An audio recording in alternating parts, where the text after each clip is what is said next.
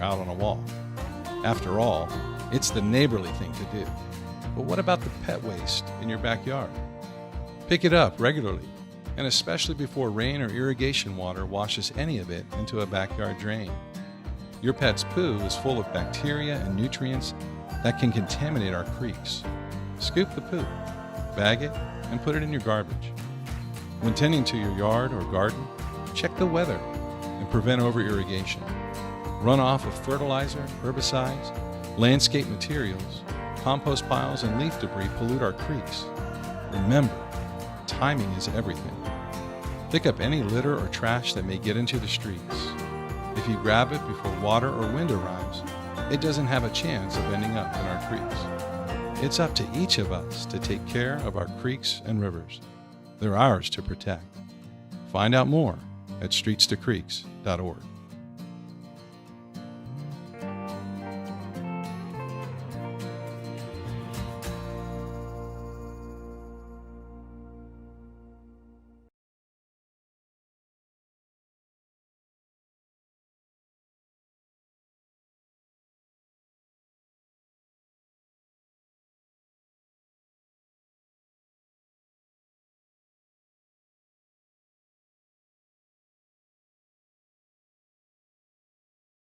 County Board of Supervisors. It's 9 o'clock. We'll call the meeting to order. Madam Clerk, if you could take roll, please. Supervisor Klein? Here. Supervisor Mulhern? Here. Supervisor Hashak? Here. Chair Norvell? Here. Supervisor Williams? Here. Okay, and Supervisor Williams will be leading us in the pledge today. I pledge allegiance to the flag of the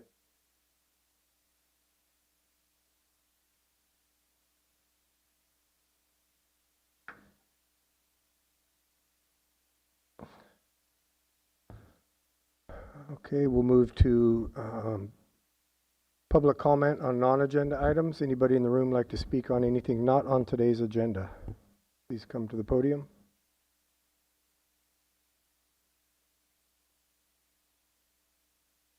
Good morning. Good morning.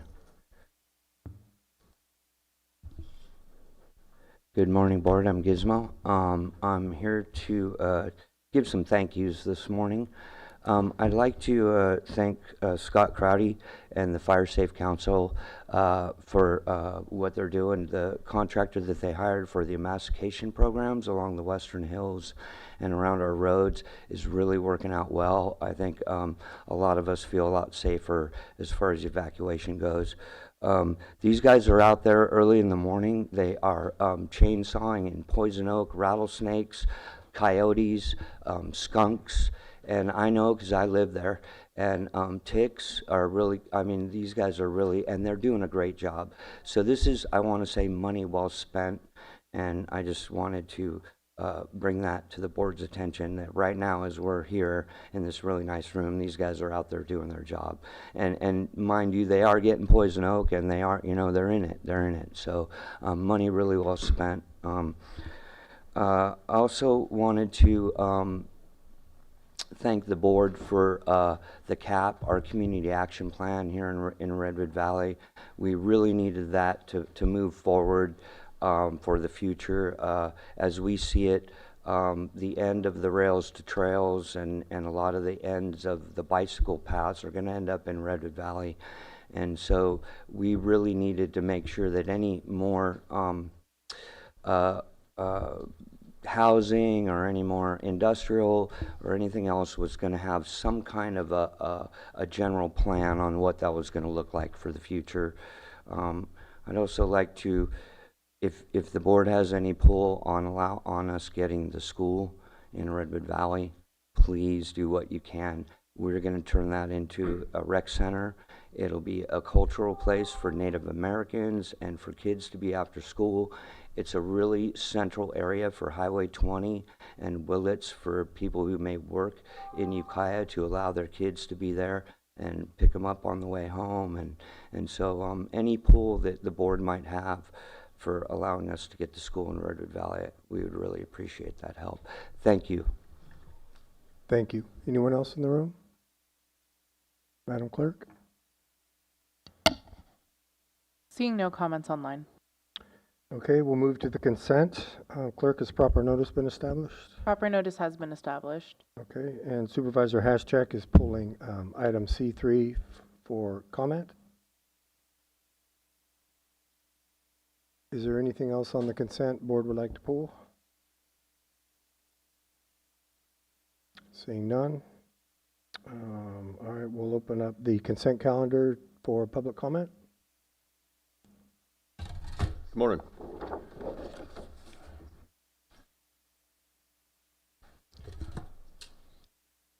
In 1987, we had a AIDS and epidemic and a hepatitis C epidemic. In 2026, we have an addict epidemic, and it's out of control. The problem is with the unhoused by choice here in this valley. McCavan, since 1987, has been the #1 enabler of the drug problem here, handing out free needles, glass pipes, and tinfoil, as well as other things. For 5 years now, I've been filming what I call the shit show. 2 seniors have collected over 5,500 used needles that didn't go down the river or our tributaries into the Russian River. Thousands of needles did go down our rivers here, especially when flooding occurs every year. Then you have the human and animal feces, the clothes, the garbage, the plastic, and all the hazardous waste, as well going into our tributaries and going down the Russian River. After decades of this preventable environmental hazard, you now have a huge problem.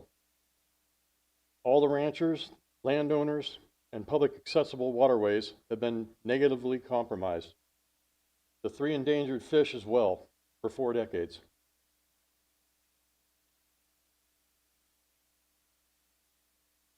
Ours to protect are the creeks. If we eliminate the threat to our waterways, then we've done our job.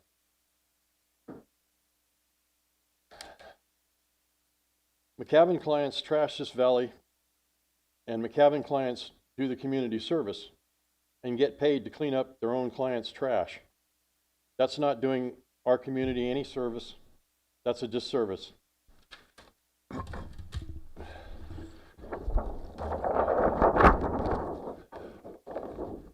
Here's 5,600 needles that we've collected. It's just me and another senior over the past 5 years. These were not exchanged. The program that you guys have going here in this valley is the reason this valley looks like this.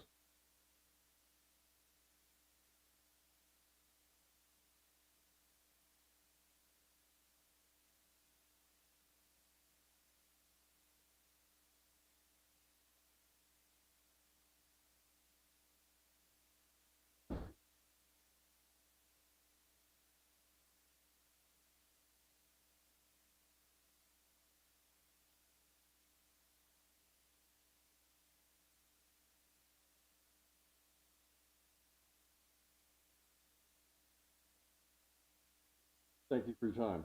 Thank you. Through the chair, if I may, could I please get a statement of the speaker's name for the record? Excuse me, sir? Could we? My name? Yes, sir.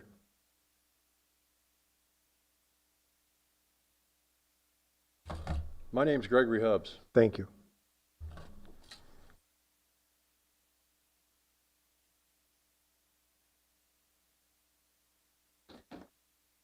Larry Aguilera, and I'd just like to reiterate what he said, because right above Camp 20, I took a walk with my wife, and we discovered an abandoned campsite, and I ended up taking it upon myself to clean that up, and I was just surprised by how many needles there were there, and it's kind of, kind of sad. Thank you. Thank you. And I missed a step here, and I apologize. And just for the record, item C8 on the consent, the Board of Supervisors will be sitting as the Board of Directors of the AQMD. Madam Clerk, anyone online? Seeing no further comment online. Okay. Back to the board. We'll entertain a motion to adopt the consent minus C3. So moved. Second. First by Klein, second by Williams.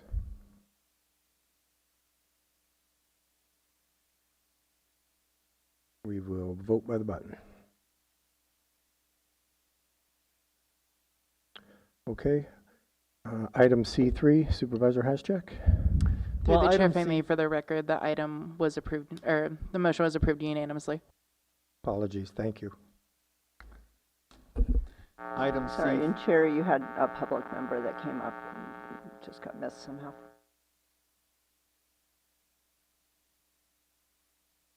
Are you speaking on C3? No. Please go ahead. My name is Renee Alger. I'm the Deputy Director of Family and Children's Services under the Department of Social Services.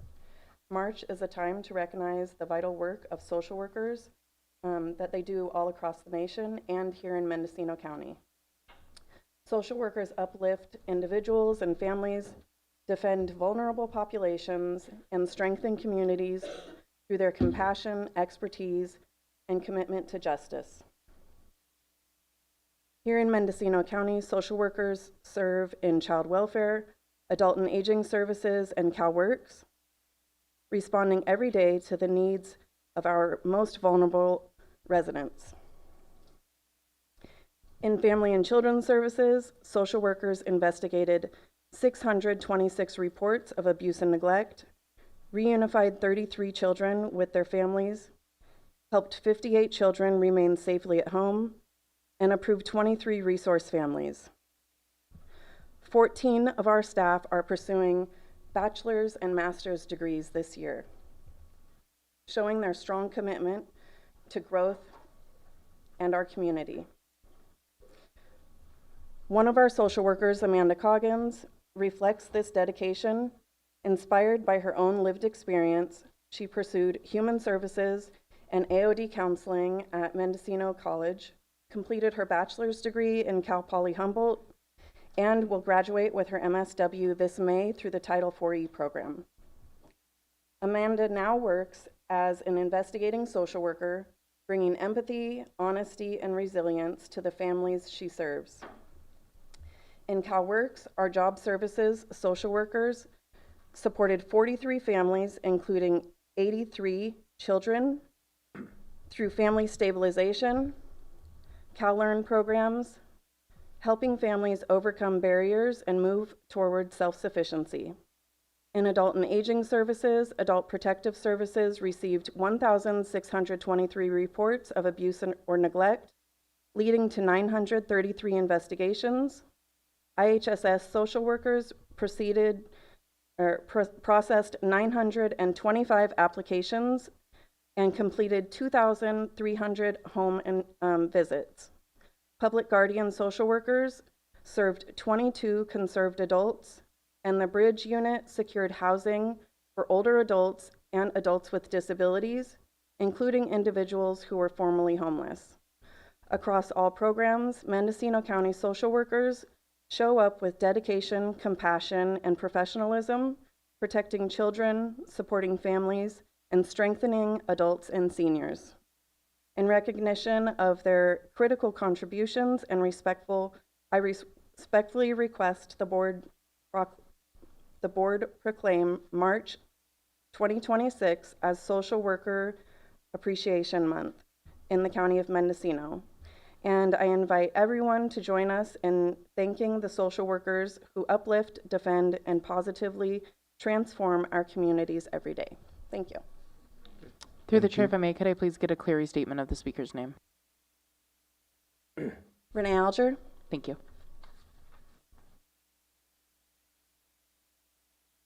Okay, back to C3, Supervisor Haschak.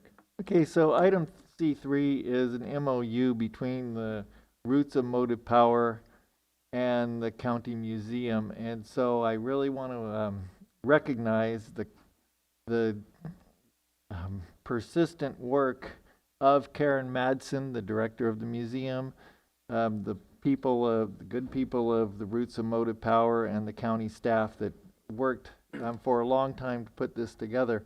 One of the pieces of it is that Roots has been using the Wanacott room in the museum for some of their trainings, and they would like to continue using that without paying the fee. So you know, part of the bringing this MOU forward is that when the fee hearing comes up in April, that we'll be advocating for a waiver for that fee, because Roots has a long history, you know, going back to the Railroad History Project and getting that building built, that part of the museum. And so really it's, they're an integral part of the museum, and really appreciate this MOU. Thank you. Okay, any questions from the board? All right, we'll open up C3 to the public for comment. Anybody in the room? No? Madam Clerk? Seeing no comments online. Okay, thank you. We'll bring it back to the board for, and we can entertain a motion on C3. I'll move approval. Second. And I look forward to the waiver coming back at the fee hearing. We have a first and a second. We'll vote by the button. And I will wait for the clerk to announce the results. The motion carries unanimously. Thank you. All right, we're going to move on to the regular calendar. Up first is R1, discussion and possible action, including acceptance of informational reports from the assessor, clerk, recorder, registrar of voters, auditor, controller, treasurer, tax collector, district attorney, sheriff, and various county department heads or designees. Anybody in the room? Seeing any? Madam Clerk? Seeing no one come forward online. Okay. And Chair, yes, I've got a comment. please. Yeah, I had a discussion with the auditor, controller, treasurer, tax collector yesterday, and I appreciate her attaching her response to the state audit report. You know, we've been asking for action plans from that department and others about how they're going to respond to the state audit, and I appreciate this as a first attempt to tell us what's really going on. Okay, thank you. All right, we'll open this item for public comment. Anybody in the room? R1? No? Madam Clerk? Seeing no comments online. Okay. We'll entertain a motion to for acceptance. Chair, you Supervisor want us to accept a report that had no content, or? Well, we do have an attachment. Okay, fair enough. Move approval. Second. Okay, we have a first and a second. We'll vote by the button. The motion carries unanimously. Okay, thank you. R2, discussion and possible action, including acceptance of presentation on Mendocino County's preliminary fiscal year 26-27 budget and possible direction to staff. And this is the executive office. Ms. Pierce? Good morning, Board of Supervisors, CEO Antle, Interim County Counsel Elliott, Sarah Pierce, Assistant CEO. So during the February 24th board meeting, the executive office was directed to bring back an interactive tool which utilized the last 3 to 5 years actuals by functional area to help with future planning and forecasting. So the presentation in front of you will focus on that tool as well. The CEO and executive office would like to express the utmost appreciation to all staff and departments for their diligent work and in bringing forward fiscally responsible budgets from the start of our budget process for 26-27. As you'll see in the presentation, the county is still facing a deficit, but the budget gap this year is more manageable to overcome. The executive office and auditor controller's office have been reviewing the details submitted during each department's budget conferences, which were held last week. There is still detailed analyses that need to be completed, but what you see is the beginning steps. And so I will turn it over to Deputy CEO Rakes. Good morning, Chair Novell, members of the board, CEO Antle, Interim County Counsel Elliott. Tony Rakes, Deputy CEO, here with your fiscal year 26-27 budget workshop. It's a fairly short workshop today, so we'll get right through it. To start with, we have our preliminary budget overview. Now, as Assistant CEO Pierce mentioned, we had budget conferences last week with the departments, so there's still much work to be done, and much work will be done with the departments as we work through their budget conferences and all the the pieces of their budgets that we need to get through. The numbers that you see here are based on the agenda submission. So just so you have a frame of reference for the timing of these numbers. We started off with our net county cost, or our NCC. We're at about $93.7 million right now. As far as our non-departmental, or ND revenue, about 90.4.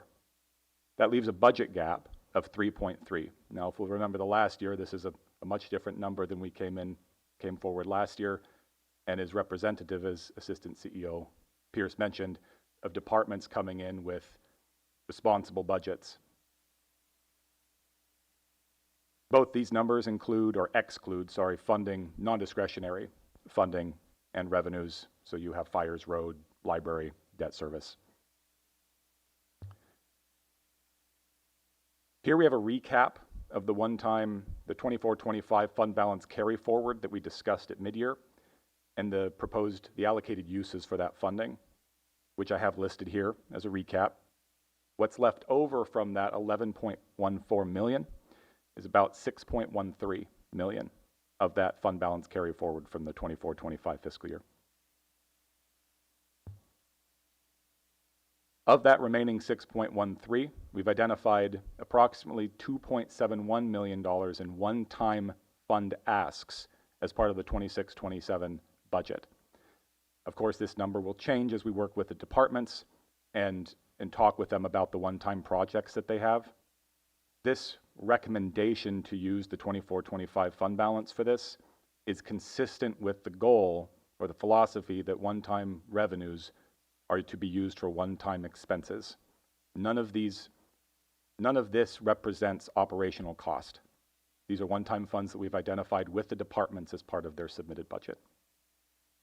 The remaining fund balance, were these to be approved as we work through the budget, approximately 3.42 million. And then we're recommending setting aside these remaining funds for finance and property system modernization efforts that we know that we're going to need to undertake in the coming years. There was in a prior, at the budget adoption, we discussed about potentially using some of the unused fund balance from 24-25 to offset the potential 6% attrition that we were not expecting to meet at this point. And as of the mid-year report, we did present that we are expecting to meet that 6% attrition. So pending use of the fund balance for that by the end of the year, we're recommending the rest of it to be allocated for the finance system and property system modernization efforts. The next two slides are regarding the 5-year forecast. I'd like to skip over those for now, finish the last two slides that we have that are short slides, come back to the forecast, and then end with questions and comments on that forecast slide. So here we have cannabis delinquent tax collection. This was an item that was brought up prior. We're recommending that the board direct staff to bring this back on April 7th. Now that we have the information gathered and the appropriate communication to have with the board, we'd like that item to come back next month. And lastly, fiscal stability. This is also included in the memo that was provided attached to this item, and I'll read through this slide here. So while news is more optimistic this budget cycle, to obtain financial stability, the county must remain diligent.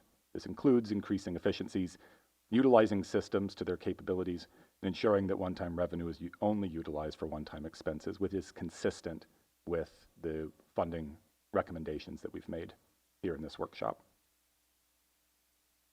Now back to our forecast. So board direction, we've developed a preliminary 5-year general fund forecast to support budget planning. This forecast is interactive, so we can adjust the numbers on the fly and we can see the implications of those changes. This projects revenues and expenditures through fiscal year 2030-31. Part of the reason that fiscal year is chosen beyond just being the 5 years is because we have COP expenses, certificate of participation expenses that fall off or that decrease pretty significantly in that year. And then we incorporate historical growth trends by functional area. We'll get more into that when we get to the slide. It's a 5-year historical growth trend. The plan is with this is to formalize this forecast as part of the proposed budget process. So going forward as part of the proposed budget, we have this forecast available for this board. We can talk about where we're headed over the next 5 years and play with our forecasting and help that budget process along. So here we have, this is live data. So this forecast, you'll recognize this graph from the prior version of it. It's just gotten a little bit of a facelift here. As you can see, we have a revenue growth rate of 4.8%. That's a 10-year average of non-departmental growth. We have a 9% general government growth. That's based off of a 5-year average, and a 8% public protection growth. Now, the reason I only have general government and public protection listed here and not the rest is because those two make up 97% of the general fund. The other 5 don't follow the growth patterns in the same way that these two do. They represent different priorities, one-time funds. They're not as easily to map growth rates to, and they fluctuate significantly, but they fluctuate within that approximately 3%. So I didn't bring those specific slicers into this forecast. That can be something if we want to see, but again, we have to play with how we want that growth to look. Here we base those growth rates off of fiscal year 27-28. Sorry, 26-27, I apologize. Because we have those numbers as part of the submitted budget from the departments, and all the growth rates are based off of that data point. For 25-26, it's based off of our revised budget, and then 24-25, it's based off of budget actuals. And of course, we have a little table here in case we need to call out the specific amounts for each fiscal year. So if we take, just to show you how this works, if we take the general government growth of 9% and let's say we project out, instead of smaller growth of, let's say, a half, just to have a visual. So if we do 4.5%, the graph will update those years compounded to show you what that difference would be. General government makes up a smaller percentage of the overall budget, so that difference is not as significant as, let's say, if we were to cut the public protection section in half, as far as growth is concerned. Now, something also to keep in mind for this revenue growth, that's non-departmental revenue growth. That does not factor in departmental revenues. So just because you want to look at the aggregate numbers as far as the functional area growth, but department revenue or departmental revenue may offset those, and it's independent of that non-departmental revenue. So with that, I'm happy to answer any questions, comments, or to factor in any numbers or projections that you would like to as part of the forecast. I'm not seeing any questions from the board. Supervisor Williams. I just wanted to thank staff for the follow through. I think this is exactly what we requested, and it'll be a useful tool going forward. Supervisor Haschak. Well, I think my takeaway from what you presented is that if we continue on the path we're on, the lines don't come together, which is what they should, right? And so we need to figure out another path for both our expenses and our revenue. Supervisor Klein. Yes, I agree with my colleagues. Definitely appreciate staff bringing this forward and think it was well presented. And also to Supervisor Haschak's point, these lines need to match up for our county operations to be sustainable. So the conversation not only needs to be about our expenses, but our revenue moving forward. And much of our board's focus has been, short term, the expense portion of things. And now we need to shift that focus to revenue. My question for staff was, wanted to confirm that you use the last 5 years for these projections, correct? If I may, through the chair, for expenses, we use the last 5 years. For the revenue, it was a 10-year forecast. or a 10-year historical. 10-year, okay. Thank you. I wanted to clarify that because given what took place over the last 5 years, I wanted to make sure that there was a little bit more information in terms of our revenue. So thank you. Okay, I'm not seeing any more questions. We'll go to the public for comment.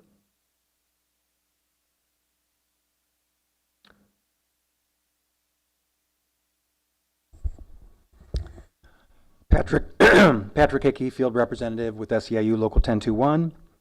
I'd like to share an overview of county finances that we've prepared using the county's latest financial reports. Share those with you all. It's time that the Board of Supervisors and the county administration lose the Chicken Little, sky is falling routine and communicate accurately with county residents and county staff. Every year we hear the dire warnings of doom, structural deficits, budget shortfalls, etc. But then each year we see large surpluses. The most recent budget carry forward was over $11 million. Each year expenses are always lower than expected and revenues often higher. To get a clear picture of the county's budget, let's take a closer look at the numbers. According to the county's own official audited financials, the financial health of the county has been steadily improving over the past 5 years. The county's net position is the difference between assets and liabilities on the county's balance sheet. In defining what net position is, the county states, over time, increases or decreases in net position may serve as a useful indicator of whether the financial position of the county is improving or deteriorating. Since 2017, the county's net position has grown by $212.2 million. The most recent fiscal year saw a 20.5% increase in net position. Total county revenues are up 44.1% since 2020.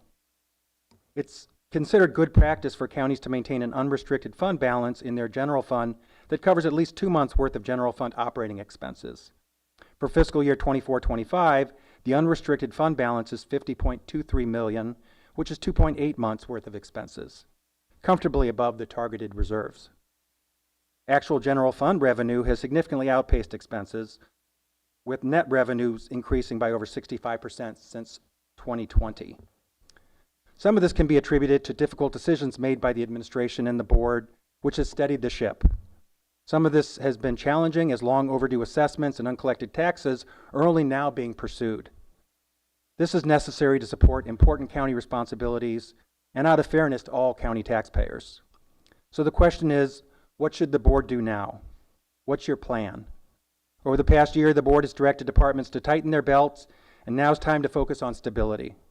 The data for the 24-25 ACFR show a very different financial picture than the CEO's office has been presenting. Despite serious delays in collecting tax revenue owed to Mendocino County, which has been estimated in the tens of millions of dollars, the county continues to see growth in its net position and its primary revenue sources, with revenues exceeding expenses. Recently, the county has been successful in implementing significant revenue savings measures that put it on a stable path to meet its obligations. The focus now needs to be on bolstering stability and maintaining the capacity and knowledge base to carry out the county's obligations. We urge the Board of Supervisors to take steps to support and strengthen county government. We need to support our experienced staff as the county moves forward. The county has the financial resources to do that. Keeping that knowledge base will make sure that the county will successfully navigate these challenging times. Thank you. Thank you. Anyone else in the room? Madam Clerk, anyone online? Seeing no comments online. Okay. Then we will bring it back to the board for action or discussion. Supervisor Haschak? Yeah, for the use of fund balance recap, and that's page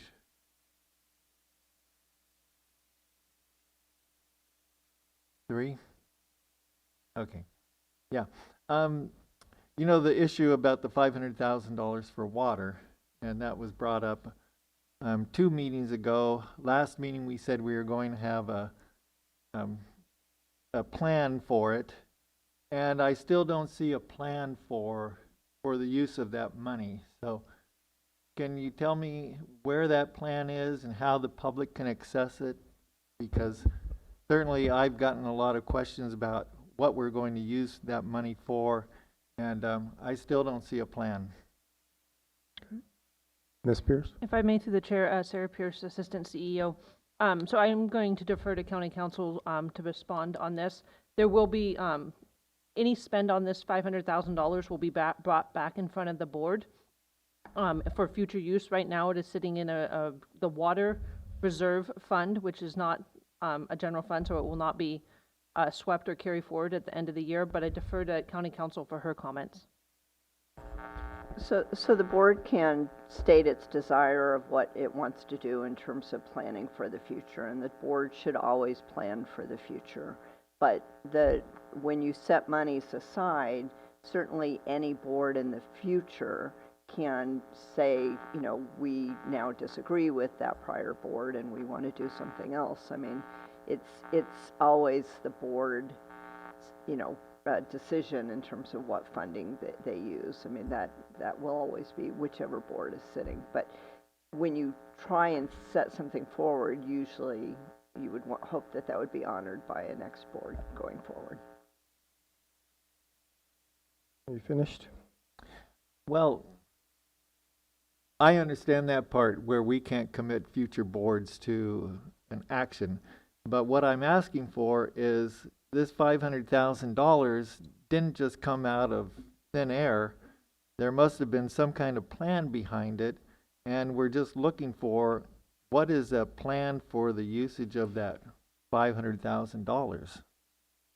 Supervisor Klein? Yes, Supervisor Hashak, I wanted to shed some light on some of the conversations that are happening in the Water and Power Commission.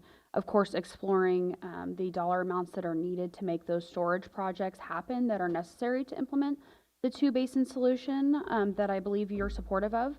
And so I think we're all supportive of that, right? Excuse me, do not interrupt me. Thank you. It's the board. Excuse me, do not interrupt me. My question for you is, I want to make sure that your concerns are addressed. So if there is something that you're concerned about in terms of the formation of the plan, I'd be interested in hearing that, because I want to convey that to IWPC as we're going through the budget process. So that helps inform if there's something you would not like to see happen or something that you're against these funds going towards. I'm just looking for information because I understand you want to see the plan, but we've all communicated to you that there's still an ongoing process within the Water and Power Commission of which the budget is being developed and more information is forthcoming.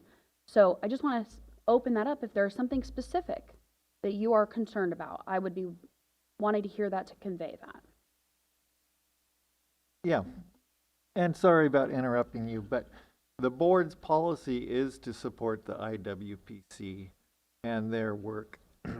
I just want to know, you know, $500,000, $500,000, it's a lot of money. And I just wanted to know what the plan is for the usage of that money. And, you know, I've heard that we have, I mean, certainly we have other interests besides the IWPC for water. You know, Supervisor McGordy worked on this like a plan for several years and came up with very detailed how we would use that money. And now we just say, well, I guess it's whatever the IWPC wants for that money. And we're just going to put $500,000 out there without a real plan. Supervisor Klein. Yeah, thank you. So just additional context, we've been contributing $60,000 and then recently $90,000 has been our county contribution for Inland Water Power Commission. At the last meeting, there was discussion around the need to raise member contributions because of the increased costs happening at IWPC. So what it's already gone up to is probably around $125,000 and will likely go up even in this next budget year as there is additional pressure and needs for consultants. And then there's also the need for specific storage projects that I believe the county needs to contribute to. And so I would imagine those are the things that this funding is set aside for. And as expressed by County Council and the CEO's office, none of these costs are going to go out the door without the board having authority or jurisdiction over where the funding is going. Supervisor Williams. Well, I've consistently supported IWPC. I think I've always voted in favor of the funding at the level they've requested. My concern is more about the process. Some here may know why it's 500 and not 400 or 600, but the public watching can't track it. What they see is IWPC requested $125,000 a year from the county. One might speculate that this 500 is a set aside to cover multiple years of that 125. I don't know that it is. Maybe it's for other projects that are not currently disclosed, but it's creating a distrust because there's a perception that some people at the county know why we chose 500, and the public isn't being made aware.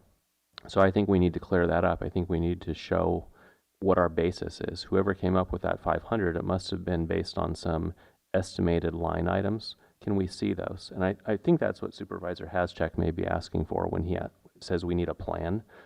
It's an estimate, it's a budget, it's a concept, that's fine, but at least show the basis of how we arrived at the 500.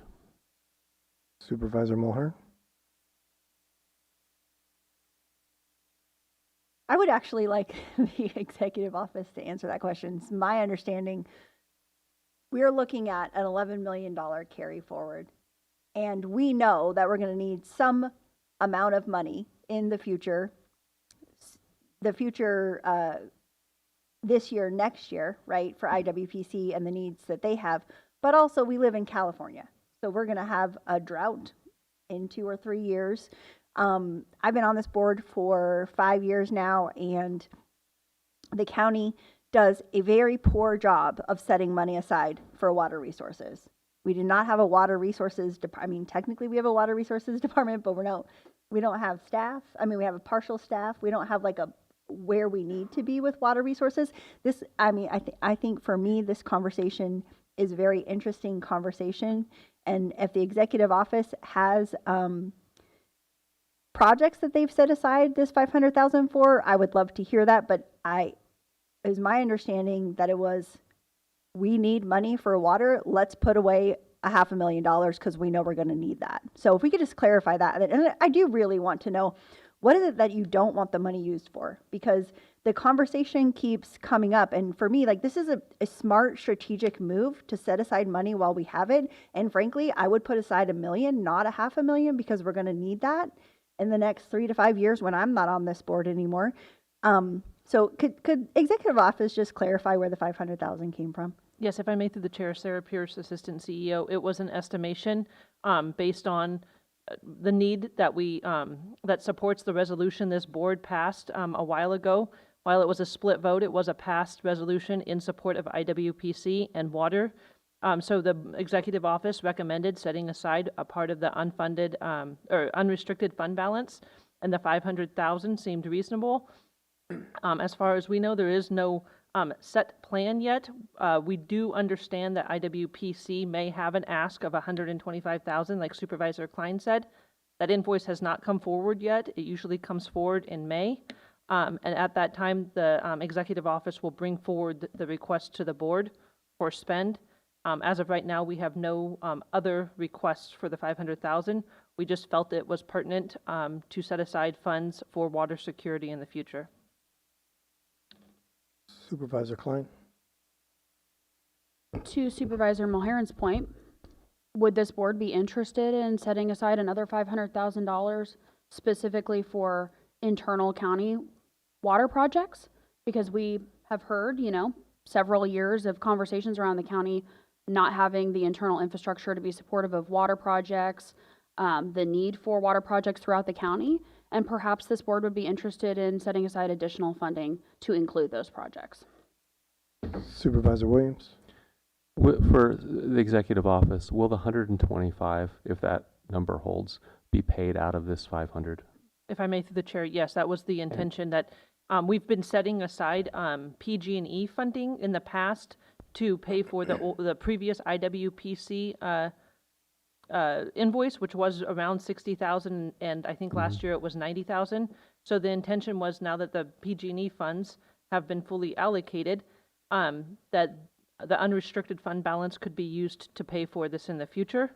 And then any other projects that may be requested, we would bring back in front of the board. Understood. And will future years be paid out of this 500, that same IWPC annual fee? If I may, through the chair, it'll be at the discretion of the board. Any invoice or project towards this funds will be brought forward. Understood. But is that staff's intent that this 500 set aside can be used to pay the 125 per year for this year and subsequent years? if it will be up to the discretion of the board. We will bring the invoice of 125 forward. We've just felt it was pertinent to set aside funds for water security in the future. Yeah, so it sounds like there's a consensus for a better understanding of the plan, but it just doesn't sound like that plan has been fully developed. If I I think may, it's, Chair, I'm sorry, I'm sorry to interrupt. I don't, please go ahead. thank you. I'm sorry to interrupt. I really want to thank Supervisor Mulhern for her comments. There's no hidden agenda here. There's no plan here. Assistant CEO Pierce is exactly right. You know, we're thinking it's prudent to set aside. Is 125,000 going to be the tab for next year? We don't know that. And we don't know what other issues are coming up that may be that, is it water storage, whatever, but putting some money aside is wise and prudent. Just like Supervisor Mulhern said, there could be a drought and we need to tap it. But any spend of this money will come back before the board. There is no hidden agenda here. This team does not go into any closed session by IWPC or IRPA. So if there's other talks back behind there, we are unaware of them. So I think it is wise, and we think it's going to be expensive the next few years as we sort through the proper direction for the water, which this board will be vital in providing that direction. So thank you. Sorry, Chair. The only thing I was going to add was, you know, I support the 500,000. You know, I would imagine the 125 is going to come out of that, but we don't know what else is going to come. And for me, this is just, you know, putting our money where our mouth is in support of this, and I support that. Supervisor Haschek. Yeah, and to, I understand that we're going to have a need for money for water to support, you know, whatever we do in the county. And certainly we're supporting the IWPC's movement right now. There are other entities in the county that have interest in the water too. And so, you know, like the Round Valley Indian tribes certainly. And I think that it would behoove us to have a discussion with them at some point about what they perceive as needs for water and their rights, you know, vested historic rights for the water. And I think that what Supervisor Klein said about, yeah, let's have a discussion about where we were with the water projects and everything that Supervisor McGordy worked on. Why don't we have that as a, you know, future agenda item too? You know, to see what needs might be able to be satisfied with that $500,000 if we wanted to go that route, or add more to it. Just real quick question, Supervisor Klein, is the last part of Supervisor Haschek's comment there, is that something that you see as our member on the IWPC, you bringing forward at some point after discussions with IWPC about what these funds could be or should be spent on? Yes, absolutely. The reason why I did not include a specific number for this board's conversation today is because the last IWPC meeting opened up additional funding needs. And for those that might not be familiar with IWPC, it's basically a shoestring budget where they go, we need X amount of money this year, and then they divide it up by the 5 member agencies. So there's no pad in that dollar amount. It's really just keeping it as lean as possible. There's a part-time staffer who basically donates her time to make the entity run. So I just, you know, it's pretty frustrating to hear so much pushback on something that we're all, you know, this board is supportive of, and the intentions, there's no hidden agenda here, and I think that's been communicated by everybody involved, and there is information forthcoming. It's just evolving information, and we want to make sure to give accurate information to the board. Thank you. Supervisor Williams? I'm not hearing much conflict here. I don't think, there's certainly not pushback from me. I'm just curious what it's about. But I thought at our last regular meeting, there was a commitment from the executive office to bring a plan back at this meeting. Maybe I'm remembering it wrong, but I thought it was stated at the March 24th meeting. Maybe we need to reset expectations. It's sounding like there isn't a plan, and we don't know when there will be one. This is just a set aside. I have constituents who watch these meetings, and they're left wondering that why there was a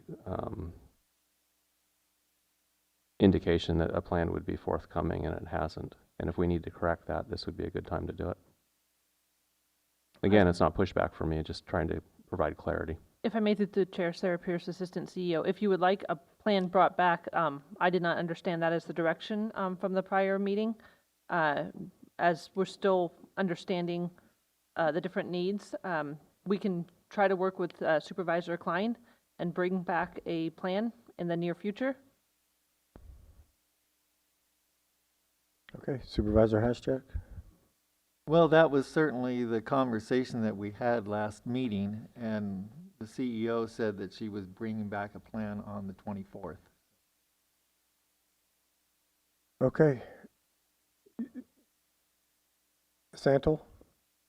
I would just add, if I may, through the chair, yeah, and I believe there's been some discussions with you, Supervisor Haschak, kind of clarifying the need to keep some of this extra money there, and I believe that was with County Council. So if County Council would like to provide a little more input, but again, all this, any spend will come back before this board to make the decisions on where it goes. There is, again, no hidden agenda here. We were trying to get more information, but we are not the forefronts people that are active in the IWPC or IRPA. That would be us relying back on you and Supervisor Haschak relying on you to hold a meeting with Round Valley Indian Tribe if that's your desire. Okay, so we will entertain a motion to accept the presentation, and then I believe staff is also looking for direction to move the delinquent cannabis tax collection to the April 7th meeting. If I may through the chair, yes, that's correct. Okay. We would like direction on to bring back that item on the 7th. Okay, so we'll entertain a motion. Hopefully it will include that. Supervisor Williams? Clarifying question, will that be to bring the problem to us, or will it be with proposed solutions? In regards to the cannabis item, Yeah. We would like direction for County Council and I believe Planning and Cannabis Department to bring back additional information. I think it'll be part of what's discussed also at GGC tomorrow. Mm-hmm. So it would, I think we've done this before. I raised it many years ago when I got a copy of the tax revenue and found I think it was 88% hadn't paid. It would be helpful if when staff brings it to us, if there are options to remedy the situation. If all we're looking at is the problem, I think it might be a repeat of what we know. If I may, through the chair, County Council and Cannabis, we can work together to bring back. Okay, back to entertaining a motion by the board. So moved. Okay. Second? Second. All right, so first by Supervisor Klein, second by Supervisor Haschak. And to the first, the motion includes the direction to bring the cannabis tax back on April 7th. Thank you. Okay. If I may, through the chair, can I get one clarifying question? There was also another recommendation to set aside the remaining fund balance for the finance and property system modernization into a reserve. Is that part of a recommendation, or should we discuss that at a further date? Look to the maker of the motion. Yes, I'd like to include that. And to the second? Sure. Okay. We'll vote by the button.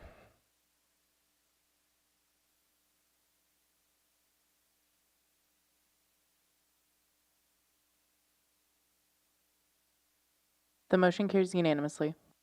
Thank you. On to item R3, discussion and possible action including approval of revisions and renaming of General Reserve and Contingency Policy Number 32 to Reserve and Fund Balance Policy Number 32. Again, the Executive Office. Ms. Antle? Hi, thank you. Darcy Antle, CEO. As we're doing this, Ben Rosen Field is coming up to, he will sit at staff table. I see Tony letting him in now.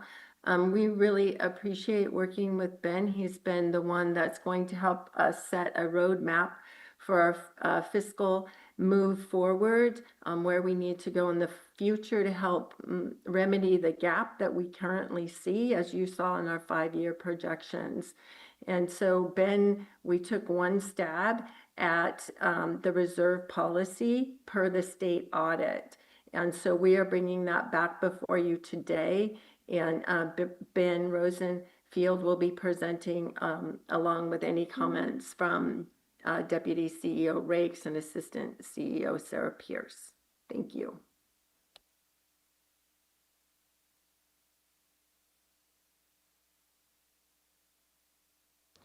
Good morning, Supervisors. Mr. Chair, Ben Rosenfield. I'm working as an advisor to the county as it works to remedy a number of the deficiencies noted in various state and other audits and reviews.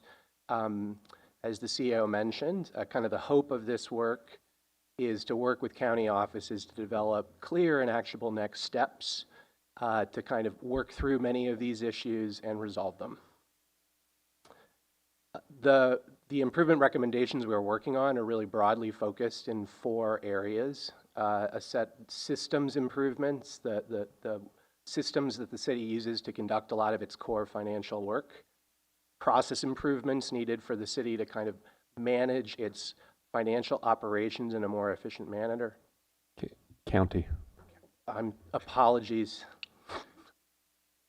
Organizational considerations, especially given changes in leadership that you have across a number of your leadership roles. Organizational considerations that the county should consider in coming years as it works to improve its financial operations. And then lastly, a review of core financial policies and practices that the county uses to conduct its work. So, as I mentioned, part of that work is focused on a review of the core financial policies and practices that the county uses to perform its work. I have been focused working with staff in the CEO's office, the Auditor Controller's office, the Assessor's office, to kind of touch on and review a number of these practices. So I'm in the midst of review of financial tracking and reporting procedures and policies in the county, forecasting processes and policies, one-time revenue policies, fund balance and reserve policies, which is really what I'm here today to talk about, and then other processes and policies as determined during the review process. From my review, turning to the reserve policy, and I know these have been noted in audits by the state as well and by internal reviews conducted by staff.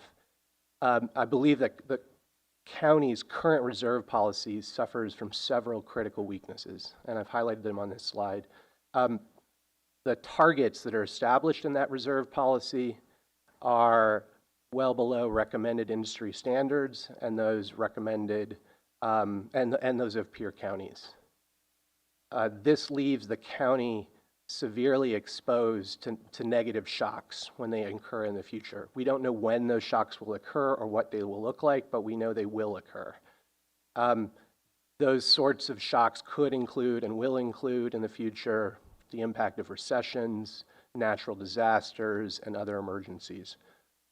These will be either short-term in nature, kind of temporary shocks that impact a single fiscal year's budget, or they'll be long-term, ones that take years for the county to work through.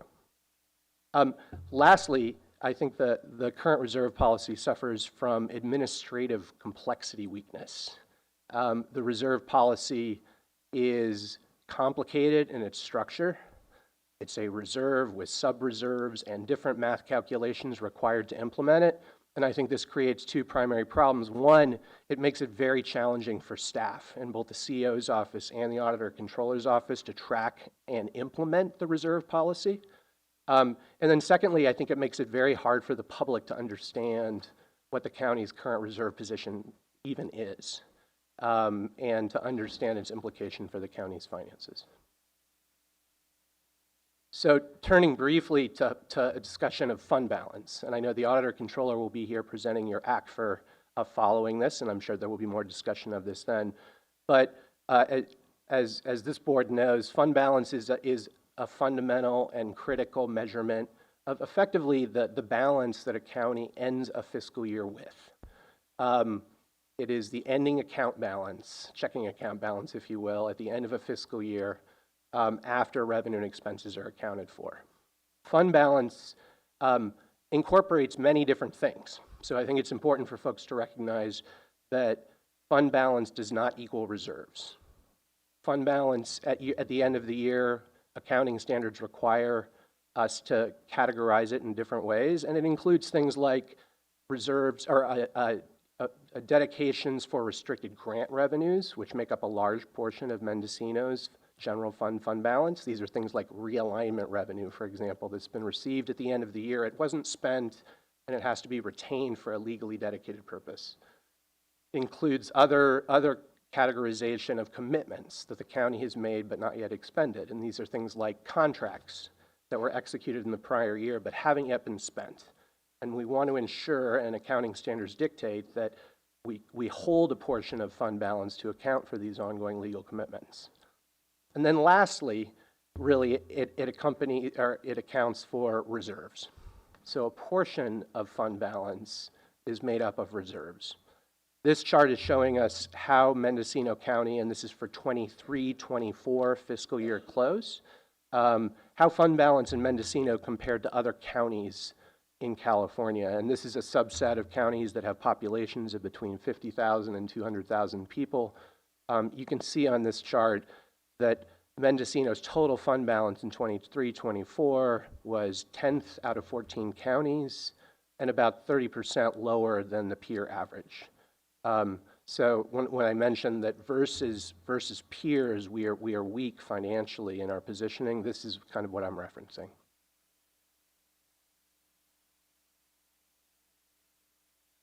The Government Finance Officers Association, or GFOA, issues recommendations regarding reserve positions. I think it's important not to overplay this recommendation because GFOA does recommend more detailed financial modeling necessary to get to the right fund balance policy and reserve policy for a given jurisdiction. But their general rule of thumb is 2 months of general operations in resources that can be moved to address problems as they occur, which is a portion of fund balance again. This chart is just showing us, again, as of 23-24, what that GFOA standard looked like, what the county's current reserve policy target is, which you can see is less than half of the GFOA recommended level, even if we were meeting that policy. And then lastly, what the actual reserve balance was at that fiscal year close. And you can see, so we're below our target reserve policy, and our target is well below the industry standard. So working with staff in both the CEO's office and the Auditor Controller's office, I have offered a suggestion regarding a recommended structure, which you have here before you today. I think fundamentally it involves simplifying the reserve structure that exists today into 3 different reserves, each of which would be used to manage different risks in the future. A contingency reserve, which is really there predominantly to manage shocks to the annual budget. A rainy day emergency reserve, which is there to guard against impacts from recessions and natural disasters and other emergencies in the future. And then lastly, an infrastructure and systems reserve to help the county better meet its deferred maintenance requirements for both its physical assets and its systems.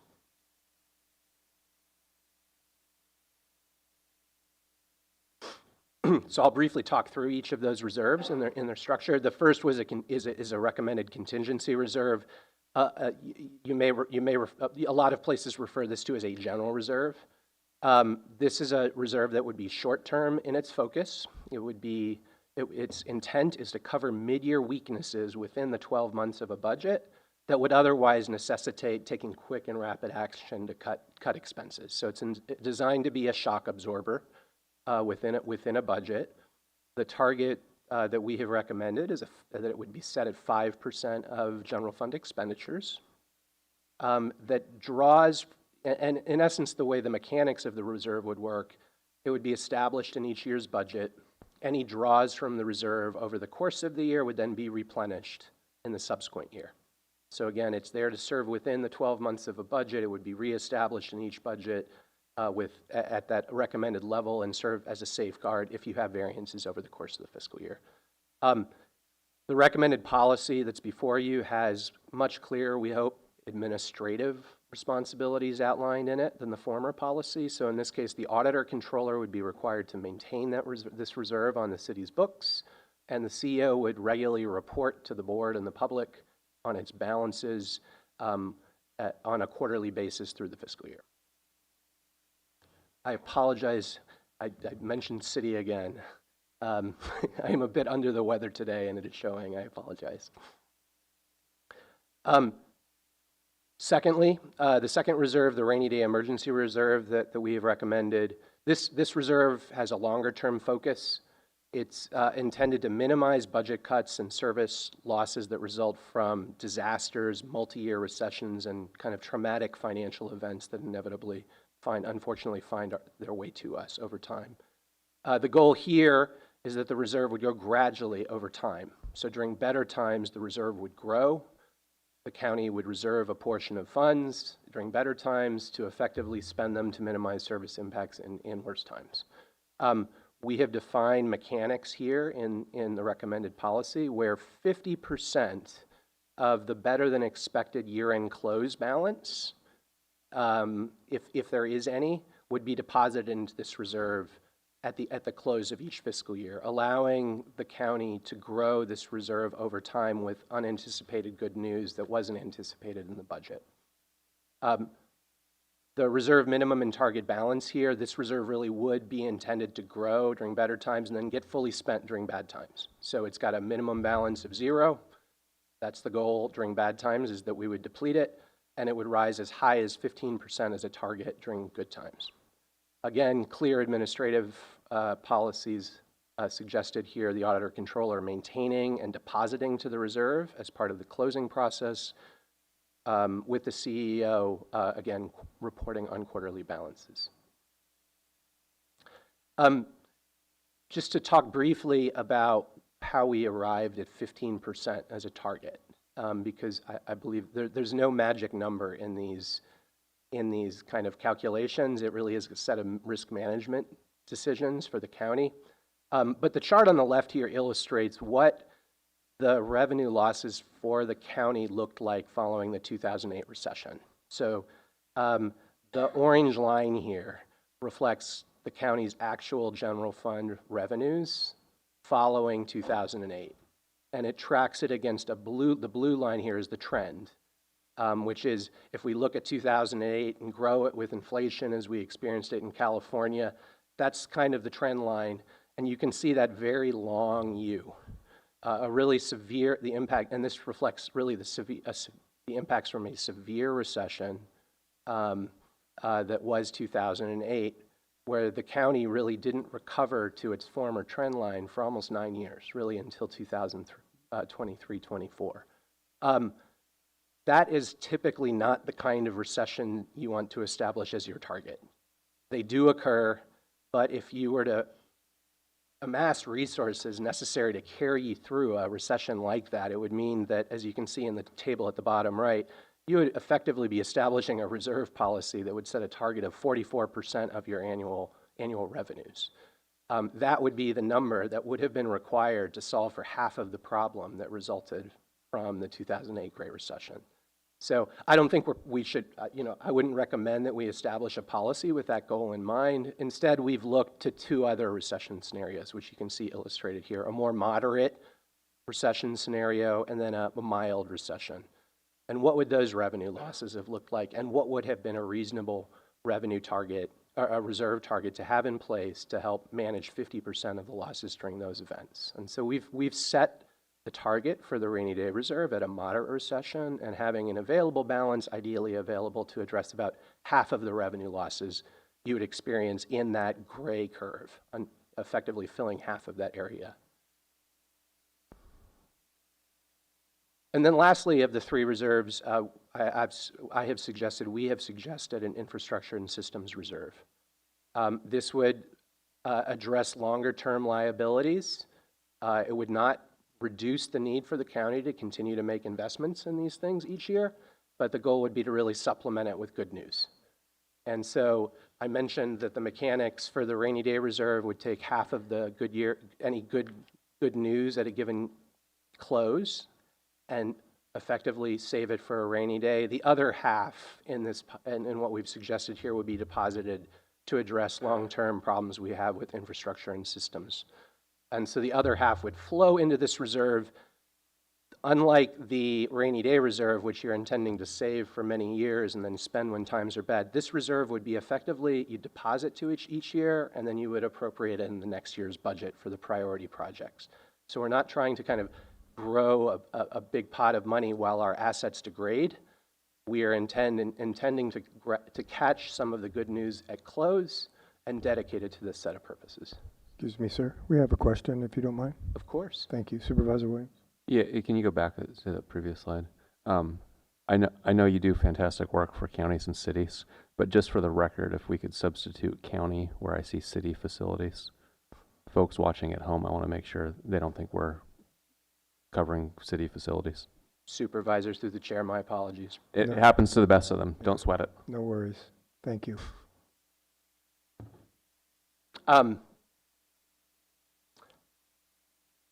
Obviously, when implementing a new policy, it's important to think about how you would want it to phase in. And so I wanted to talk briefly about the proposal that we've outlined here for how this policy would be phased in. Obviously, setting aside money in reserve is a trade-off between risks in the future and problems today. And I think we've tried to balance those in what we've proposed here today. This new recommended policy and the way it's structured wouldn't require new money to be set aside into these reserves today.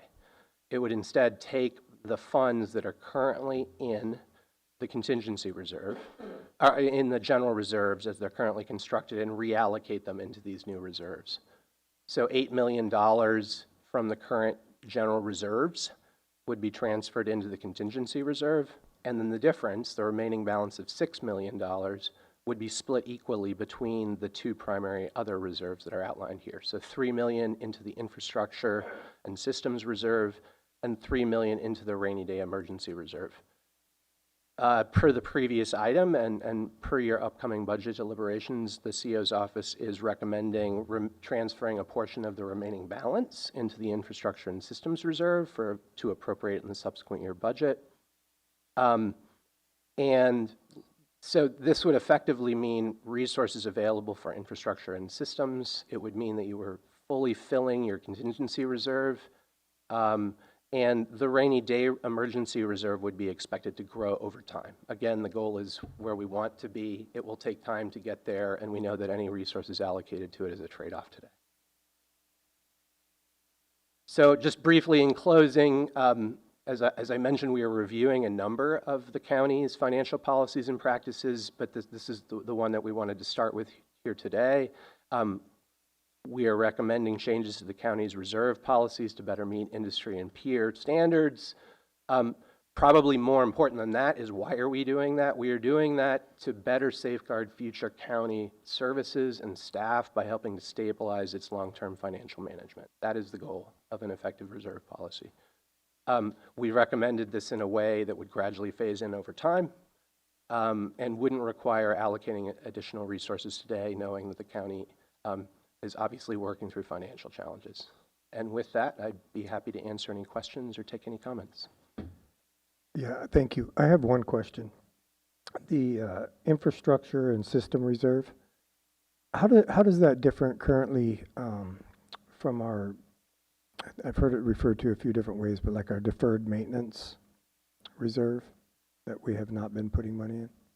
Yeah, I think that's current policy 33 as I require, which has again, this is a complicated, in my view, convoluted reserve that requires the county to set aside a certain dollar value per square foot in each year's budget towards these needs. I mean, I think there will still be the need for the county to make going forward contributions to address its infrastructure, but I think this is intended to be a simpler way to get to taking good news at year-end close and allocating into reserve that can then be appropriated for these purposes. So I think this is effectively a replacement for that current policy, if it works, for the supervisors in the county.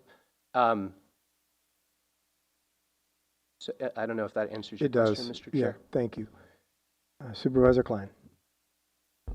Yeah, I want to thank you for the presentation and the proposal you're bringing forward. I think this makes sense.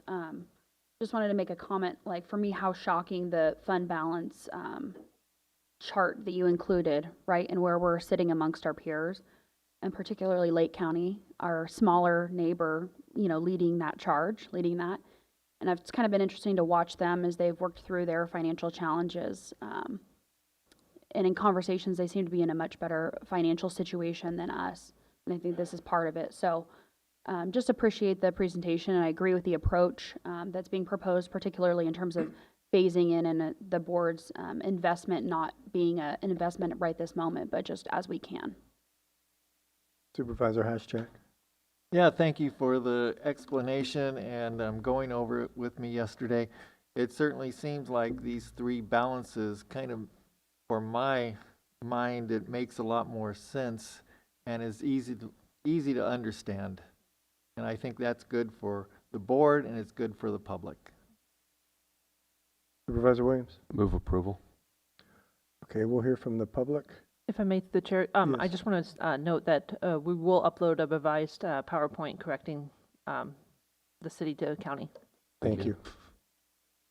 Anybody from the public like to speak on this item? No. Madam Clerk? Seeing no comment online. Okay, back to the board for action or discussion. Supervisor Williams? Move approval. Recommended action. Second. Okay, we have a first and second. Mr. Rakes? I believe CEO Antle has a question. Oh, my apologies. Ms. Antle? I'm sorry, it's not a question. Thank you, Chair. I just really want to appreciate this board for giving us the authority to work with Ben Rosenfeld as a financial type advisor consultant to us. He has been very valuable and I really appreciate it. And I believe we are going to get to that fiscal roadmap that you've been asking for. So thank you. Thank you, Ben and Sarah and auditor, controller, assessor, everybody that's been working to help pull this together. And there'll be more coming. Thank you. Okay, yes, thank you for saying that. All right, we have a first and a second. We'll vote by the button. The motion carries unanimously. Okay, so we're going to move to R4, discussion and possible action, including acceptance of presentation from Clifton Larson Allen LLP regarding fiscal year 24-25 annual comprehensive financial report.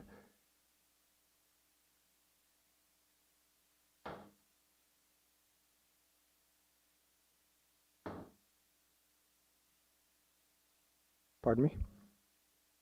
Thank you. Thank you.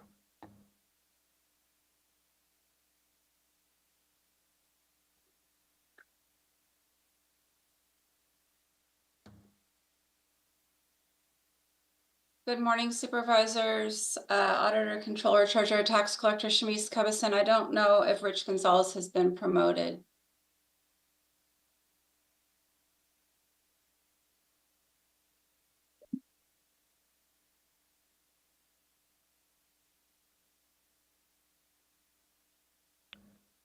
Pardon me? Yeah. Good morning. Can you hear me? Yes, sir. Thank you. Awesome. Thank you.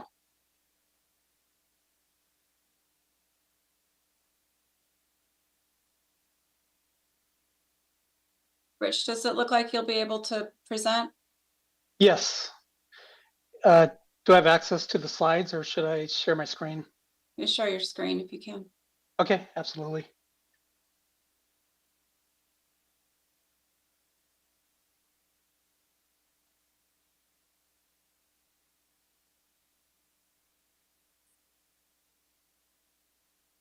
Okay, can you see my screen? Yes, we can. Thank you. Awesome. Thank you so much. All right. Well, good morning, members of the board, management. Thanks for allowing me to present today. My name is Rich Gonzalez, and I'm with CLA. I'm a principal on the engagement. And I've been with the firm for about 28 years, and I've worked primarily with counties like Mendocino my entire career. Before I get started, I just want to share my gratitude with Shamise, Key, Megan, and the rest of the team. Thought we had a pretty good audit. The ultimate goal is always to issue by the statutory deadline of March 31st, and we're able to issue the reports in plenty of time to meet that deadline. Just to give you a little background on the firm, so we're a national firm. We have over 9,000 people, and then we're very dedicated to state and local governments, especially counties in California. Like I said, I've been auditing California counties my entire career along with my team. Okay, so for this presentation, we're going to briefly discuss the purpose of our audit, describe the audit approach. We're going to provide a summary of audit results by engagement. We're also going to briefly go over the required audit communication and governance. You should have received a letter with these key items. And then finally, everyone's favorite topic, we're going to discuss any recent GASB pronouncements that will impact the county's financial statements going forward. Okay, so the purpose of our audit. The purpose of our audit is to express opinions providing reasonable but not absolute assurance whether the county's financial statements are free from material misstatement, whether due to fraud or error. During our audit, we also issue a report on internal controls and compliance as required under our standards, the government auditing standards. This first slide is a recap of our audit approach, which I'll go over briefly. A lot of people think audit is we just send a team for a week, we look at your books and we're done. There's actually a very long process that involves a lot of collaboration with the county, including the auditor controller and all the departments. The first stage is planning, and this usually happens before the summer, and this is when we develop a timeline with the county. The timeline includes key milestones such as when we're doing interim field work, when we're performing year-end field work, and then when we're issuing the final reports. During this stage, we do a preliminary risk assessment and account analysis of all the county's accounts. And we do this based on our previous experience with the County of Mendocino and also based on our experience with other counties in California, including those of similar size, such as Lake and your other neighbors. At this stage, we provide a PBC listing to the county using a portal.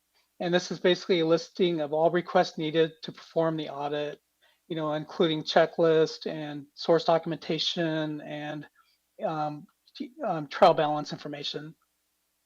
And at this stage, we also perform our bank and legal confirmations. And that way we can get third-party assurance for some of the accounts, including the cash and the treasury and any external bank accounts. The second stage is systems evaluation. And during this stage, we perform an understanding and test of internal controls of the county's significant accounts. And we determine which accounts are significant, based on the risk to material misstatement, and also, based on the size of the account. At this stage, we design audit programs based on our risk.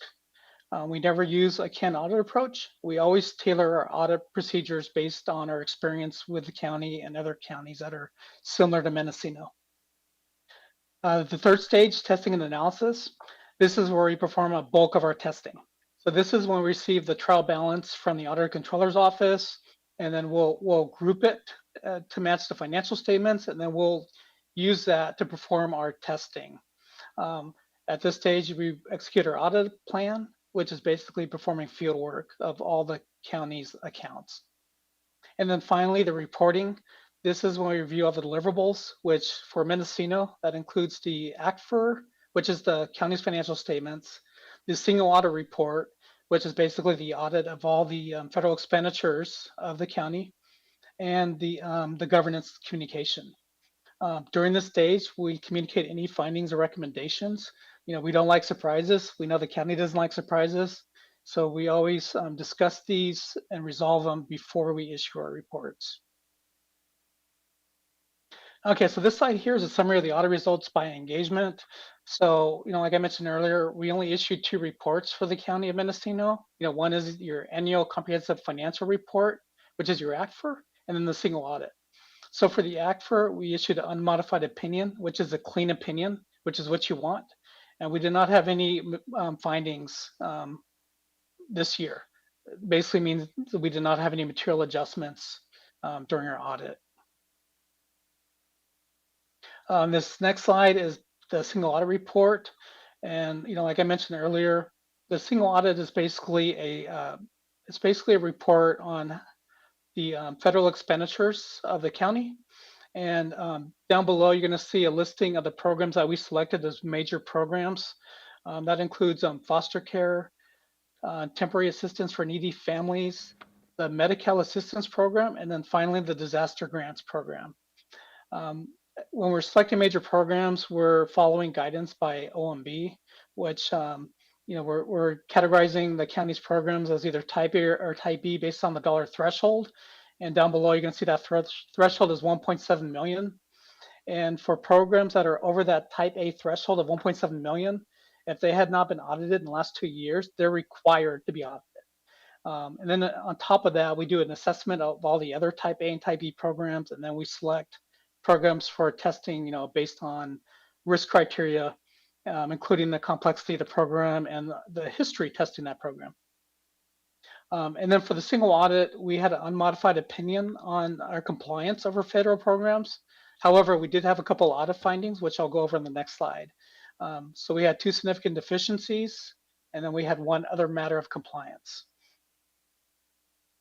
And just so the board understands, there's different levels of compliance. You've got the material weakness or the material non-compliance, and then you've got the other matters. So the other matters is more, it doesn't require us to qualify the program, but it does require us to report the findings in writing. Okay, so this slide here is a recap of the findings of the single audit. And there was findings in 2 different programs. The first finding is referenced as 2025-001, and we determined this was a significant deficiency or other matter of compliance, and this was a Medi-Cal assistance program. So during our testing of eligibility, we noted that there was missing eaves for, I believe it was just 1 case file. And then for the second case, we're missing annual redetermination for 1 of the cases. And our recommendation here is just additional training on specific grant requirements, including documentation that these items are performed, you know, including the eaves verification and the annual redeterminations. Our second finding is with TANF, temporary assistance for needy families. So this finding was categorized as a significant deficiency and the other matter of non-compliance. And for this, during our testing, we noted 1 benefit case that where benefits were provided after the 60-month lifetime limit. And again, our recommendation is just training on the grant requirements, including documentation that these items are being performed. Okay, and I always like to go over the status of prior year findings, just so the board and management can see the progress made on previous findings. So last year we had a pretty significant finding, a material weakness on the preparation of the schedule of expenditures and federal awards.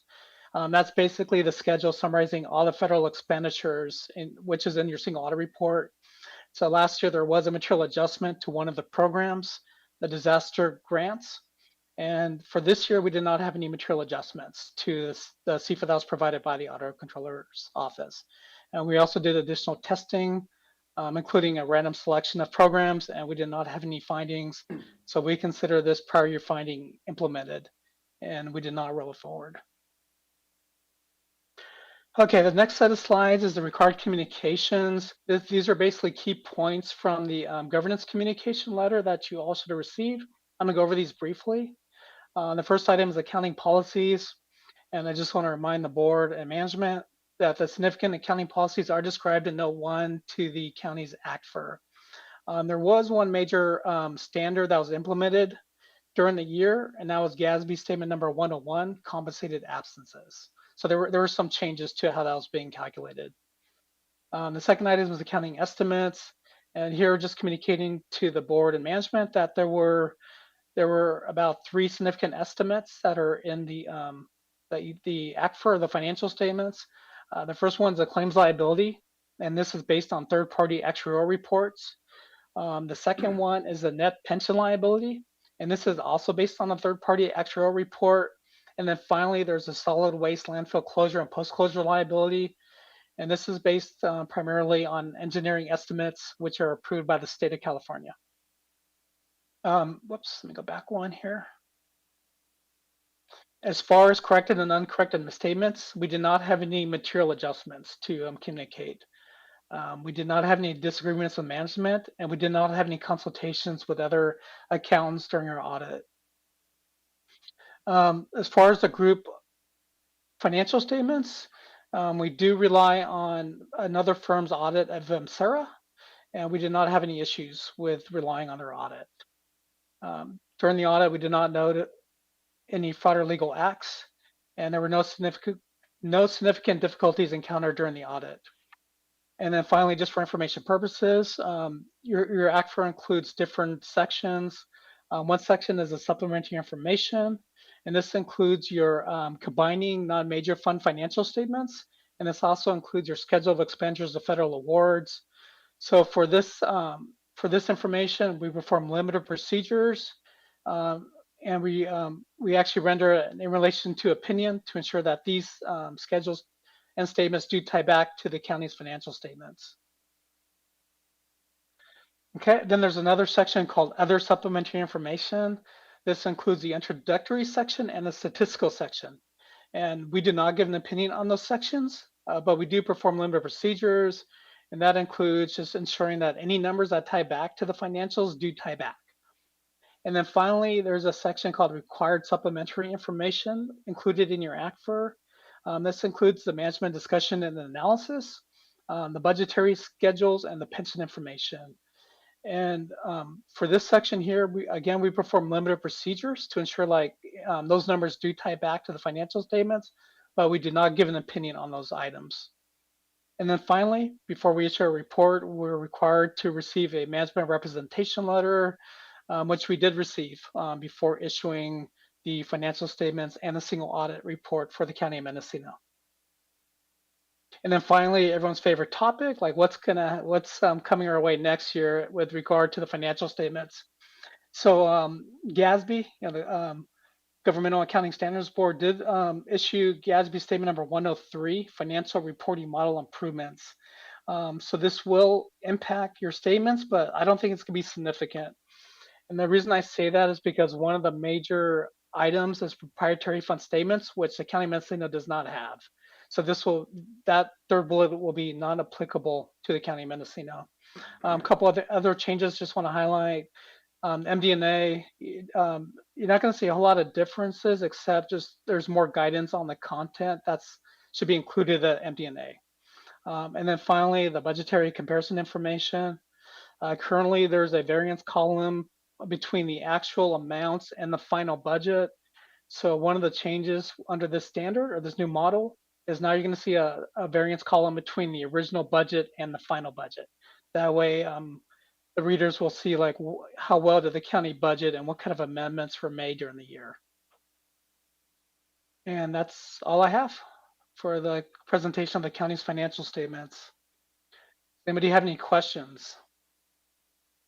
I'm not seeing any questions from the board at this time, but we will open it up to the public, and if we could get you to stick around until we're done. Absolutely. Thank you, sir. Anybody in the room like to speak on this item? Item R4? None? Madam Clerk? Seeing no comments online. Okay, bring it back to the board. Chair, Yes. I would just like to thank Rich and his team. They were excellent to work with this year, as they have been in the past, and we really appreciate their availability and their patience as we worked through a few things and implemented the new accounting standard. We also did have assistance from Regional Government Services on the new GASB pronouncement, but we also did get a lot of information as we needed it from Human Resources and the Executive Office and Payroll in order to implement that new GASB standard, and we really appreciate all the cooperation and teamwork to get the financial statements issued on time this year. Thank you. Yeah, thank you, and thank you for acknowledging that. Supervisor Williams? I'll move the recommended action, and then I have a comment. Okay. Supervisor Haschak? Well, I'll second it, but I had a question for the auditor. So with these findings, which sounds like there weren't any findings, but we saw from the state audit that there were findings. Do you see those? Are you in agreement with the state audit? We did see the findings, and Shamice and her team did share those with us during the audit. We didn't see much of an impact on our audit of the financial statements, but because we wanted to make sure there was nothing with that were impacting the statements that we were giving an opinion on. But we did see the findings from the state. And you're in agreement with those findings? I don't remember the details, but I don't recall seeing anything that was out of the ordinary, if that makes sense. Okay, thank you. Supervisor Williams? Yeah, I wonder if staff could summarize this important work for the benefit of the public. And here's the deal is if we don't explain what this is, there will be a headline that Supervisor Mulhorn will probably have to do a live video to correct. I think it's a complicated matter. It's really important work. I'm happy with the progression here from where we've been. And I think we should do a better job of explaining and telling the county story.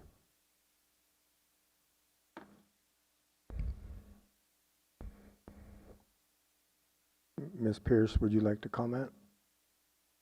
If I may, through the chair, Sarah Pierce, Assistant CEO, I would defer to the auditor as this is the auditor's presentation.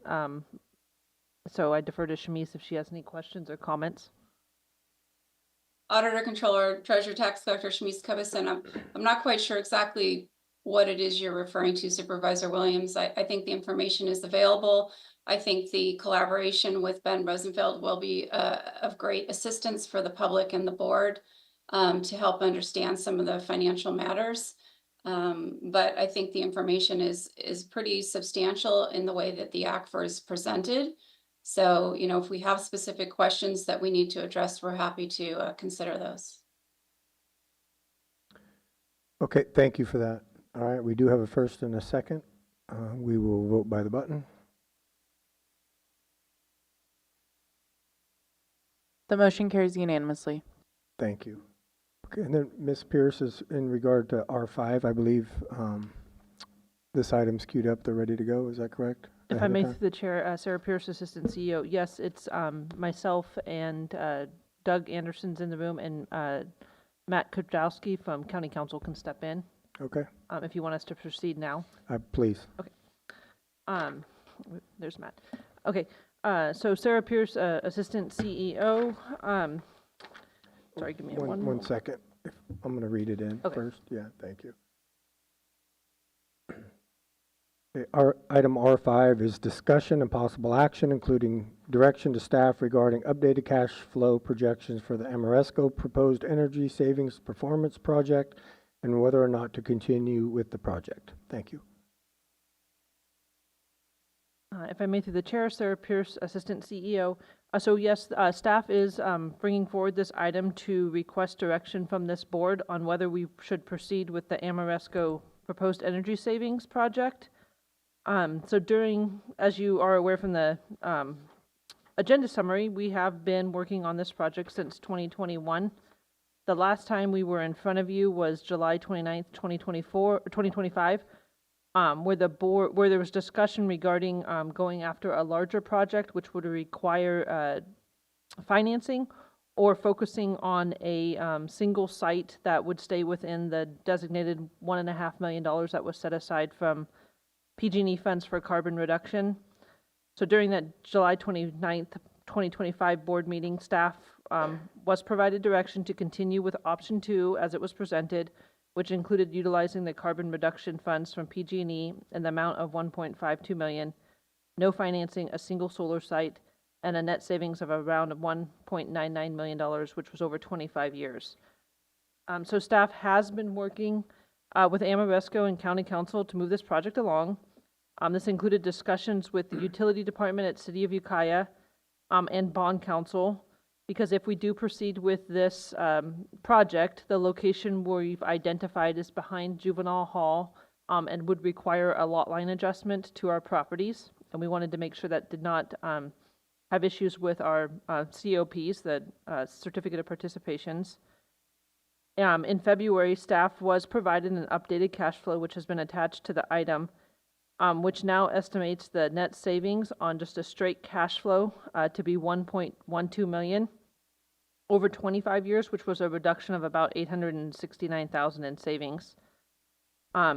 As presented in the attached cash flow, the break-even point is around year 19. When the cash flow is converted to a present value, the break-even point is year 26, which is past the average useful life of the panels. And there's two major reasons for the change in cash flow. The first is the alternative photovoltaic, I can't say the word very well, modules were selected due to updated federal guidance and market conditions, which had to do with the foreign entity of concern requirements that was mandated by the federal government, and the module availability. So the selected modules have a slightly lower modeled production than those that are used in the preliminary analysis in July of 2025. The other significant change is based on information that was obtained through the site walkthrough in August. Alternative inverters were selected to match the available service voltage, which Doug can go into further if there's questions. The new inverters have a lower kW rating, which requires greater number of inverters to serve the array while remaining within the service constraints. They also operate at a slightly lower efficiency and result in a higher DC-AC ratio compared to the original design. Additionally, the reduced DC input capacity per inverter requires string reconfiguration, which introduces minor mismatch and operational losses.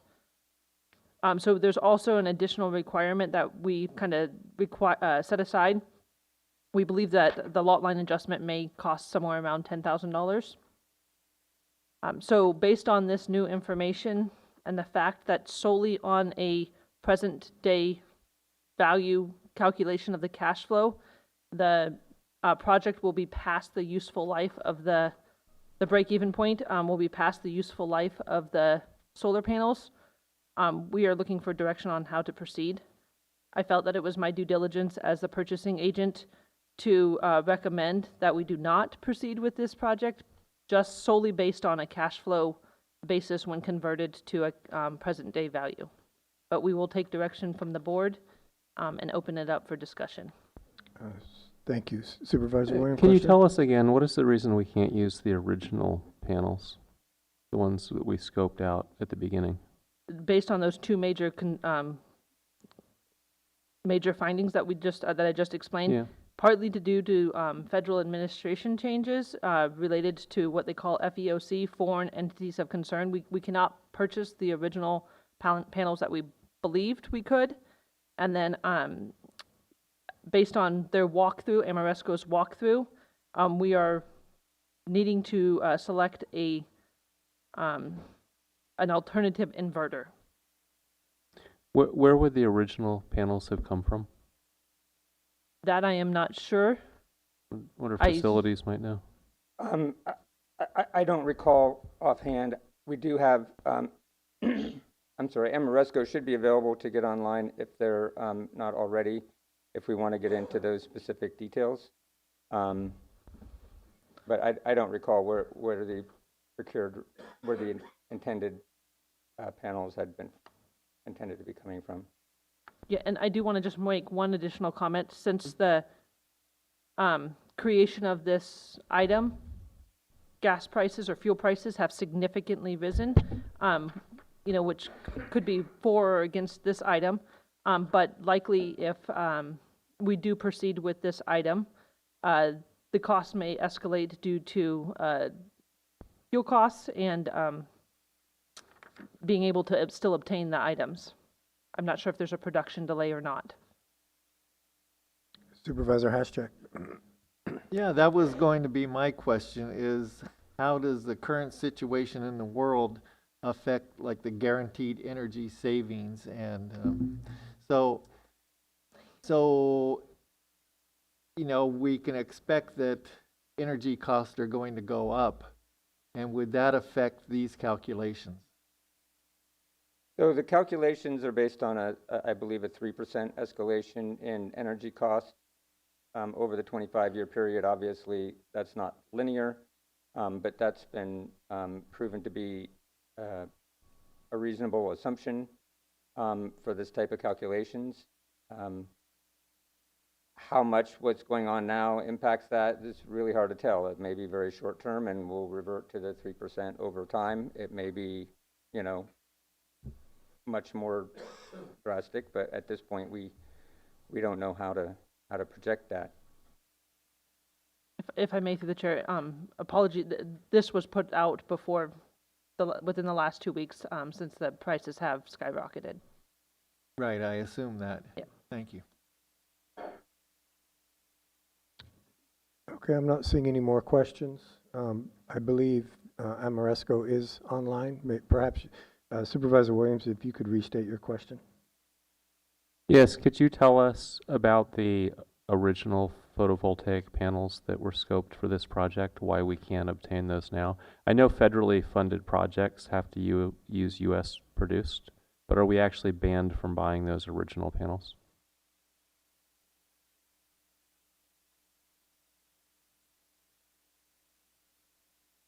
Good morning.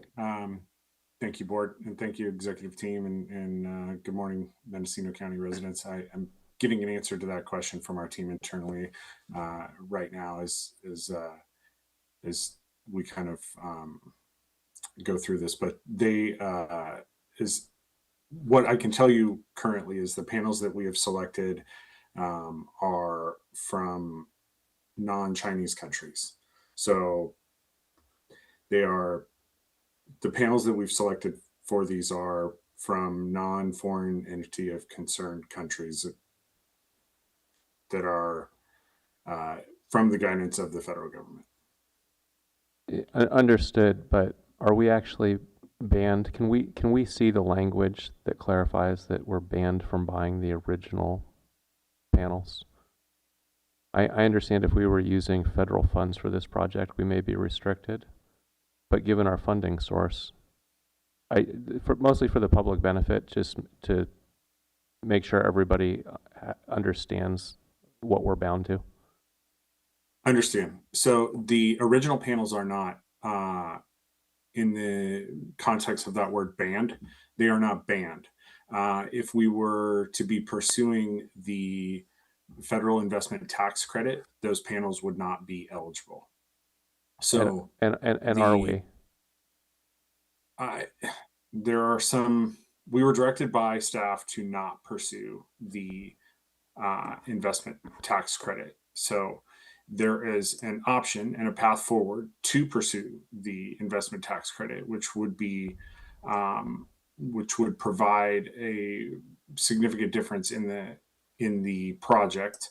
It would be a 30% investment tax credit and would change some of the financials on the project. I had some prepared statement and I was going to get to that, but the cost of the panels does change, and some of these things, the financials do change if we use different panels. Of course, using panels that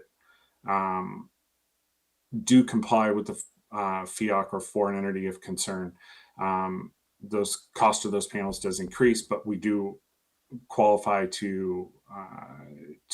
for the 30% investment tax credit.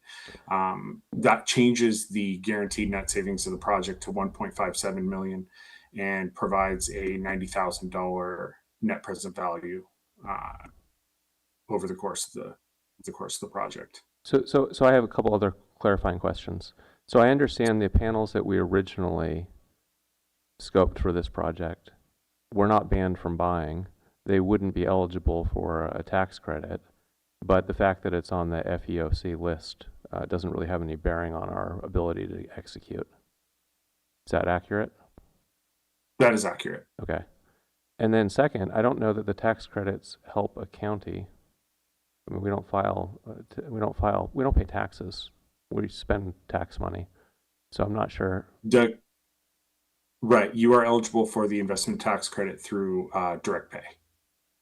If I may, through the chair, Sarah Pierce, Assistant CEO. So it was my understanding that we were potentially not eligible for the tax credits based on the new requirements, and that we would have to have the panels implemented by a certain time frame, which we did not believe we could meet. Yeah. So we were proceeding based on the fact that we were not going to receive them. Federal tax credits are not at play here. Yes. We chose panels that made sense financially. We're now saying we should use a different panel because that first one is on the FEOC list. But the FEOC list doesn't actually have a bearing on the county. We can still purchase the original. So I think the public following this isn't going to be able to sort of connect the dots on why we made a change.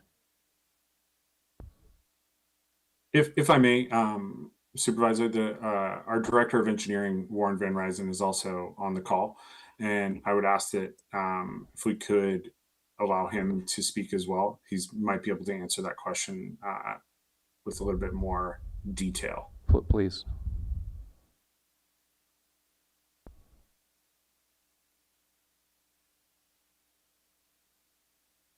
If I may, through the chair, while we wait, I would just like to clarify, this is the latest cash flow that we received, so anything based on conversations that's being brought up today by Amaresco, we've not seen any other revised cash flows outside of what was sent to us in February, so we would need to understand those to bring them back. Understood. So just so we're all clear, my primary concern is our proposal no longer makes good financial sense. Correct. And it seems to be because we switched which photovoltaic panel we would use. And we're hearing that, well, we had to switch, and I'm not convinced, I don't think the public is convinced that we had to switch. That original panel that may have been on the FEOC list, we could still procure. Yeah, let me, if I may, let me shine some light on that a little bit. So we had originally developed the project and put all the pricing together towards the end of last year. And as we led up to the end of 2025, there was a very large demand for safe harboring of materials. And what that allows, say our customers to do is pre-purchase modules before the end of 2025 and be eligible for the investment tax credit in the new year without any better foreign entity of concern issues or domestic content issues. So probably the last quarter of 2025, we saw a lot of modules get scooped up, and the modules that we had originally performed our design with, the 600 watts, there was no more inventory left. So we had to switch to a lower wattage module. This is a JA Solar. This is not a FEOC or domestic content compliant module. These are out of Vietnam or Malaysia, and they are one of a handful of module manufacturers that we procure from due to the fact that we have prearranged agreements with them around RMAs, production guarantees, etc. So they would stand behind our guarantee that we would offer the county. So it wasn't a switch due to foreign entity of concern or domestic content. It was mainly due to availability. And what we're seeing now in the market moving forward is that module manufacturers are changing their supply chains, offering larger wattage modules. And so they are no longer going to support or manufacture some of the smaller wattage or previous versions of those modules. Okay. So, and then for the executive, I appreciate that. For the executive office, what does a tax credit mean to our county? If I may, through the chair, I just want to clarify, this is all brand new information. When we asked why the change in price, what I have in the agenda summary is what was provided. So what we're hearing today is brand new information to us as well. As regarding the tax credit, can you say that again? What does a tax credit mean to a county? Eventually, if we are able to work through with the auditor's office on filing the credit, which I understand is a very lengthy and difficult process from other counties, I'm not even sure what our credit amount would be. We would get ultimately like a refund. So, Chair, it's my recommendation that given there's new information, staff hasn't had a chance to vet it, there's a lot of unanswered questions. I think the executive office is right to have sort of put the brakes on and highlight this may not make financial sense for us. I appreciate that because the goal here is to benefit the environment and save the county money, and this doesn't seem to save the county money. We've had so many iterations of this that haven't ended fruitful. Should we form an ad hoc and have a couple supervisors go work with staff and the vendors and come back with a shovel-ready plan? I mean, there's really nothing to execute here today, as best I can tell. I think we can certainly entertain that idea. Personally, I agree with you, especially with the new information coming in. But I think we should finish our questions, hear from the public, and then make that decision. If I may, the chair, we have nothing else to present. We would just welcome direction. Okay. Because we feel like we're at a crossroads. Thank you. Supervisor Hastert? Well, I think that there's more exploration needed on this, especially in light of the energy costs and those not worked into this projection. So I'd go along with having an ad hoc really come forth with a plan. Thank you. Not seeing any more, we'll go to the public for a comment. Anybody in the room?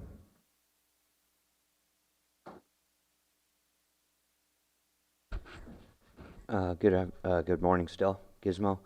I think that, yeah, we definitely, as our county goes, you know, anything solar, anything that's going to allow us to reduce any kind of fuel costs, and especially since the fuel cost is such a large part of the budgets, and knowing that they can go from $3 to $8 in several months is really going to eat up. It's really hard to budget. Obviously, we all know that, and so solar is something that, and batteries are something that, you know, offers us that stability throughout the year. I am a little disappointed in the contractor, and I know that if I write a contract to do a plumbing job, I'm not allowed to charge for PVC or charge for copper and then put PVC in its place. So I'm a little disappointed in the contractor not being able to follow through only because of the feds. And I'll just leave it at that. I think that the direction should be an ad hoc committee to work together with the various contractors and different ready availability of the product to bring this to fruition. I would also hope that we could, knowing that Ukiah City owns its own power grid, and one of the only cities in California that does own its own power grid, should be allowed to get that power first and not have to give it to PG&E and then buy it back. We have electric buses, we have a lot of electric vehicles, and we're hoping that the county can move to electric vehicles. If the county moves to electric vehicles and we're able to charge them directly without PG&E getting involved, that's competition that PG&E is not going to want to see, and that's going to start driving their rates down. And if we can utilize some of the Native Americans having their own sovereign nation, we literally could build a solar power plant in Pinoleville, sell the power to Ukiah, and cut PG&E out completely. Now that would scratch their heads, because then they would have to find a new way to be a monopoly in this state. So that's my opinion. Thank you. Thank you, sir. Anyone else in the room? No. Madam Clerk, anybody online? Seeing no comments online. Okay. Bring it back to the board. Oh, I'm sorry. Chair, there is now one comment online. Thank you. Marcy Snyder.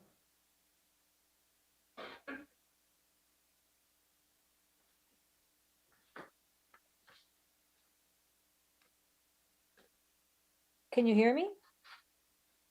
Yes.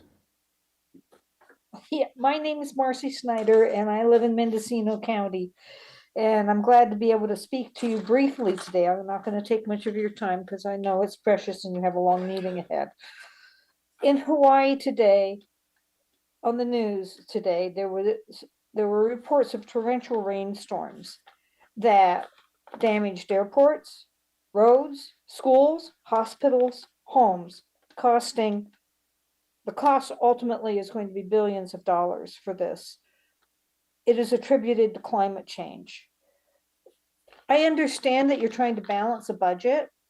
I approve of you moving forward with the ad hoc committee and getting this done as quickly as possible. It's been 4.5 years since 600 people and 40 residents in a period of 2 weeks, not residents, excuse me, businesses and organizations came to you asking you to do that.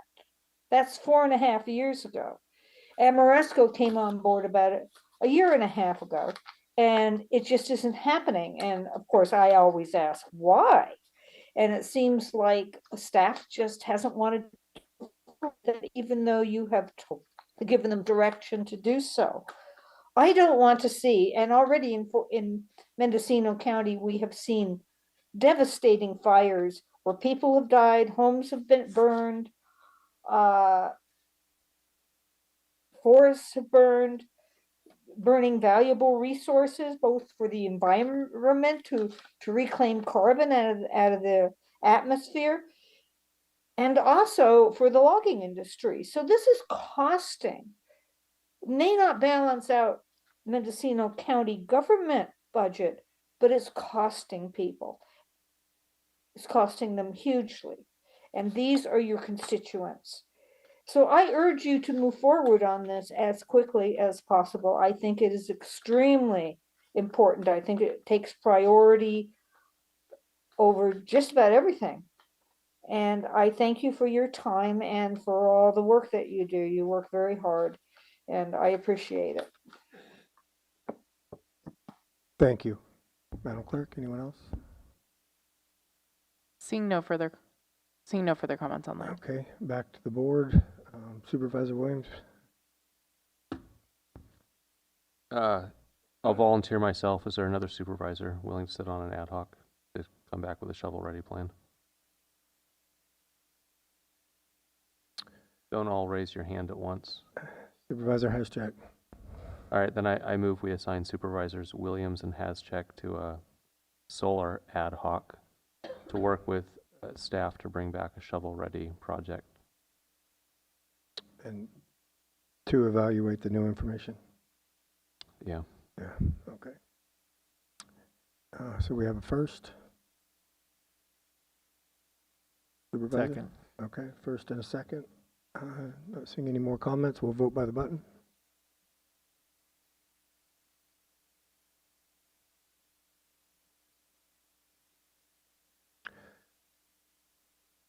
Yeah, we have a break scheduled for 11:15. I think we'll take it now. 15 minutes. Sorry, Ms. Bearden. The motion carries unanimously. Dang it. Apologies. Okay. It's 11:02 and we'll take a break until 11:15.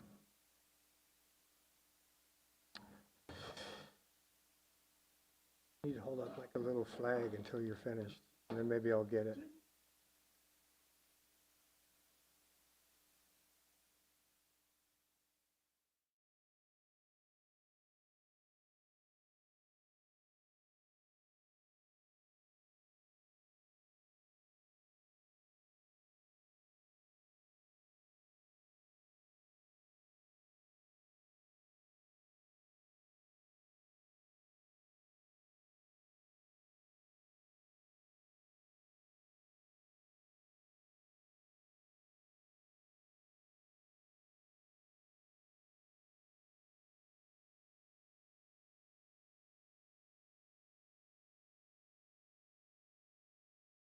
You can also find important tools to help maintain your situational awareness, such as the Alert California wildfire cameras and the Caltrans road conditions cameras. We hope you'll take some time today to prepare so that your family can be Mendo ready.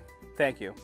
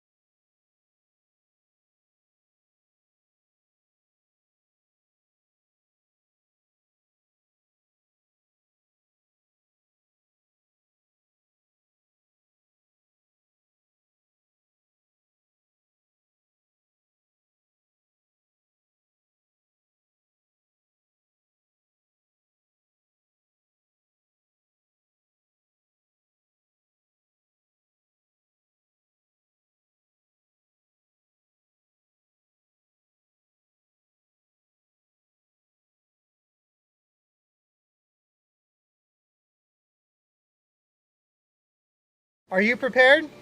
We're the Office of Emergency Services, and we're committed to providing the most up-to-date and accurate information so that you and your family can stay safe We're going to during move an on emergency. to Part of being re- prepared.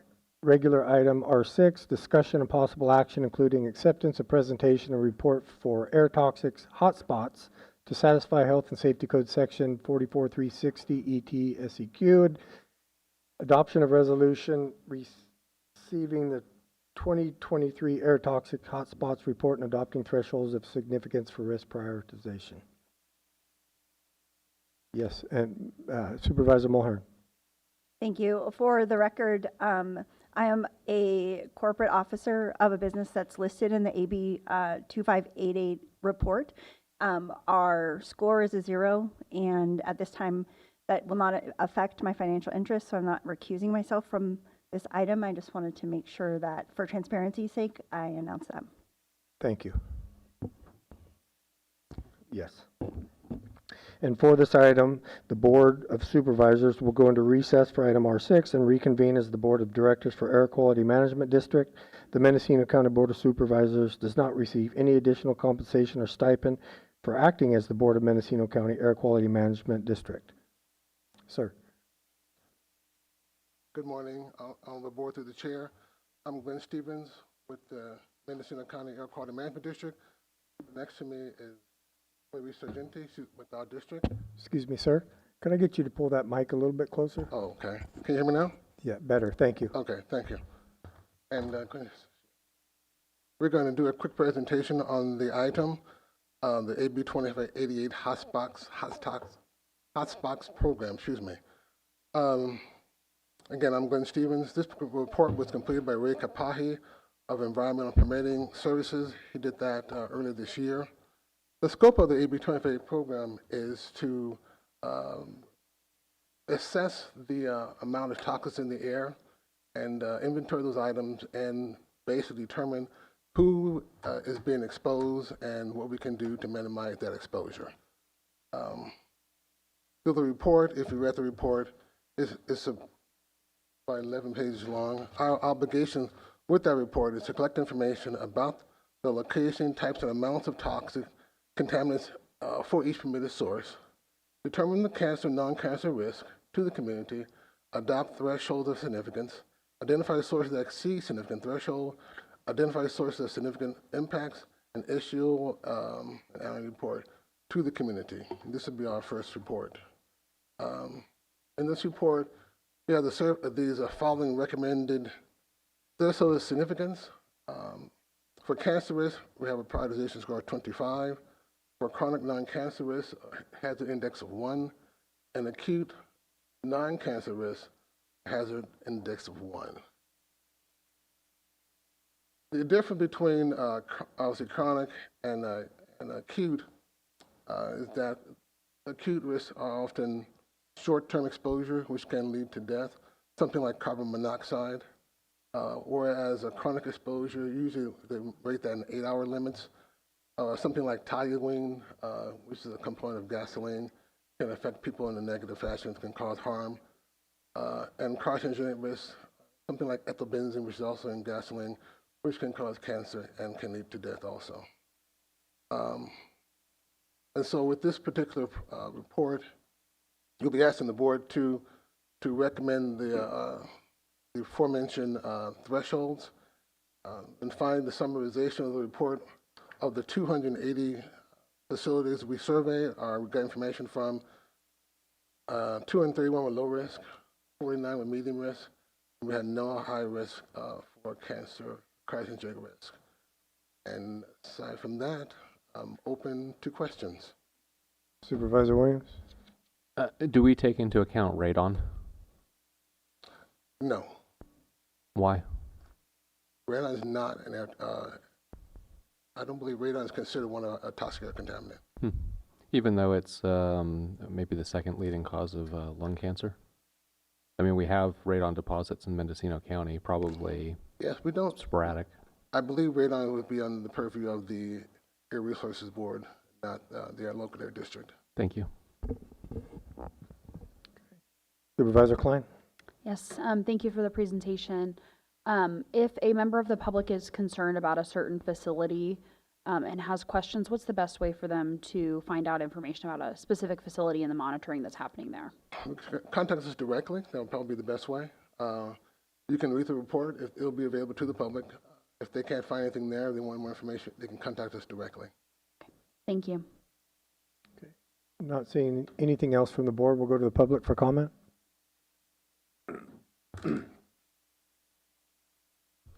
Good morning still aboard Gizmo. I wanted to comment, thank you Madeline for the question. I'm concerned about the pellet plant. Of course, anyone in Red Valley might be concerned about what's coming in and out of there. I'd like to bring to the board's attention that we're having a lot of trouble with idling around here. Although it may not show up on the toxicology report, it seems that there is a large issue with people idling, not just citizens, but commercial entities that have operated in the area. And I just would like to say that the state law I've just been updated is a 15-minute state law. I originally thought it was 2 minutes. Yet the PG&E contractors who work in this area don't even know that the law exists. And so I'm continuously asking, why are you guys idling a giant V8 all day long to charge a laptop, which I can charge off a 15.2 watt solar panel that I put on my dashboard? So as fuel costs rise, I'm hoping that they start to look at this and go, you know, at $8 a gallon, it's really not efficient to idle all day long.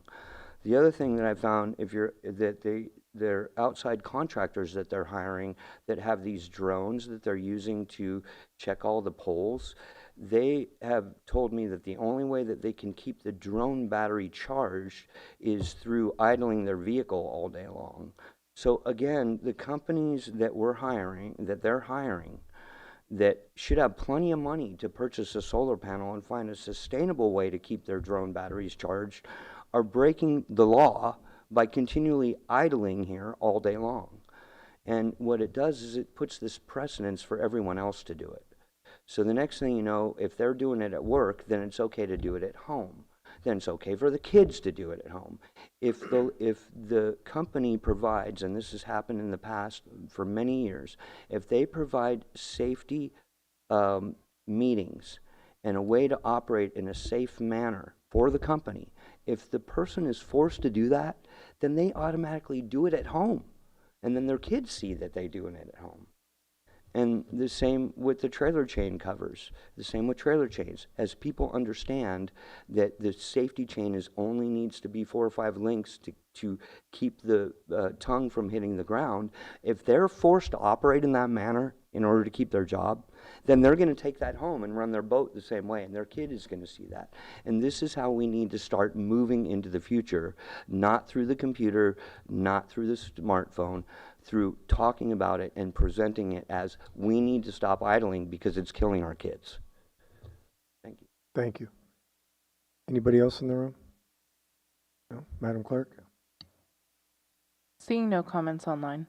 Okay, back to the board. Supervisor Williams. Move the recommended action. Okay. Supervisor Haschak. Second. Any discussion on the motion? No? Seeing none, vote by the button.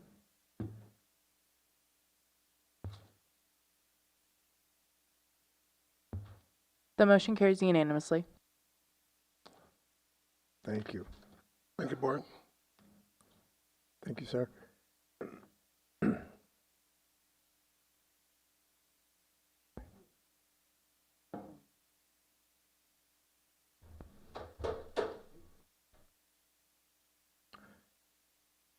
Okay, the Board of Directors will now recess as the Mendocino County Air Quality Management District and reconvene as the Board of Supervisors. We will address item R7. Notice public hearing, discussion and possible action, including 1, review and consider the report and recommendations of the Planning Commission for a proposed general plan and rezone to change the land use classification from range land to remote residential and zoning from range land to upland residential on an existing 160-acre parcel in the Ukiah area 2, adopt a resolution adopting a negative declaration and changing the general plan classifications of APNs 178-22009 and 181-24001 from rangelands to remote residential, and 3, adopt an ordinance changing the zoning district of APN 178-22009 and 181-24001 from rangeland to upland residential.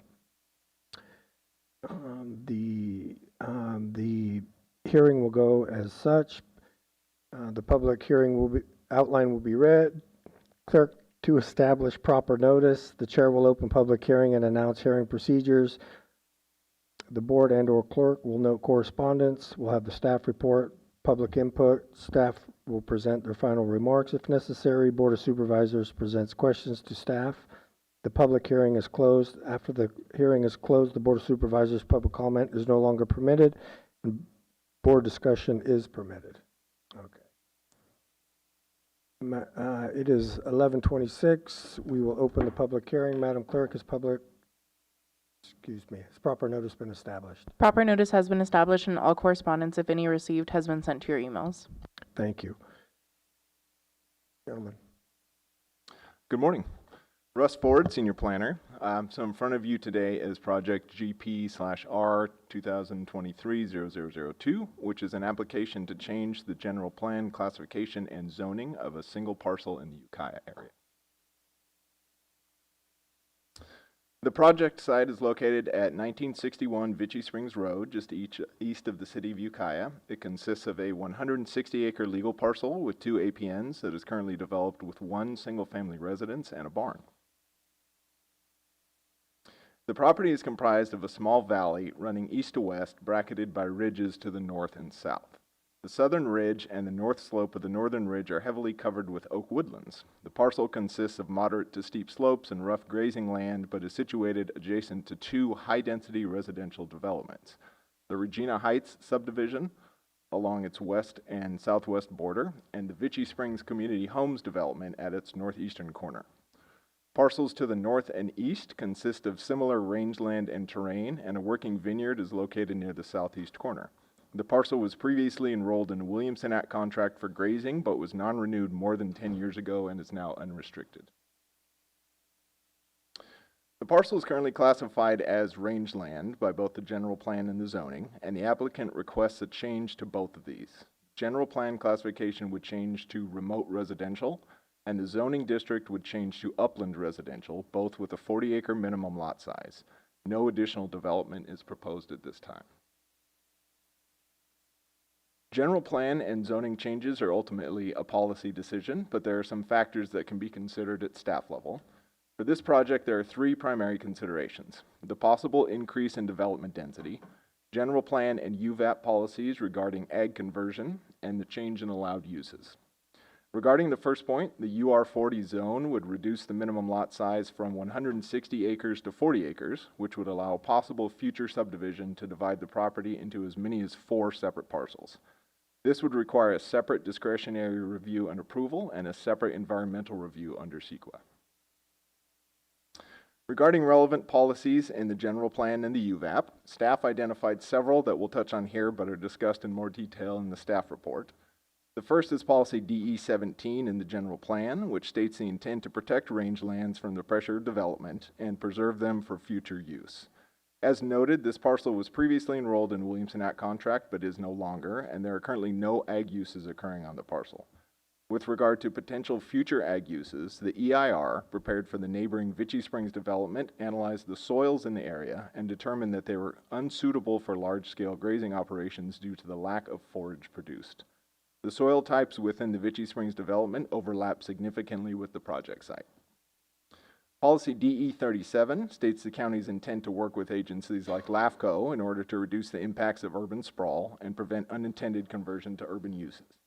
Policy DE1 also states the desire to see future development in areas with suitable infrastructure and service capacity and adjacent to existing development. As noted, the project site is adjacent to both the Regina Heights and Vichy Springs subdivisions and is within the Regina Water Company service area. It is not within the Ukiah Valley Sanitation District, although the Vichy Springs subdivision is. UVAP policy OC 3.1B provides a list of criteria that must be evaluated when considering converting ag lands to non-ag classifications, although I'll note here that the intent of the Upland Residential District is to create and enhance farming and low-density agricultural and residential uses. So whether a change from rangeland to upland residential actually constitutes a conversion of ag lands is a policy decision. Regardless, the criteria in this policy includes premature expansion of infrastructure, adverse effects on local ag uses, evaluation of the site for current ag operations, and consistency with general plan and UVAP goals. As discussed, the project is already within or adjacent to water and sewer infrastructure. Existing ag uses in the area are minimal or non-existent, with the exception of the vineyard. Previous soil studies indicated that the carrying capacity of the site is too low to serve as a viable commercial ag operation, and the project is consistent with several general plan and UVAP goals, including DE1 cited here and LU4, which strives to ensure that essential support infrastructure is in place prior to development. Consequently, staff recommends that the project is consistent with applicable general plan and UVAP policies. The last major consideration is the change to allowed uses that would occur when switching from rangeland to upland residential. The general intent of the districts is very similar, with the most significant difference being that the UR40 district allows development at 4 times the density of rangeland. This table summarizes the changes to individual use types that would occur as a result of project approval. As you can see, only 2 uses would be gained after the conversion, and both of these would still require discretionary approval. 4 uses that are currently ministerial in rangeland would also become conditional, and 6 additional uses that are currently conditional would become prohibited. And I do want to note a minor correction here. This table in the staff report and the initial study lists animal raising personal as a conditional use, and that's not correct. It's actually ministerial use. That's been corrected here, and that correction does not affect the project analysis or the staff recommendation. Overall, the change from rangeland to upland residential would result in a net loss of allowed uses on the site. Consistent with the requirements of CEQA, staff prepared an initial study for the project and recommends a negative declaration. As noted on the previous slide, no additional ministerial uses would be gained that must be accounted for at this time, and other potential projects such as a subdivision would require separate environmental review. Approval of this project would not result in physical impacts on the environment. Therefore, staff recommends that the board adopt the negative declaration and approve the requested general plan amendments by resolution and the associated rezone by ordinance. This concludes the staff presentation, and we're available for questions. Questions from the board? Supervisor Williams. What is the motivation of the applicant to make this change? I defer that question to the applicant who's in the audience. Chair, may we? Please. Thank you, sir.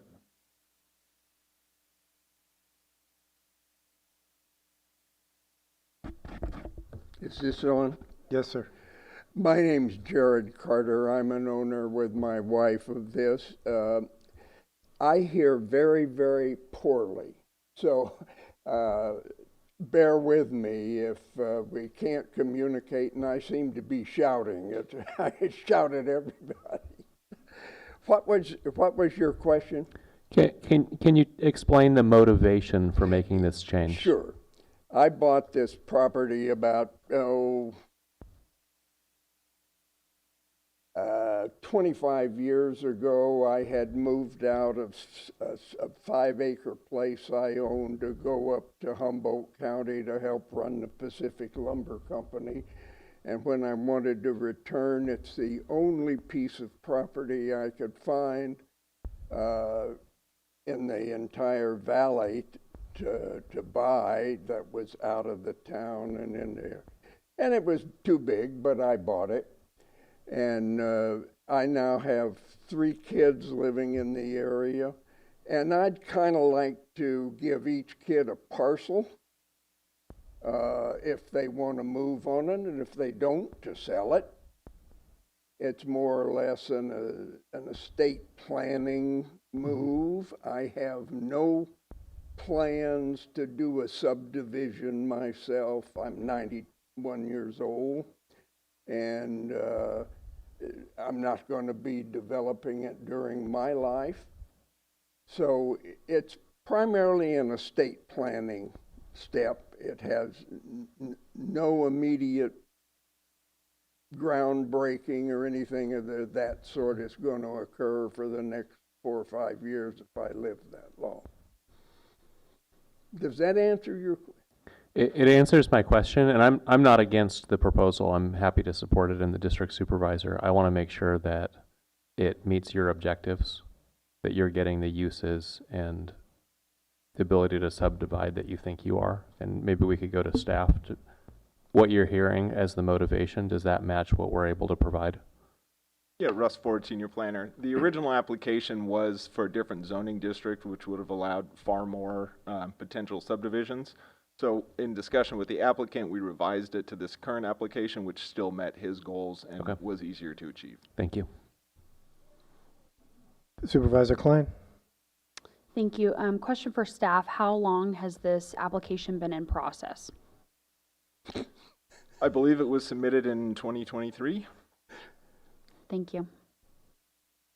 I'm not seeing any more questions from the board, so we'll open this up for public comment. Anybody in the room like to speak on this item? Thank you very much. Thank you, sir. Seeing nobody in the room, Madam Clerk? Seeing no further comment online. Okay, bring it back to the board. Is there any more questions for staff from the board? No? Staff, any closing comments? Nothing from us, thank you. Okay. It's 11:37. We will close the public hearing. How would the board like to move forward? Supervisor Klein. Move the recommended action. Second. Okay. We have first by Klein, seconded by Williams. We'll vote by the button. The motion carries unanimously. Okay.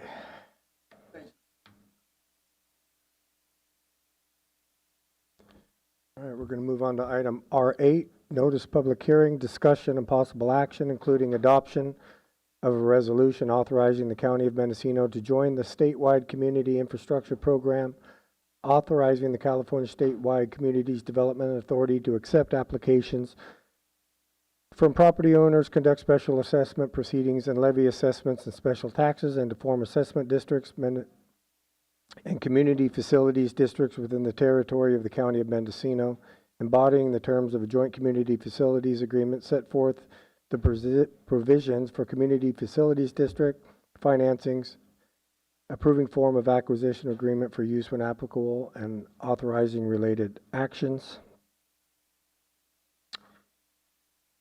Madam Clerk, has proper notice been established? Proper notice has been established and all correspondence, if any received, has been sent to your emails. Okay, and again, the procedures for the public hearing will be the clerk will address correspondence, we'll have staff presentation, we'll have public input, staff can present final remarks, Board of Supervisors presents questions to staff, and then the public hearing will be closed. After the hearing is closed, there will be no more public comment to the board. So it is 11:38. We'll open the public hearing. Good morning, Supervisors. Julia Krog, Planning and Building Services Director. This item in front of you today is a follow-up from the March 10th, 2026 Board of Supervisors meeting, where there was a discussion regarding the Statewide Community Infrastructure Program, and at that time the board directed that this adoption of the resolution, which is a required piece in order to essentially opt into that type of financing option for property owners within the county, to come back at a future agenda. So we are here, we've performed the required public noticing, the required forms that need to be approved by the board, including the resolution that is attached to the agenda item, as well as the form of acquisition agreement, are available as part of the packet for today's meeting. I'm happy to answer any questions, but I think the agenda summary really speaks for itself. So, thank you for that. Supervisor Williams. I would be out of order to make a motion at this point. Thank you. I'm seeing no questions from the board. We'll go to public comment. Anybody in the room? Seeing none, Madam Clerk. Seeing no comments online. Okay. Staff, final comments? no final comments, thank you. And still no questions from the board, so it's 11:40. We'll close the public hearing, bring it back to the board. Supervisor Williams. Move the recommended action. Second.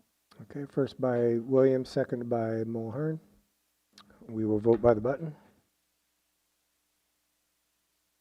The motion carries unanimously. Thank you.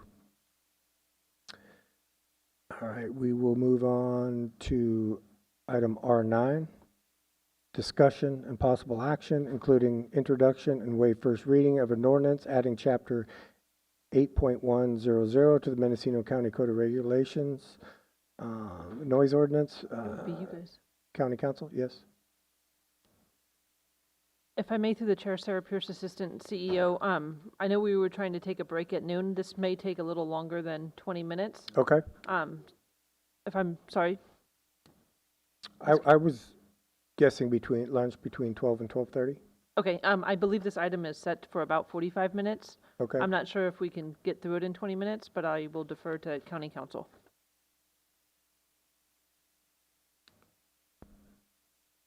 So, Deputy County Council Matthew Godrowski, I've worked on this with Brina Blanton. The timing was the issue, which is why I left the dais. Do we think we can cover this before lunch or not? Supervisor Williams? Chair, I would move the recommended action right now if it helps anyone. Okay. I think we're fine unless any members of the board have an objection. No. Okay. So we'll move forward. I want to comment if I could through the chair. So I'm trying to get us out of this position where it's county council bringing something forward. This is something that was recommended by the board. We work with several departments. We really aren't the lead agency on this.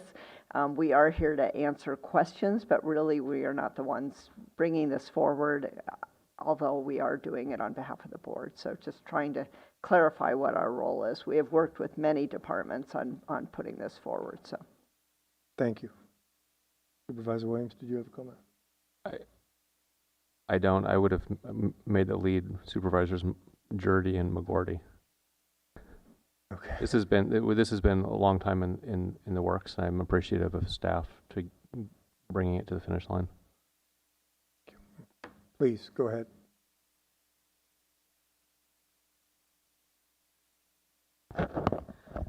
Brina Blanton, Deputy County Counsel.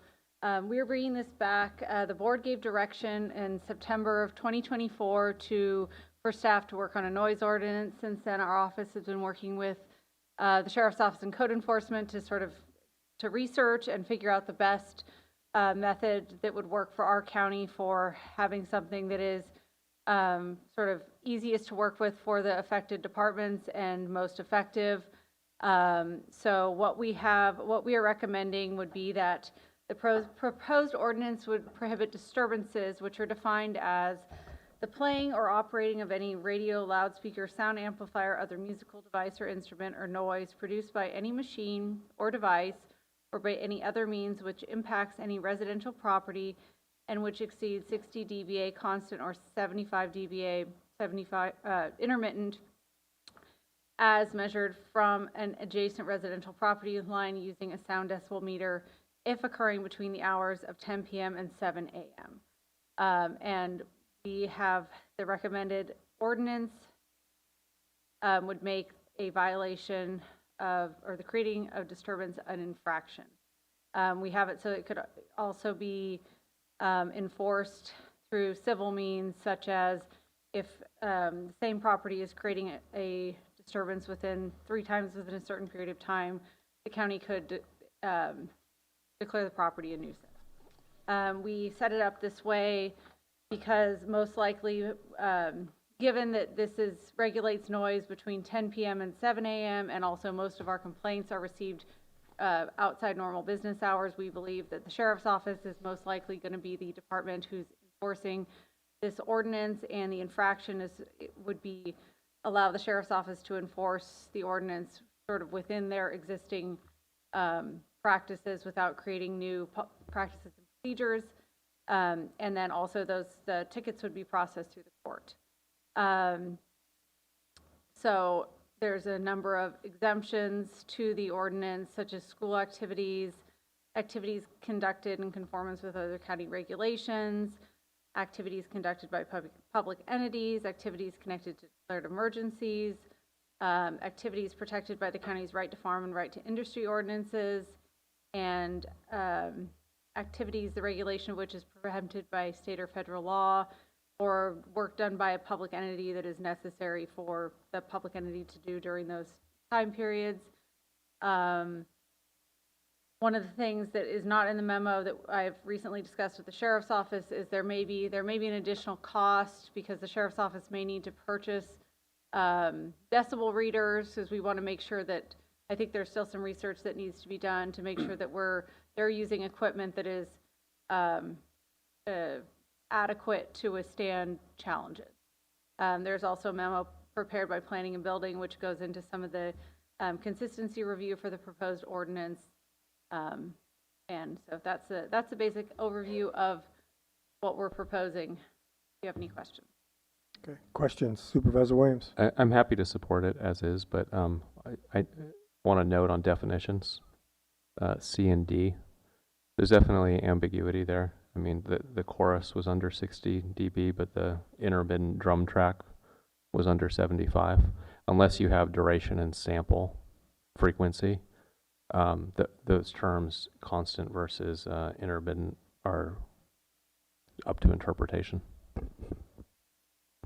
I think that would be consistent with our existing, I believe our general plan splits out constant and intermittent already.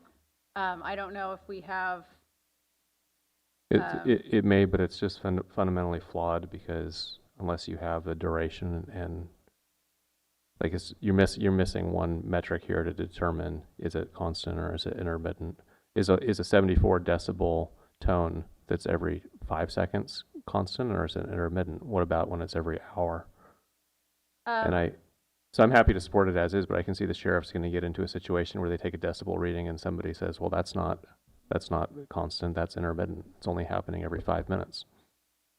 We could go back and revisit it and see what would be, if there's additional definitions within the general plan, because I think, we really do want to, I think it's important to be consistent with that and what our existing rules, but we could return and do some more research to see how we can be, what we can do. And last, for clarity, I'm happy again to accept it as is, but I think this is an area that could be tuned in the future, especially if SO runs into a problem. Thank you. Supervisor Klein? Yes, my questions are mostly for the sheriff's office in terms of implementation. Would like to hear from them about how they feel this can be incorporated into their work. Good morning or almost afternoon. Sheriff Kendall apologizes that he can't be here today. This is a project that he started with past Supervisor McGordy, as you'd already mentioned.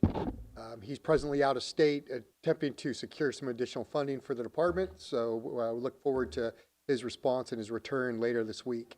So through the chair, Supervisor, implementation should be fairly straightforward. This is actually going to give us some teeth to enforce a lot of complaints that we receive, specifically over the weekends, regarding parties and the such that occur in the incorporated areas that we have been unable to successfully deter due to our not having any teeth in the matter. So in years past, we've been relying upon Penal Code Section 415 that requires that you have a victim.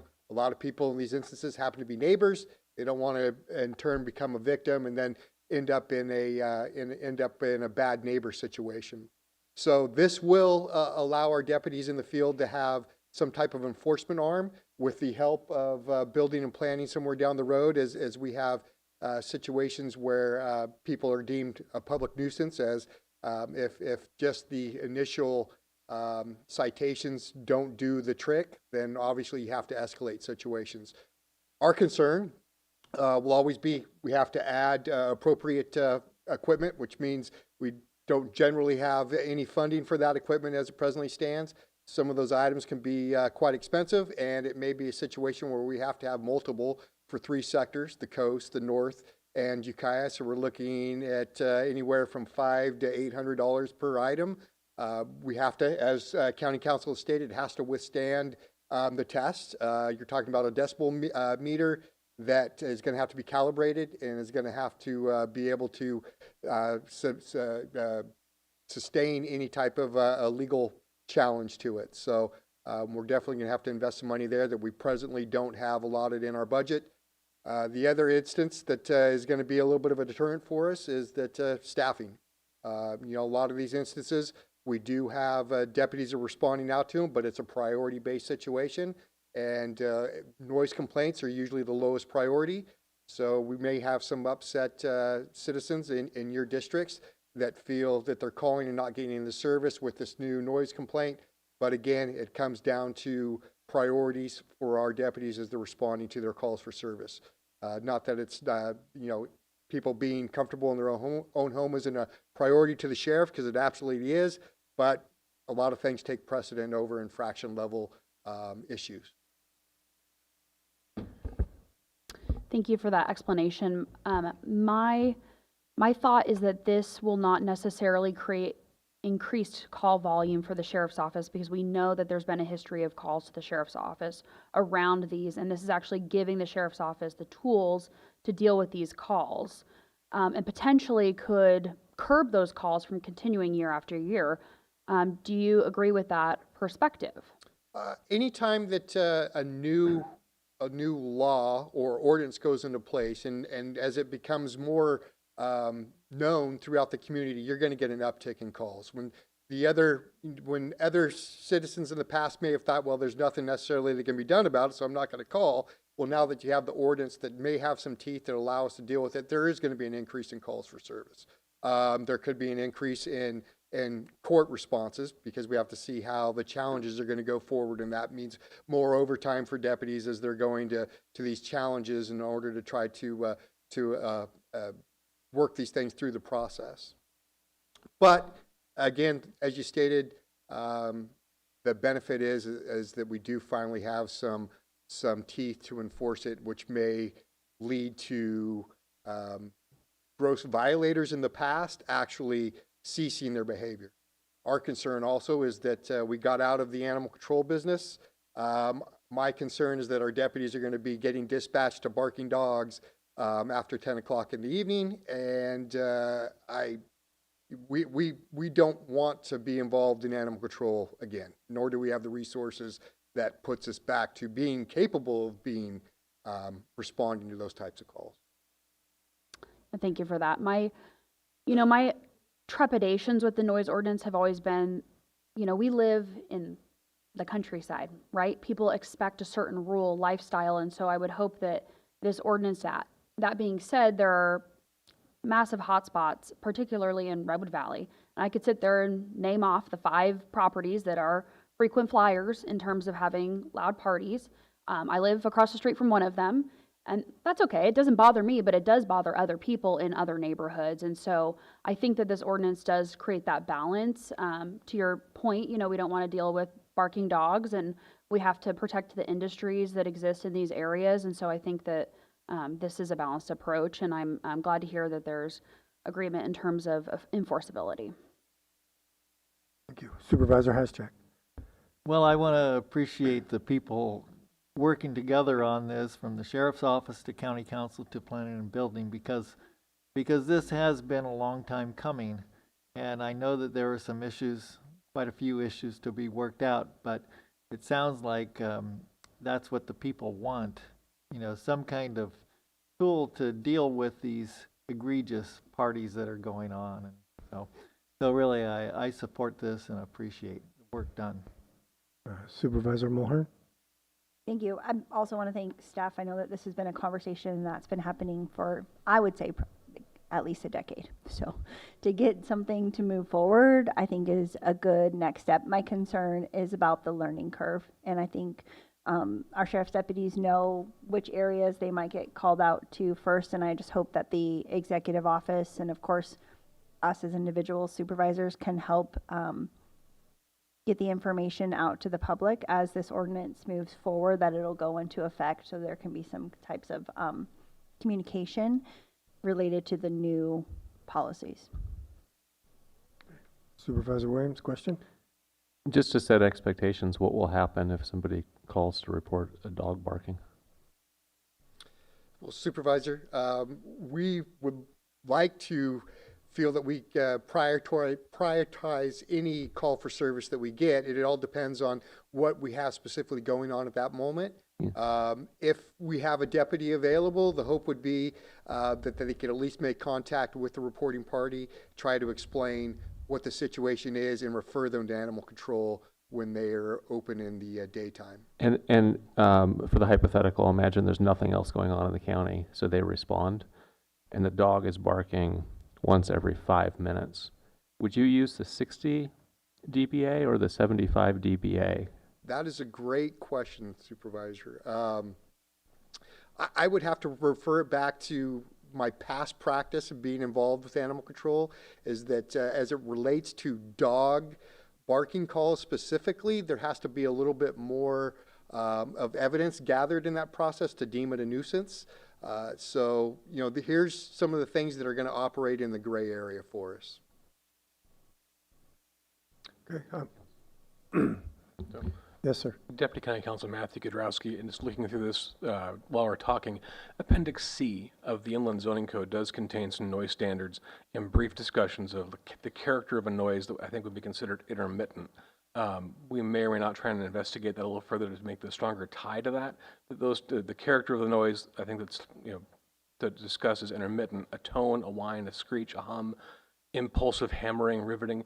So I think there's probably still some things we could do to tighten that. I do believe the general goal isn't so much on the intermittent side as the concerns we've heard, but we can study that with planning and building and see if, frankly, improvements might be in both places to tie it better together. Thank you. No more questions. We'll open this up to the public for comment. Anybody in the room? None. Madam Clerk? Seeing no comments online. Okay, back to the board. I'll move the recommended action. Second. Okay, first by Hashtag, second by Williams. We'll vote by the button.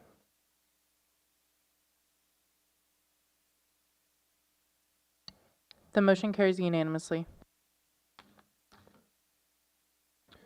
It's 12 o'clock. Pardon me.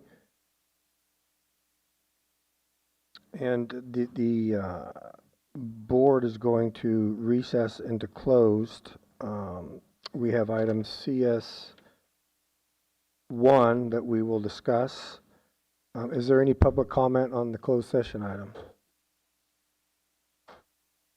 None in the room, Madam Clerk?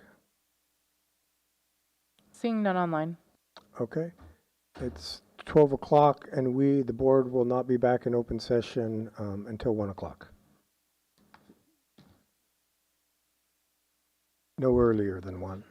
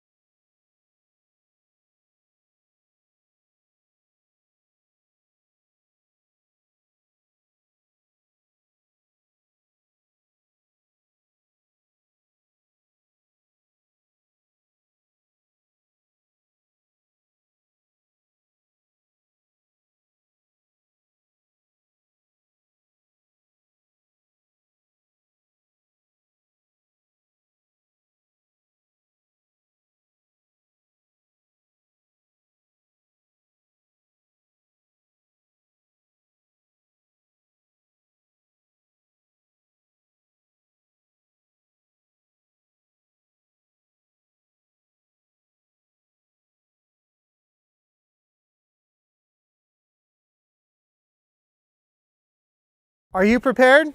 We're the Office of Emergency Services, and we're committed to providing the most up-to-date and accurate information so that you and your family can stay safe during an emergency. Visit mendoready.org. It's our one-stop shop for emergency information. You can sign up for emergency alerts, find your pre-established evacuation zone on our current emergencies map, and find hazard and preparedness information. Imagine you're faced with a disaster such as a wildfire and you're ordered to evacuate. I'll bet you wish you had more time in that moment. Now's your chance to buy yourself that time. Sign up for Nixle and Mendo alerts on our website, mendoready.org. Do it today.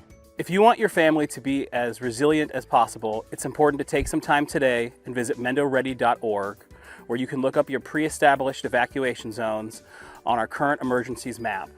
You can also find important tools to help maintain your situational awareness, such as the Alert California wildfire cameras and the Caltrans road conditions cameras. We hope you'll take some time today to prepare so that your family can be Mendo ready.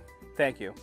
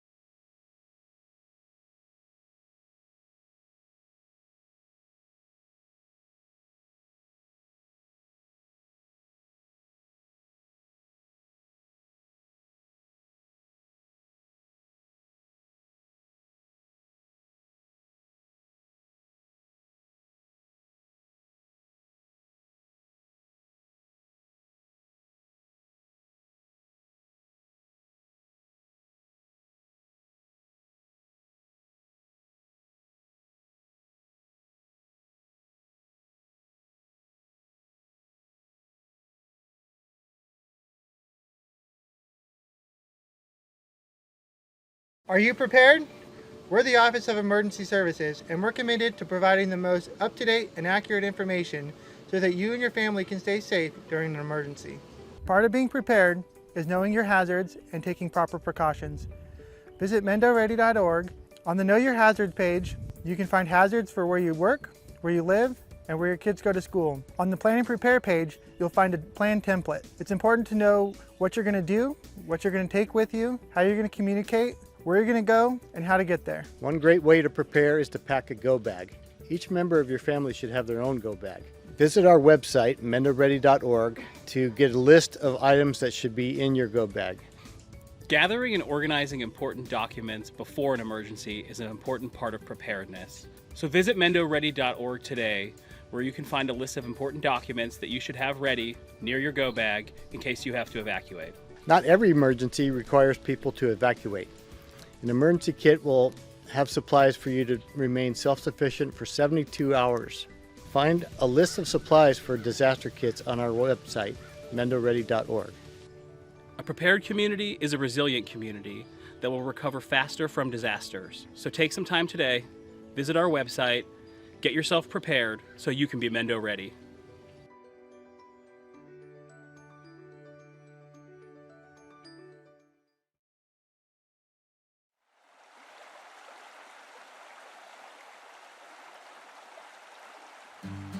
A beautiful, clean river doesn't start here. It starts here. What we put down our storm drains goes straight from our streets into our local creeks. Simple changes can make a big impact. Like when you wash your car, the best solution is washing at a professional car wash. But if you wash at home, divert wash water to an area where it can soak into the ground, like a planter strip. Also, empty your bucket of dirty wash water in a sink. The wash water will make its way to the back, treatment. everyone. We have nothing to report out of closed session. So we'll move on to item R10, the Chief Executive Officer's report. Good afternoon, Board of Supervisors, CEO Antle, Interim County Counsel Elliott, Sarah Pierce, Assistant CEO. There's a few things that we would like to call out in the CEO report this month. We would also like to acknowledge and appreciate those that did submit a report, as we were also working in budget conferences, so the report's typically lighter than it is typical. So thank you for those that did submit. So the first thing we'd like to call out is that the Behavioral Health and Recovery Services is recognizing all of March as self-harm awareness. During the month, BHRS is raising awareness to help break the silence and reduce stigma surrounding self-harm. Outreach efforts have been focused on compassion, understanding, and the importance of early support and intervention. BHRS recognizes that many individuals struggle quietly. No one should feel alone. Seeking help is a sign of strength, support, and support is available. So if you know someone who is struggling, help is available. Call or text 988. Reach out to a trusted friend, family member, or provider. Mental health support is strong. The next thing we would like to call out that is attached in the Board of Supervisors, or in the CEO report, is the Board of Supervisors priorities from the January 26th workshop. And I'll just recap the agreed priorities were government operations, fiscal strength and transparency, including modernization and process improvement, economic development, including modernization and process improvement, homelessness, and emergency medical services. The next we would like to make everyone aware of is tomorrow there will be a tsunami warning. The Redwood Coast Tsunami Working Group has been hosting meetings for an upcoming tsunami drill. Regional collaboration is vital to response efforts in tsunami events. Representatives from Mendocino, Humboldt, and Del Norte counties work together on this drill. The annual regional drill will encourage those who live or work in the tsunami hazard zone to practice walking out of danger on March 25th, 2026. The drill will include a reverse 911 call, text, and email to residents signed up for the Mendo Alert in the coastal tsunami zone, activation of tsunami sirens in Mendocino County only. They will be activated. And radio and TV messages through the emergency alert system will be hosted as well. There's two more items.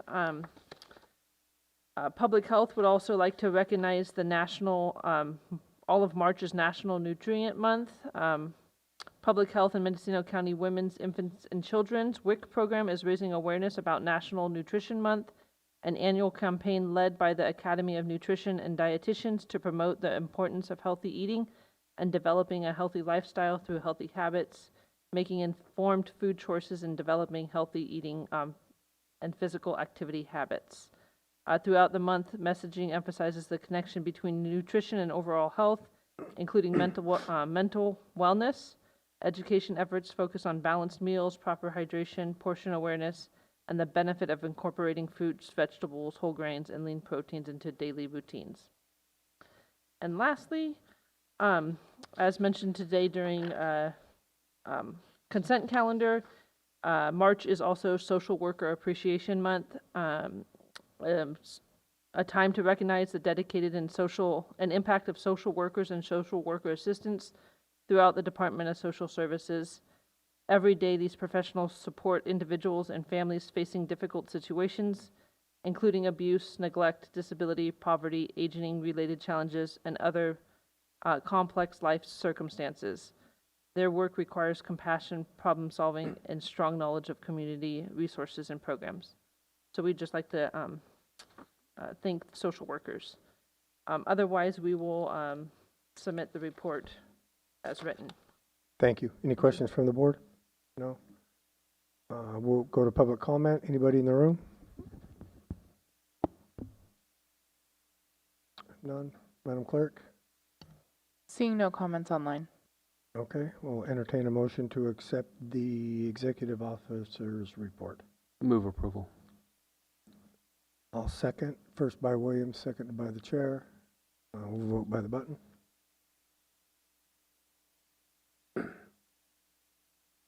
The motion carries unanimously. Thank you. All right, brings us to item R11, discussion and possible action regarding Assembly Bill 2494, Rogers and McGuire, modernizing our forest system. Sponsor is the Executive Office and County Council. I would like to call on Supervisor Williams, as I believe you submitted this, correct? I did not submit it. No?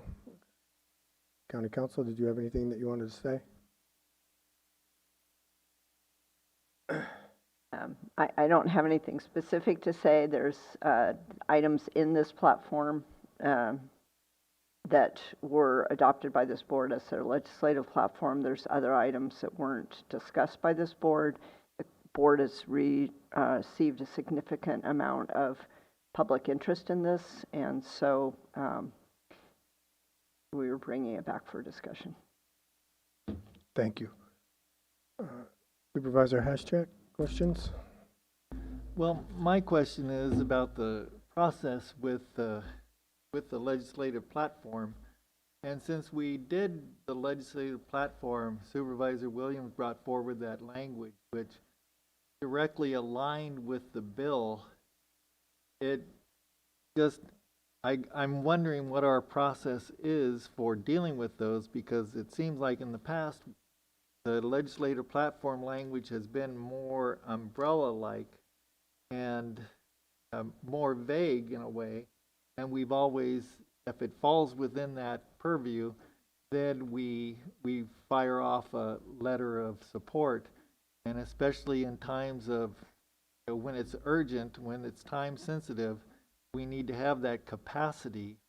And so I'm just wondering, my understanding is that Supervisor Williams asked for a letter of support, and so why that didn't happen and why we're at this point where we are now when we had language that directly aligned with the bill. Sure, I can tell you, happy to share my experience. So I had started receiving calls maybe Sunday, a week ago Sunday, in opposition to the letter, and then it started again about 7:30 last Monday in the morning, and I was being asked by some to either not sign the letter or to sign the letter, and my answer was very specific, that there's been no letter put in front of me to sign, and that I, in fact, did not know what they were talking about, and that I was under the impression that this was going to come to us on as a regular agenda item. That was a presumption on my part. Later that day, that same Monday, I came into the county facility and was handed a letter to sign. It was that letter. So I went straight to the county council's office and said, hey, here's the situation. You know, I understand it meets some of the language, but those items are meant, my understanding, to be non-controversial. So I asked her, before I sign it, will you give me your opinion? And the opinion that she gave is what led us to where we are today. Does that sound correct to you? Yeah. That was a nod, yes. Sorry. Thank you. So I hope that answers your question.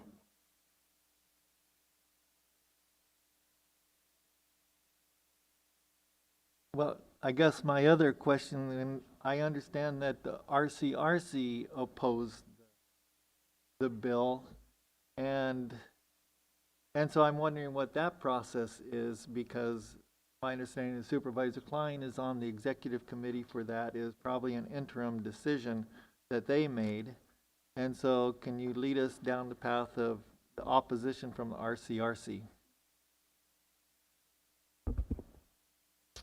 My understanding is that RCRC opposed because it explicitly goes against their legislative platform. But you could reach out to them for more specifics if you're interested. But, well, since you're our representative on the RCRC Executive Committee, did you state that our legislative platform was in support of this? I did not. They took the position without asking me what our position was, if that's what you're implying. Okay. Well, yeah, I'm trying to figure out what our, what our voice is at that level. So they took the position without talking to you about it and without talking to, my understanding is Assembly Member Rogers' office too. Chair, if I could. Please. Yeah. So legislative platforms are a little more squishy than a lot of other directives.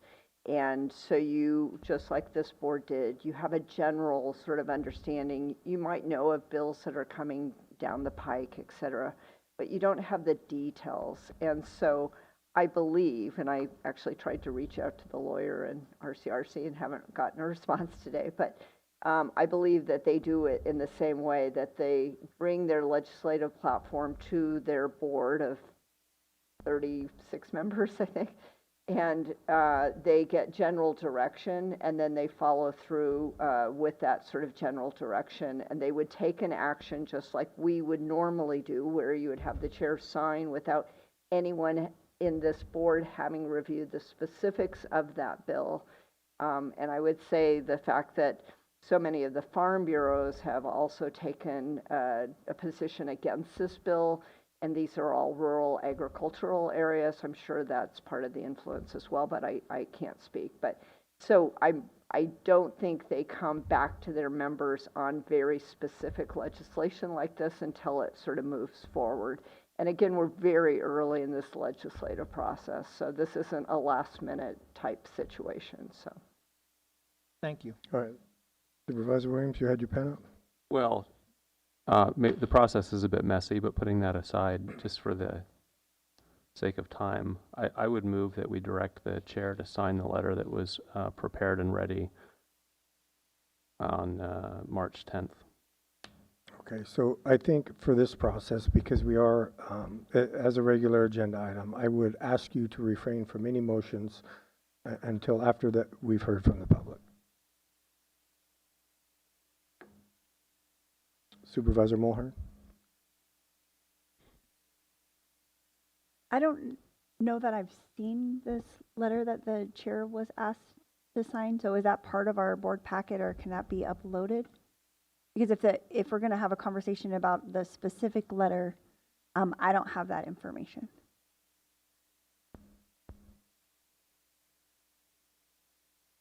If I may, through the chair, I think we can get a copy loaded. I don't believe it has been loaded.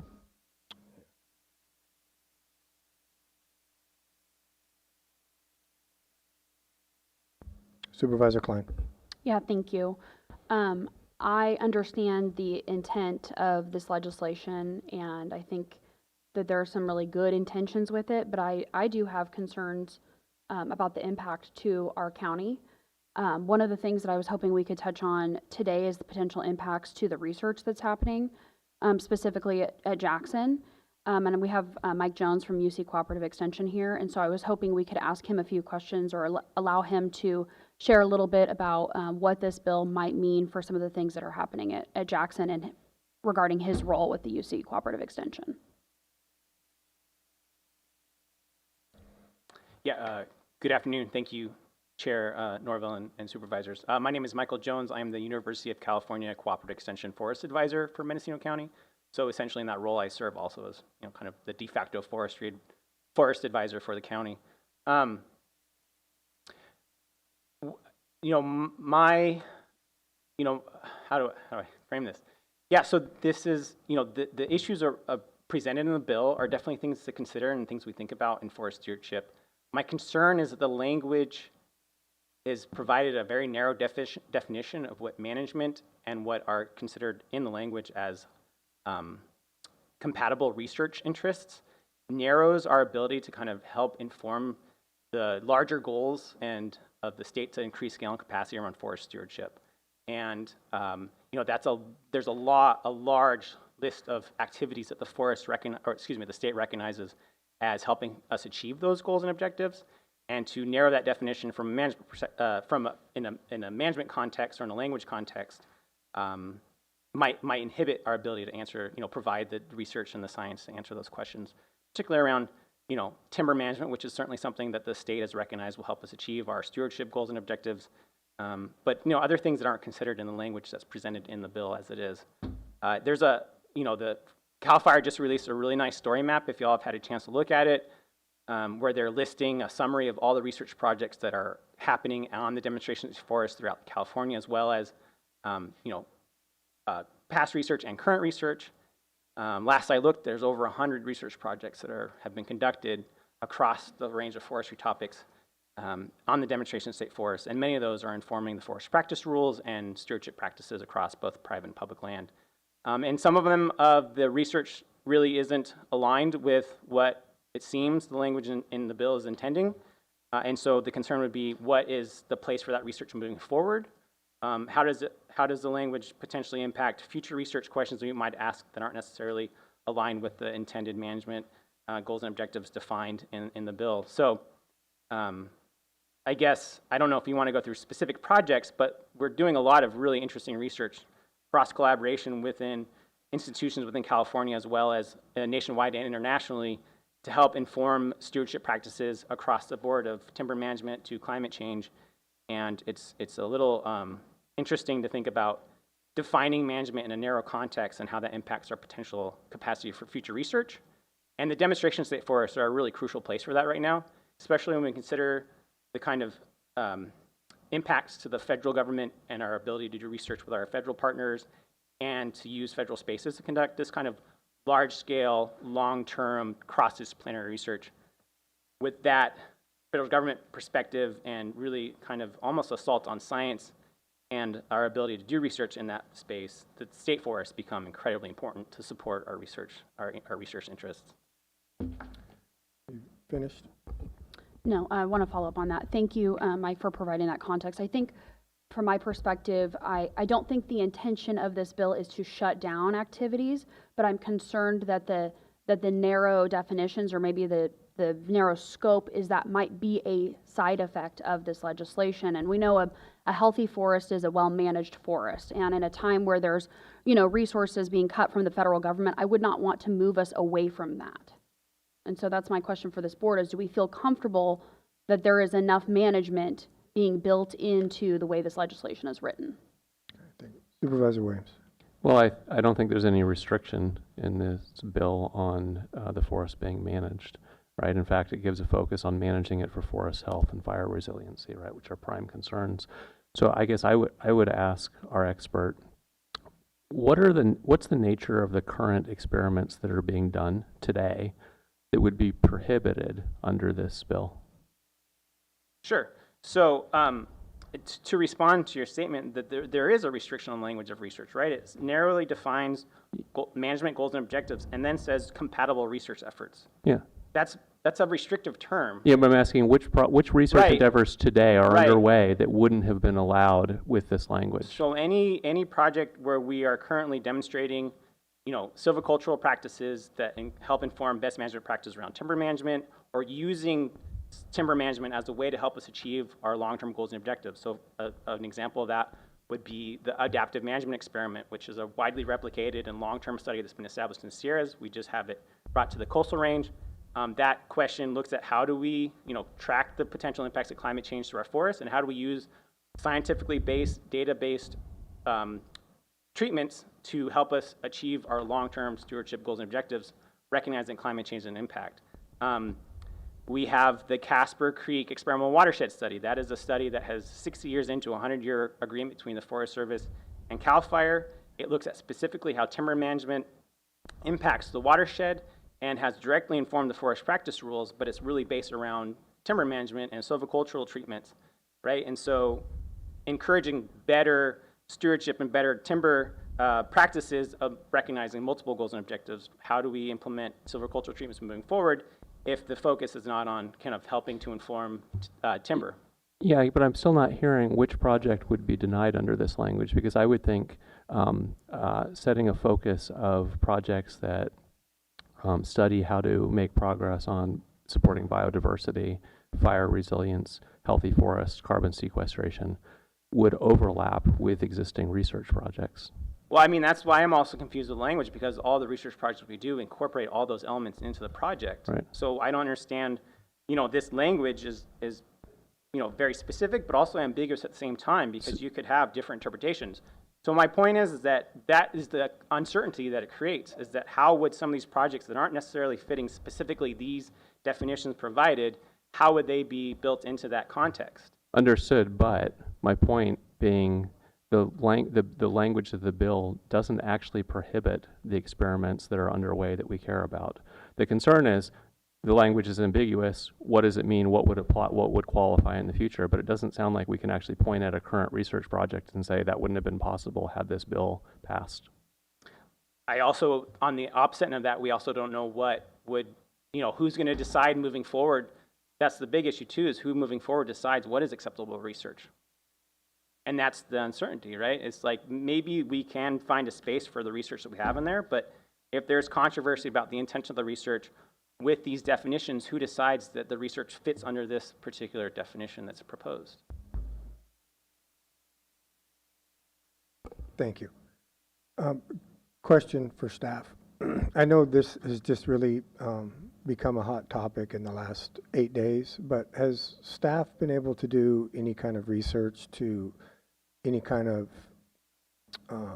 economic impact to county's revenues, either positive or negative? If I may, through the chair, I would defer to CEO Antle, who is online. I may be able to get some additional information.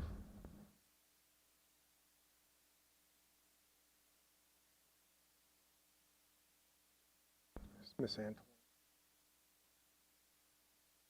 I'm sorry, could you repeat the question? Yeah, thank you. Has staff had the opportunity to do any kind of, I guess, to look into any economic impacts to county revenues, either positive or negative? I guess specifically with the deprioritization of timber harvest? No, we took a quick look at it. We have some numbers provided, but we have not confirmed them. We do get some timber yield dollars. We do know, we've heard that a couple of the smaller timber companies and mills that we have in the county will be severely impacted by this. Because I believe they get a significant amount of their wood or timber from the forest there. So we have not had an opportunity to take a deep dive. And I would just like to let you know that Dylan Elliott is on from Sean Yoder as our lobbyist, if you need additional questions for him too. Thank you. Supervisor Klein. Thank you, CEO Antle, for that response. That was one of my other, concerns with this bill is potential financial impacts, not only to our local economy, but also in terms of county revenue. Earlier today we saw the graph showing us that we're not on track to keep up with our expenses. And so I'm concerned that even slight curbs to potential, our potential industries here, the existing industries here, is going to harm not only our residents, but the county. And I think some of that information should be before this board before we do take a county stance on the legislation. Supervisor Williams. I mean, we're talking, the bill talks about applying the best science. The best science is forest needs to be actively managed. I don't see any decrease in forest worker jobs in this proposal. What I do see is an increase in recreational activity. Just our bed tax is more than 10 times what we receive from the timber tax.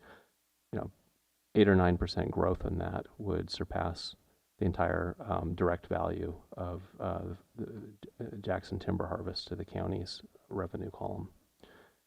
But there's a lot of other projects that are anticipated forest restoration projects. I see this as a job creation tool, not a decline in county revenue. I agree with you, and I side with Klein in the fact that I think the idea behind this is great, and I support the the increased tribal interaction, The recreation, absolutely, I think is 100% underutilized. But my district specifically, and the concerns that I'm hearing is, not just the revenue to the county itself, but to the economy. For instance, they decide to cut down 15 million board feet one specific year, and a local contractor gets that. That money stays in, most likely stays in my district and gets spent in my district. So those are my concerns and my questions about financial and economic impacts as a result of this are coming from. Supervisor Williams. So I've been reading the correspondence. It's been a constant flow, and I would say almost all of it is in favor. And I think the reason our assembly member took this up is because there's been such a loud and constant voice from districts 4 and 5 primarily, probably some from District 3, that he couldn't step aside. He saw the will of the people. I think it's a real mistake to undercut our assembly member on his bill that's addressing our shared constituent concerns. Last time this came up was 2021 when the county had a resolution asking for this bill. At the time, I think it was supported unanimously. And I remember Supervisor Jurdy noting there were 3,000 letters and something like less than 3% of them were in opposition. I don't think there's any question of where the public sits on this today.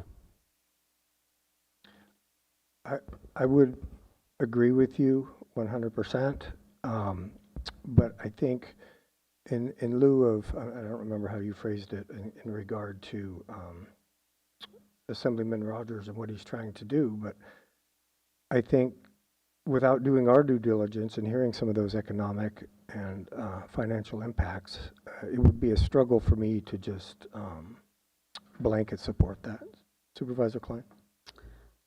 I would ask, I hear Supervisor Williams saying, there's very much strong support, but I have been hearing a lot of concerns, and it's not necessarily opposition to the concept or opposition to updating how Jackson is managed, but concerns around specific portions of language, the economic impact. And so my ask is that we do make sure that public comment comes sooner than later so folks in the room do have an opportunity to share. Supervisor? How much of Jackson Demonstration State Forest is located in our District 1? Why are you asking that? Well, when, earlier we had a public hearing for a project, and we look at the district supervisor who's most affected. And JDSF is primarily in a subset of our county districts, and that's where we have the most public input. There should be put on weight of the people who are most directly impacted. Is that counting financial impact? Because in that regard, there are other districts that are impacted. Supervisor Mulhern? Thank you. This might be a question for County Council. The agenda summary is very unclear. Do we need a majority vote to send a letter? And I'm not sure when the letter will be updated. So I'm trying to get somebody to bring you the letter. So, okay. And I just want to comment. So it was, the specific question was signing the letter as it was presented to the chair at this point. But it's a discussion if that goes forward, if we bring it and review the language and maybe make it more specific. The legislative platform language says support policies to advance tribal stewardship, ecological restoration, and outdoor access at state demonstration forests. So I think, the board is clear still in that they want to do that. But the specifics is some of the things that you're asking about. We do have, as CEO Antle said, we do have Dylan from Shaw Yoder, and I think it would be really good if you could ask him some of the questions in terms of whether they've done the economic studies. When you look at the bill itself, it says they have not studied the fiscal impact. So, it might help you answer some of your questions. Supervisor Klein? If I may, Yes, through the chair, thank sorry, you. Assistant CEO Sarah Pierce, the letter has been attached to the agenda item now, and there's a copy of it in the back of the room for anyone in the audience. Thank you for that. Just for my question still wasn't answered. Is it a majority vote that needs to send a letter at this point? Through the chair, my apologies. Yes, it's a majority vote. Thank you. Thank you. Supervisor Klein. So really quickly, 2 points on this. We still don't have the financial estimate towards our county and then also to the state overall, which I do think is important information to consider. And secondarily, this is very early in the legislative process. There's a lot of opportunity for that information to be obtained and then be brought back to this board. My second point is the question posed by Mike Jones earlier in terms of who makes the determination of what qualifies as a research project, and I don't think that's clear at this point yet. Who will make that determination? Because at this point, you have two people who can interpret it in two different ways. So if someone on this board has an answer, I would love to hear that. I just don't think that it's clear and we have an answer on who's making those determinations. And then you said Dylan from Sean Yoder was on? If I may, through the chair, yes. Okay, I don't know if you can answer any of the questions that were asked or if you have something to add. Either way. Hello, supervisors. Appreciate the opportunity to be with you today. No, I do not have any additional information from the questions that I've heard. As far as the economic analysis goes, I mean, I reference back, I think it was Supervisor Klein who just said this bill is early in the legislative process. In fact, its first policy committee hearing was just yesterday evening. I am not aware of any economic assessments. That's not to say that none have been done. They are just not anything that I or our firm are aware of at this time. If there was other questions that I'm missing, I'm happy to get into those, but that's the one I heard most recently. Thank you, sir. Supervisor Williams. Yeah, for the board, could staff clarify that the letter that's attached was written by staff without influence from supervisors? If I may, through the chair, if Schwinn Malela is on, I would like clarification.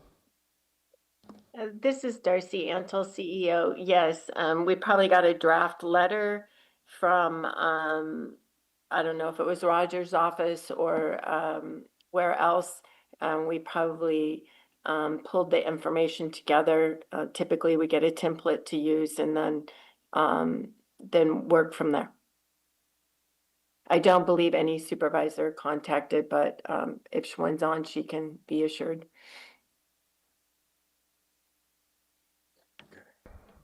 I would say that the ask came from you, Supervisor Williams, right? You said it was part of the ledge platform, and that's where the request started.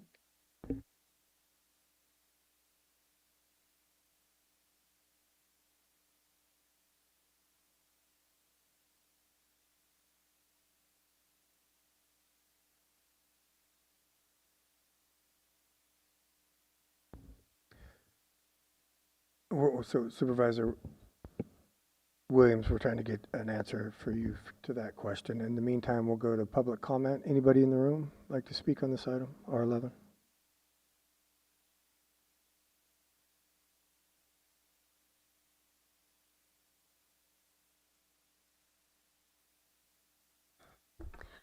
Thank you all this afternoon for your time. My name is Buffy Campbell. I'm the Executive Director of the Sinkyone Wilderness Council. The Sinkyone Wilderness Council is a consortium of 10 sovereign self-governing nations in Mendocino and Lake counties.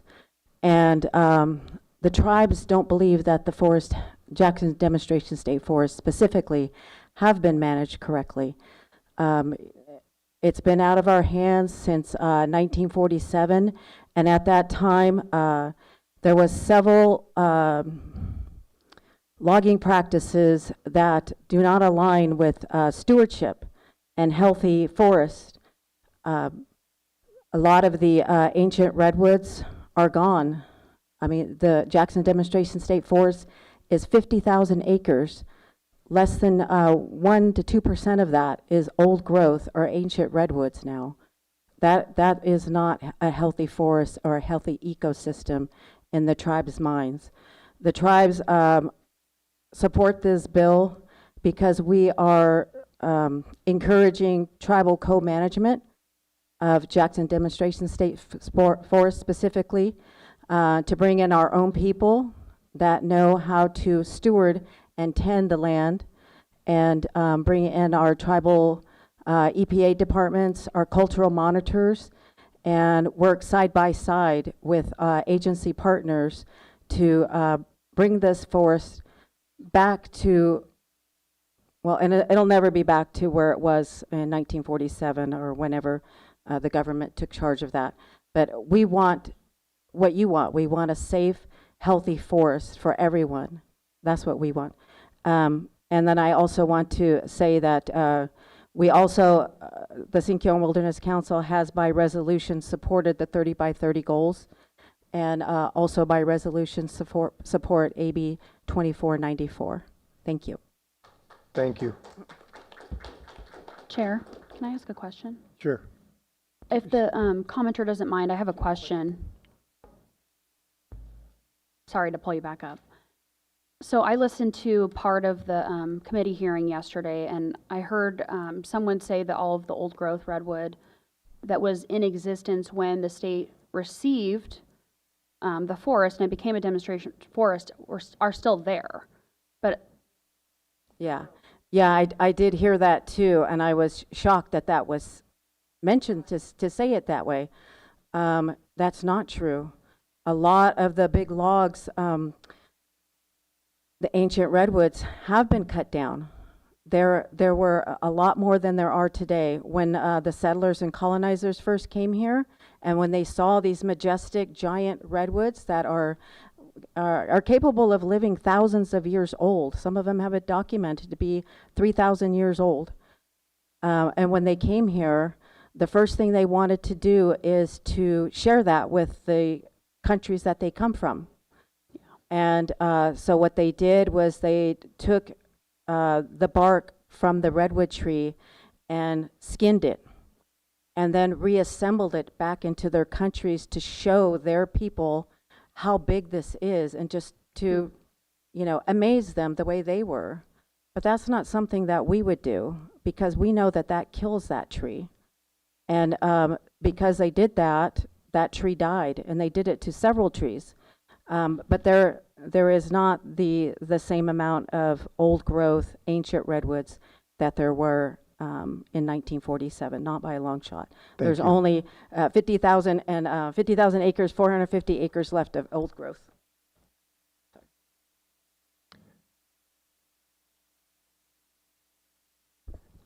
Yes, Larry Aguilera, and she pretty much said what I wanted to say. I wanted to give you a history lesson that when your ancestors, the pioneers, the gold rush, the 49ers came here, what did they discover? 1,000-year-old trees. These trees, they made homes in the Bay Area. You know, that's how big they were. If you go to the restaurant, you can see by pictures how big. 15 people sitting on a tree, you know. That's how big these trees were. And where are they today? They're not here. You know, the media, television, school portrayed us as savages. But we had a beautiful forest. You know, we weren't like that. You know, a few years back, I'm from the Sierra Miwoks, and they were teaching the federal government how to do cultural land burns. You know, cultural burns, you know. There's a lot we have to offer when given the chance to be co-manage these lands. You know, so I just want you to think about that, and also to think about when are we going to start doing it because it's the right thing to do, not for a profit. You know, look at the world where we're at right now, and that's all for profit. You know, when is it going to touch our hearts and just do it because it's the right thing to do? Thank you. Thank you. Good afternoon, Supervisors. I really appreciate you guys doing the public's work here. I know how hard it is. My name's Mark Jensen. I'm a member of the JAG, and I'm also the trail boss for the Mendocino Coast Cyclists. But I'm going to give you some of my personal feelings about this AB bill. One of the things that we've done is we've been trying to track outside of CAL FIRE the number of visitors we have to the forest, and we're kind of at the number of about 200 visitors per week. The studies that have been done are that each person who comes to visit spends about $450 per trip. So over a year, that's about $4.5 million a year that we're injecting into the economy. And the goal of the Mendocino Coast Cyclists was to do exactly that, is to help people come out to the coast and experience what the forest was like. to help the local businesses and, you know, have people enjoy nature. And the other thing about this bill is I'm out in the forest a lot, just every day out in the forest. I walk places nobody else goes, you know, looking at trails. I would have to guess that at least half this forest needs brushing and clearing because it's not fire safe at all. My biggest fear is that we have an adiabatic wind that comes and pushes a fire out to the coast just like Santa Cruz has. And that fire, the redwoods burned all the way out to the coast, and I don't want to see that again. And there is so much deferred maintenance in that forest. This bill allows for the sale of timber so that we have a baseline funding of the staff, and then we can generate additional funding to deal with the timber issue. And the numbers on that are about $5,000 an acre. And if we think about half of that needs to get work, we're talking about $100 million worth of work that we need to do to get this forest up to safe.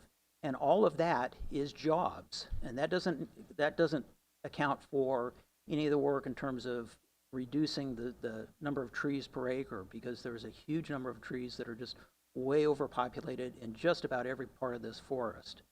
So we have the opportunity to actually generate more jobs if we're aggressively going after the fire safety of the forest. So you know, I think that this really just, it's a no-brainer. This threads the issue. We create jobs. We keep funding the staff members of CAL FIRE so that they don't have to worry about their jobs. And the last issue is, why are we running a business as a government agency? CAL FIRE should not be a business generating their funding from that. That's a conflict of interest. Nobody can do that. So, thank you. Thank you. Good afternoon, Supervisors. Estelle Clifton, registered professional forester here in the Inland Valley and owner of Clifton Environmental, as well as president of the Mendocino County Farm Bureau. I'm here today as a forester that I see the issues with this bill, and I can't help but relate it to the problems I have seen at the Mendocino National Forest. Well-intentioned, you know, I think that restoration harvesting is great. I think that that the goals of tribal co-management are in the works and taking place, and I think that the supervisors that are passionate about that, I think that's all great. I think that still the bill is poorly set up. If you take the staff and you stick it under grants to cannabis for CDFW, and you know, this is a fund that oscillates, so it's had money in it that could have less money in it.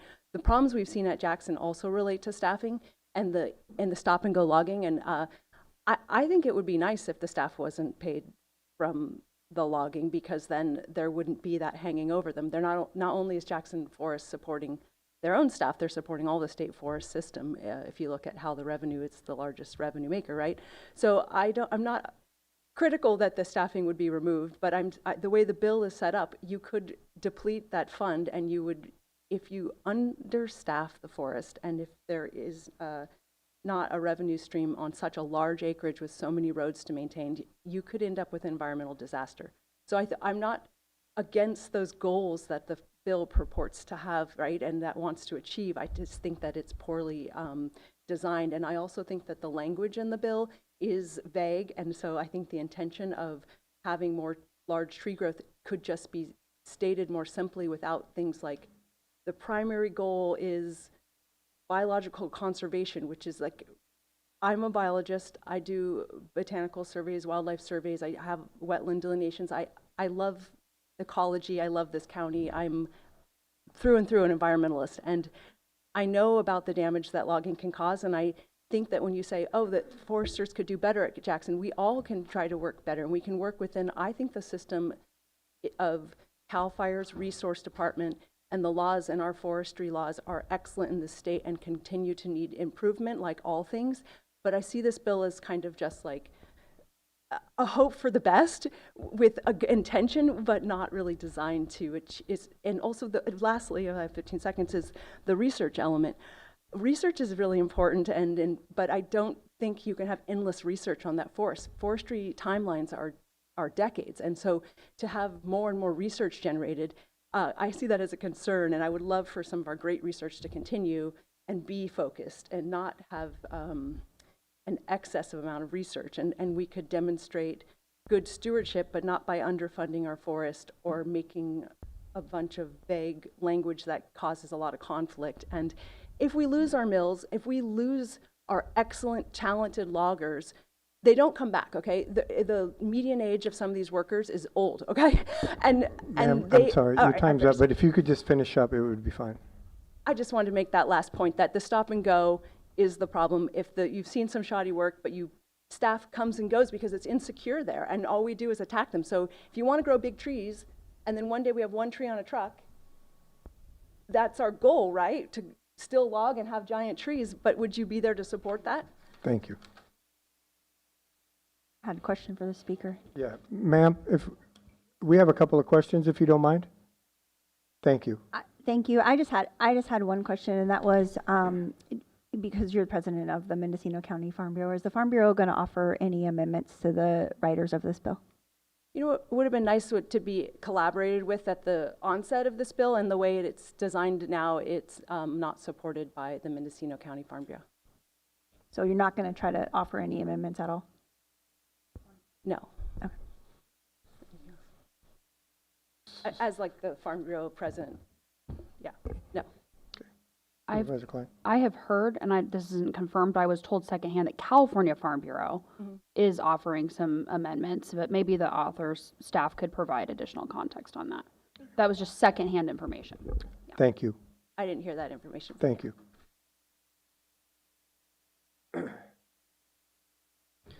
Hello, I'm Matthew Delbar, and I have a few wonderings about this bill. For one, this is an experimental forest, and as much as I've heard from Mike over here that it's running as it's supposed to, and the guidelines that it is running underneath right now are, if not better than the bill that is proposed. So I have a hard time seeing why we need this bill in the first place. Second of all, Supervisor Williams, you have mentioned that we use the best scientific practices under current guidelines, and that's all this bill is reinforcing. Again, why would we need the bill if we don't have that? Also, as this is an experimental forest, how can we decide the best scientific practices if we cannot complete a scientific process on said practices? And over this last Saturday, Assemblyman Rogers has come out to a town hall in Potter and stated that this board has previously requested for this bill to be passed and be made. And I am struggling to see if we're talking about it today, if that was just one board member speaking or if that was this entire board speaking on behalf, Next, you also, Supervisor Williams, you have also stated that District 1 is not impacted by this, but as a District 1 forest owner, my family would be impacted by this bill. Because if we lose another lumber mill and have another fire blow through, we will have no place to take our logs. We struggled during the 2018 ranch fire to even take our logs to the current mills that are around. We have had to take logs over 5 hours away to have them milled. And those was a salvage logging that we had no choice but to take. So if we lose a mill in Willits because of this bill, everyone who has to deal with a salvage logging or any healthy forest logging practices will be up a creek. Next, so that leads to my next problem with how are we able to keep a healthy forest stands if we cannot conduct sustainable forest practices. My last point falls onto the Jackson State Forest payment schedules. If the state itself cannot fund their practices in the Jackson State Forest, how do we expect any forest landowner to do the same? This is another part of the Jackson State Forest that helps get things solved through figuring out whether or not regulations actually work for forest landowners or not. We can see on public land whether or not they can make it work. If the state can't make it work, how do we expect private ranchers to make it work? And that is all I have. Thank you. Thank you, sir. Yes. Hi, I'm Lynn Pascal. I live in Chair Norville's district, about a 5-minute walk from the Jackson Demonstration State Forest. I'm a small business owner. My husband and I both work in the tourist industry, and I'm a member of the volunteer for the Mendocino Trail Stewards. I'm here today to ask the Board of Supervisors to send a unified letter of support for AB 2494 to the state legislature, and I suggest that you request clarification for the goals of the research. You could add that to your letter. And then you were talking about economics, and I know somebody who has taken a deep dive into the economics of the area. His name's Dr. Evan Mills. You might be hearing from him in a little while. He's a local environmental analyst specializing in energy, forests, and climate change. He's recently written a research paper entitled Job Creation Efficiency of Conventional versus Restoration-Based Forestry Practices, Prospects for California's Demonstration State Forests. And I encourage you to read that. He'll probably give you a link, or you can check it out at MendocinoTrailStewards.org. Here are Evan's findings. Nearly 1 million acres of land are zoned for timber harvesting in Mendocino County, 5% of which are in JDSF. Forestry and logging in JDSF represent about 0.3% of wages in the county.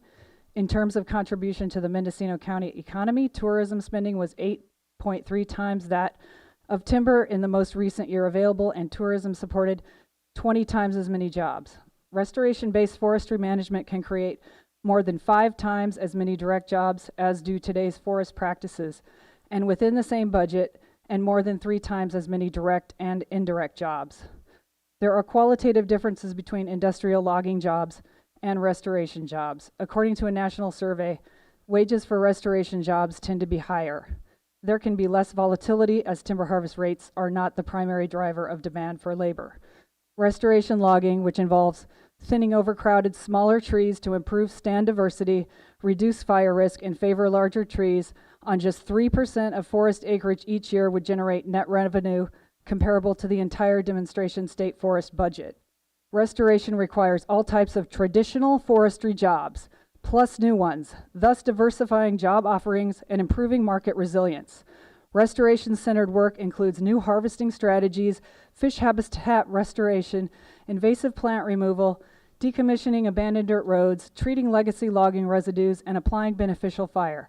Downstream jobs include workforce training and capacity building, and innovative manufacturing such as converting small diameter trees into furniture, poles, or homes, as in the case of this gentleman, composite lumber, biochar, and mulches. The restoration economy promises higher wage, safer, and more equitable jobs. AB 2494 can help get us there. Thanks. Thank you.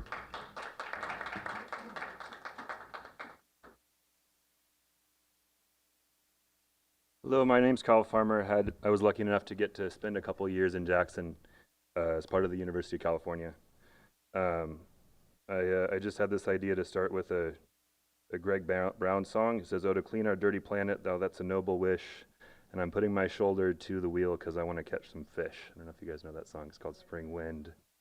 And I sent Mike these links. The one thing I really think we need to change in this bill is I think 1492, which is the funding bill for forestry regulation, is one of the coolest bills I've ever heard of. A big problem with trying to clean our dirty planet is that often when we try to do a good job cleaning our dirty planet, those industries just move to other places. And I think we kind of all know that these days. I one time got stuck behind a lumber truck coming to Fort Bragg that was coming there from Oregon. And it was kind of a profound experience for me.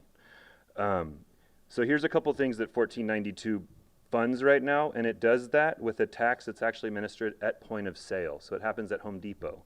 And that meant that there had to be a whole infrastructure of cashier registers. And I mean, just the whole infrastructure to be able to do a tax at point of sale means that Oregonian, Canadian, Ecuadorian, which is a big plywood importer at these days, all that timber that's sold in California then goes to help fund restoration work and as well as the permitting of forestry in California. It's a really cool bill, and I think that adding another thing being funded by it would be inappropriate. Right now we have the DFW Fisheries Restoration Grant Program, the CAL FIRE Forest Health Research Grant Program, the Timber Grants Program, the tribal grants program, the ecological monitoring performance. I thought the timber grants program would be kind of funny, but ecological monitoring performance projects, which is the EMC committee, which is an adaptive management committee embedded within the forest practice rules that constantly does research and tries to improve them and make them better for the environment, as well as less cumbersome. And then the forest stewardship and restoration grants. So when I do prescribed fire work, a lot of the kind of thinning work that we're talking about, especially in forests like riparian forests, oak woodlands that just generally don't have any potential commercial value to help fund the restoration work, as redwoods often do. A lot of that money comes from 1492, and I think it would be appropriate as part of an effort like this to find a unique and new funding source for this. So that's my only thing I want to say. Thank you.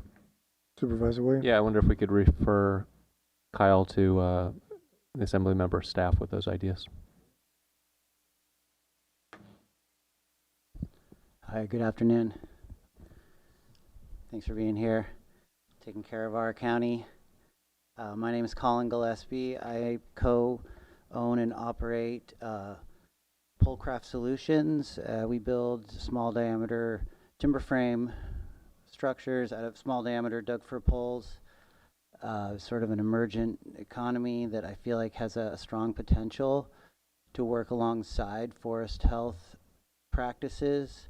I've been involved in several such projects, and I see that a lot of times forest health goals are being achieved by removing timber that is merchantable, and some that used to be classified as unmerchantable timber, we're finding new uses for to make that a valuable resource, and that's exactly what our company does. I think if we want to look at the economic impact as a whole, it's kind of a slippery slope. Catastrophic fires are very expensive, and in the wake of even age management, fire suppression, we're in a situation in the Pacific Northwest where we're trying to clean up from what is widely seen as mismanagement of our forests. And so I think this bill really provides our demonstration forest to do exactly that, to demonstrate proper stewardship of those lands and still provide economic opportunities while eliminating risks that are mounting that come from mismanagement that we're trying to take care of. So I really urge you to support this bill. I think this is a long time coming for most of the people that have had an interest in our forest lands around here. I think it's good to ask plenty of questions and make sure that there is allowed access for proper research and make sure that that is accommodated. But I think this is a crucial opportunity. Strongly urge you to support this. And maybe it has some amendments to clarify some things, but that should just go hand in hand with strengthening the goals that are intended with this. So thank you for being here. Thank you.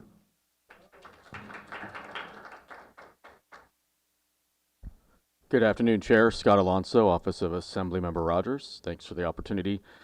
Supervisor Klein, to your question, we have not received any written amendments or suggested language from any opposition at the local or state level. We've had numerous conversations with folks verbally.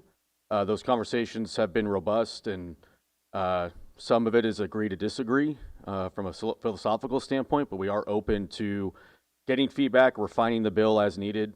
We did take amendments last night in the Assembly Natural Resources Committee, so the bill is going to change slightly to what you see in print.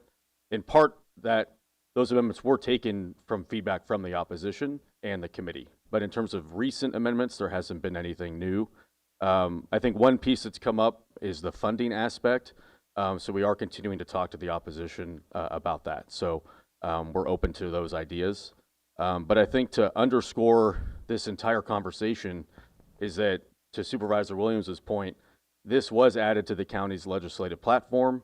The county, in part, among many others here, asked for this legislation, so the Assemblymember was being responsive to the community.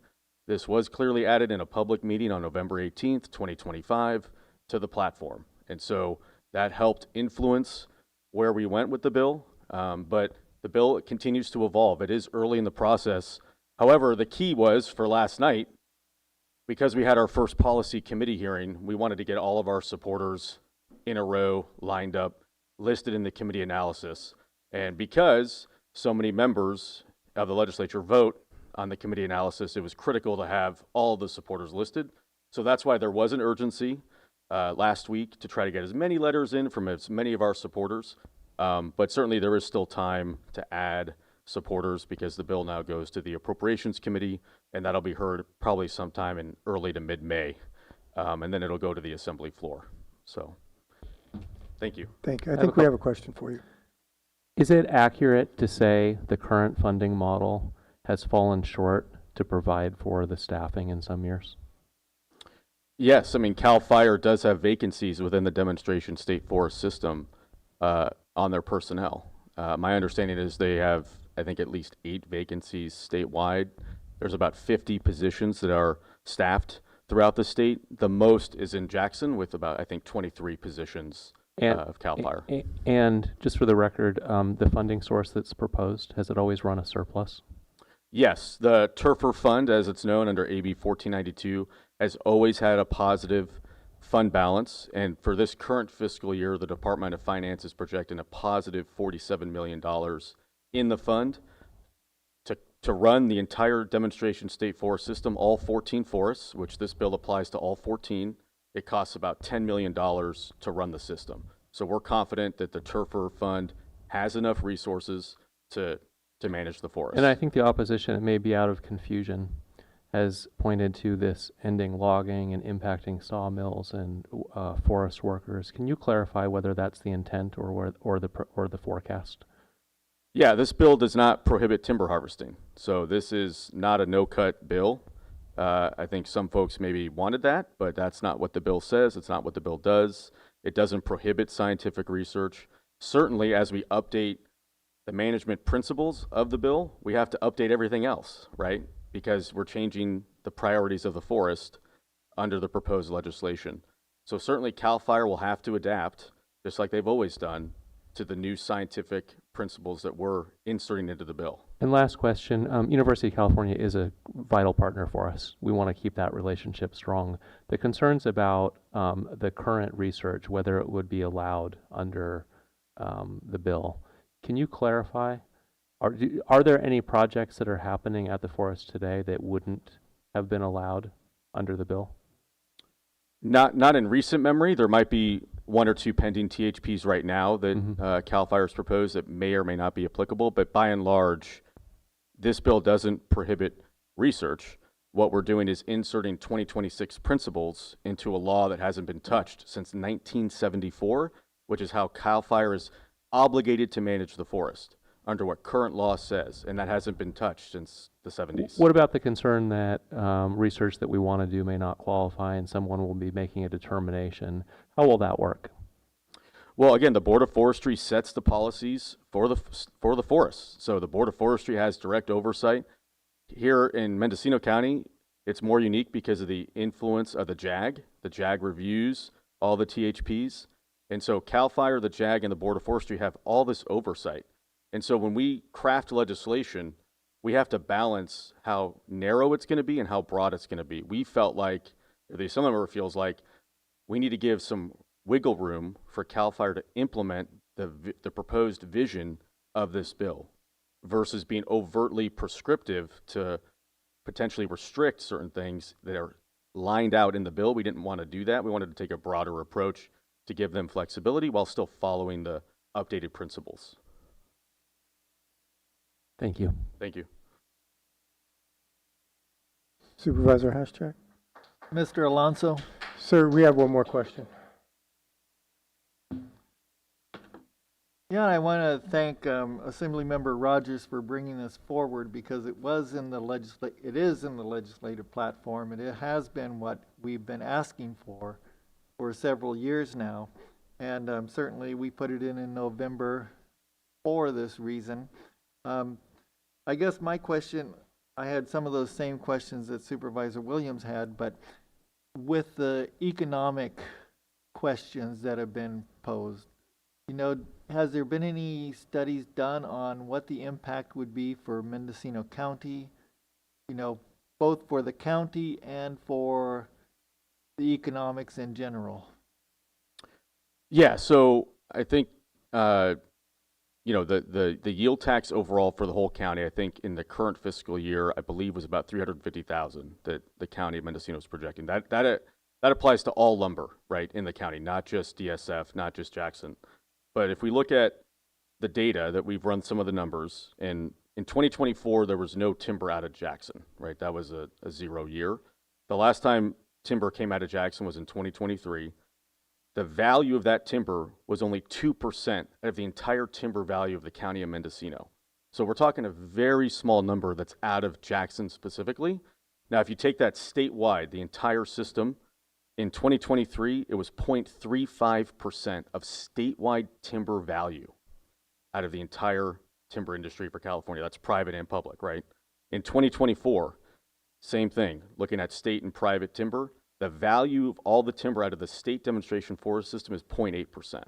So we're talking about a very small amount of timber in terms of the value. So there may be some economic changes in terms of the timber yield tax, but as Supervisor Williams noted earlier and some of the other speakers, the ecotourism benefit, the outdoor recreation benefit, we believe would still bring folks to the county for TOT and other tourism, revenue that could come to the county. Yeah. Okay. Thank you for that. Thank you.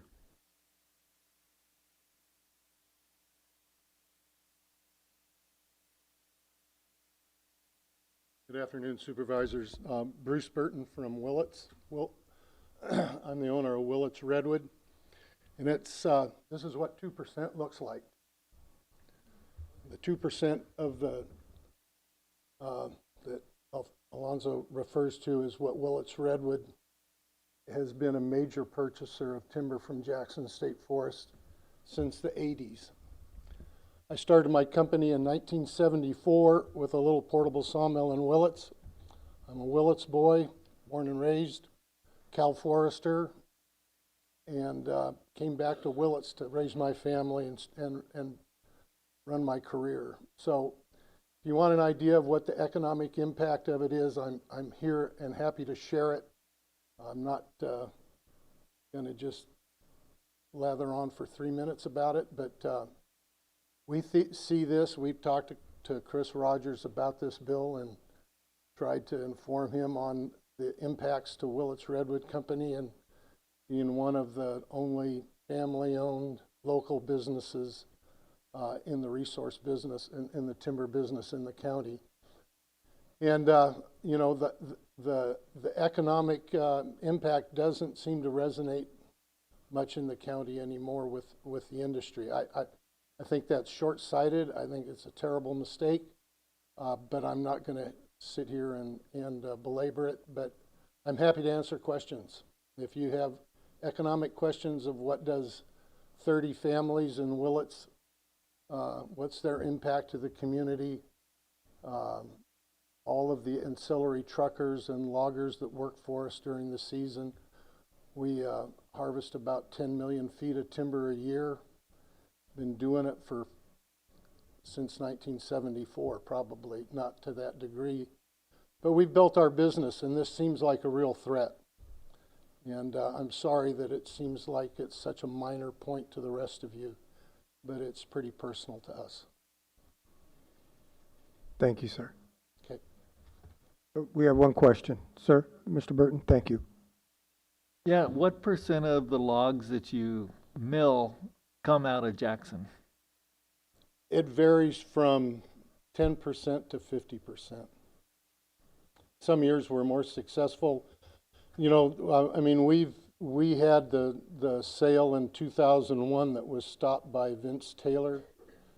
For 10 years, we kept that sale. They kept our deposit of $600,000 for close to 10 years before that was resolved. We had the Casper sale that was we ended up litigating with the state on that for defaulted contract. And but we bid on the sales. We're not always successful. You know, Mendocino Forest, Redwood Empire are pretty sincere adversaries. Good people, good friends, but tough competitors. Okay, thank you. Sir, I have one more question, if you don't mind. Thank you. Supervisor Klein? Yeah, thank you for sharing with us today. Do you foresee your operation being able to continue if you are limited in terms of pulling out of Jackson? Every day when you're in private business in this state, every day you feel challenged as to whether it is either worth it or you're capable of covering the nut. So we're going to do our best.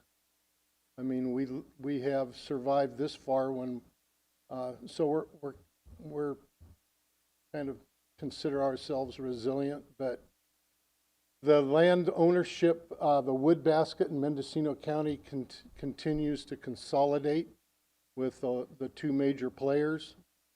Now we have Green Diamond moving into the county with a 30,000 acre purchase, or maybe it's 17, Two Rock, the Willits Woods. So the big companies probably are not affected by whether Jackson State comes or goes. You know, Mendocino Forest has 300,000 acres. Redwood Empire is pushing 200,000 acres. You know, if they continue to allow logging in California, they'll probably find wood. But companies my size are totally reliant on the small timber landowner and this public forest. If you're interested, one very short deal, they talked about cutting old growth on Jackson State since it's been acquired by the state.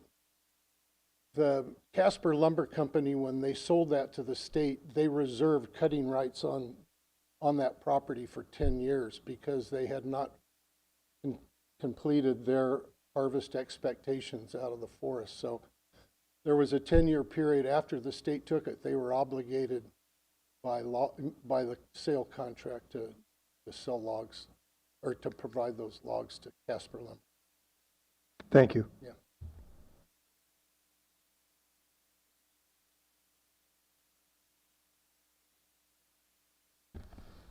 Hello, my name's Naomi Wagner. I'm with Earth First. I'm a member of the Coalition to Save Jackson Forest. Back in the day, when Earth First protested Willits Redwood Company and Bruce Burton, when they had a timber harvest plan in the upper Noyo, wanting to cut some very big trees, ancient old growth trees, we basically worked with them in back channels, and the word was, keep protesting, it'll just drive the price up when we're bought out. That's what Charles Hurwitz did in Headwaters too. So nobody's going to lose money here. And that's not the only issue. This needs to be said. And Priscilla Hunter said this. We white people, we white settlers came here. We stole the land and we killed the people. We killed the people and we stole the land. That is what Jackson is based on, is that theft. We need to make reparations. And we don't really have a choice now because bills have been passed, because our governor has made policy, and those policies have been put into law now, that we're required to do co-management. And I've heard very, very little about co-management today. I've hardly heard any expressions of concern about that. Co-management means that we share equally with the tribes. That means we don't decide right now how it's going to be managed. We work with them to find out how they want to manage it. Let's not put the cart before the horse. Let's not get ahead of the spirit. Priscilla Hunter also said that. We need to pass this bill Because if we don't, we're going to go back to the same old, same old. And what we'll have is the forest management plan that has been proposed and put forth by Estelle Clifton, who one of the only two speakers who have spoken against this bill, has a conflict of interest. She's paid for that management plan. The reason much of this has gotten done and there's been such a big momentum is because that forest management plan was so bad. It was an insult to the public. And people commented on it like mad and said how bad it was. And that's why we actually came up with this bill that will improve the situation. If we go back to the past, we will lose jobs, we will lose trees, we'll lose animals, and we will not be able to fight climate change, which is the huge tsunami that is right behind us, right? I recently read an article, and I'll finish quickly, where a Native man said, and this is in the Sierra Club in their magazine, he said, you know, it's not up to white people to colonize Native people. It's not up to Native people to indigenize white people. But we're in the same waterway together. And when we are the Native people in a canoe. White culture, we're in a battleship. But when we get to the rapids, we better work together. And that's why we need to pass this bill. Thank you.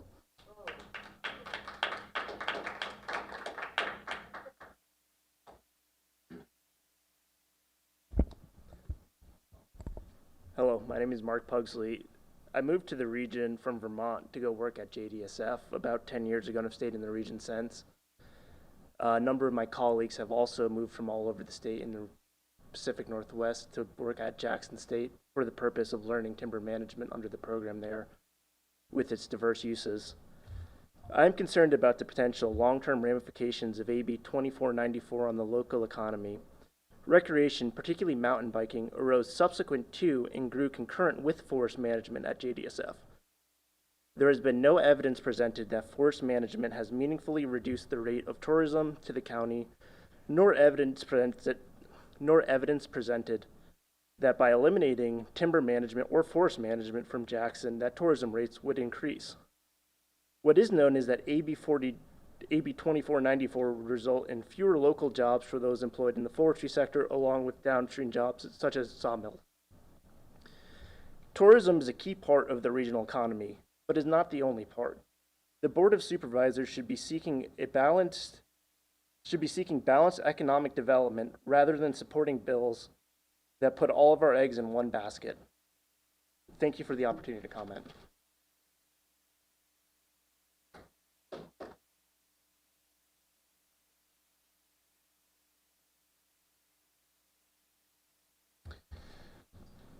Good afternoon, Mr. Chair, Supervisors. My name is Matt Diaz. I'm the President of California Forestry Association, CalForests. I appreciate the time that you have dedicated to deliberating on this matter today, and I want to bring forward a few thoughts for you to think about. Could you turn your mic? Oh, I can. Thank you. So I was president of the Assembly Natural Resources Committee. I was testifying in opposition to the bill. I was doing so. I was fortunate to spend some time with Mr. Williams in support of the bill, but there's a couple pieces that I think that need to be thought about. We've heard a lot about economics. We've heard a lot about fiscal impact. Fiscal impact is the impact of the counties, to the local jurisdictions, to the state. The bill has been flagged with a fiscal, and it's going to be heard in appropriations, as mentioned by staff, or I should say, Assemblymember Rogers' staff here. We are very early in this process. You do not need to act today. My number one question to you is, why do we need to act today, given that we're early in the process? And number two, when is the appropriate time to act? We heard earlier today that amends were offered. We have been in discussions, and all those amends were not sent over to Assemblymember Rogers' office directly. We have been working with committee staff to try to come to some kind of solution. I stand before you today, even though we are in opposition, to say that we are going to continue to work to get to the point where this legislative effort is well constructed, well vetted, and ultimately beneficial to all. And until that point, I would urge that the county need not even be considering taking a position at all, because we know further amendments are going to be coming forth. The chair of the Assembly Natural Resources Committee yesterday was very clear that he expects the author to work with opposition, which is myself at this point, myself, many of the farm bureaus, the State Farm Bureau, California Licensed Foresters Association, rural county representatives of California, and others that are going to come out here in short order. So there's no need to act quickly. So we have time to investigate the real impacts. Economic impacts, we've heard a lot about research. And the research that's being relied upon right now as it relates to the restoration community somehow being able to supplant the forest products sector or the value of the of the timber harvest activities that are happening at JDSF is essentially predicated on a paper that's nothing more than an opinion piece that was put out by Evan Mills. I happen to be working in the forest product sector and in forestry for 27 years of my career. Forestry and wildfire is what I do. I do it every day of my life. And if there are questions as it relates to the value of some of the resources that you're relying upon, I need not look at it, but I could put you in contact with folks that could help you better align your thoughts and messaging and impacts as you're thinking about the way to approach your decision-making process. I will end there. I have a lot to cover here, but I will end there unless there's questions. I will step away. Yeah, sir, we have one question. Yeah, I have one question. What is the overarching fear of bringing science into our demonstration state for us? Is it that it's a slippery slope, that it starts here and then the government will start looking at private lands? There's no threat of bringing peer-reviewed, well-contemplated, well-funded science. I mentioned this yesterday. For those of you who don't know, I ran the State Board of Forestry and Fire Protection for about 10 years of my career. Much of the science, much of the empirical efforts and the published papers that were coming out of the demonstration state forest as a whole actually informed rulemaking at the state level. Mm-hmm.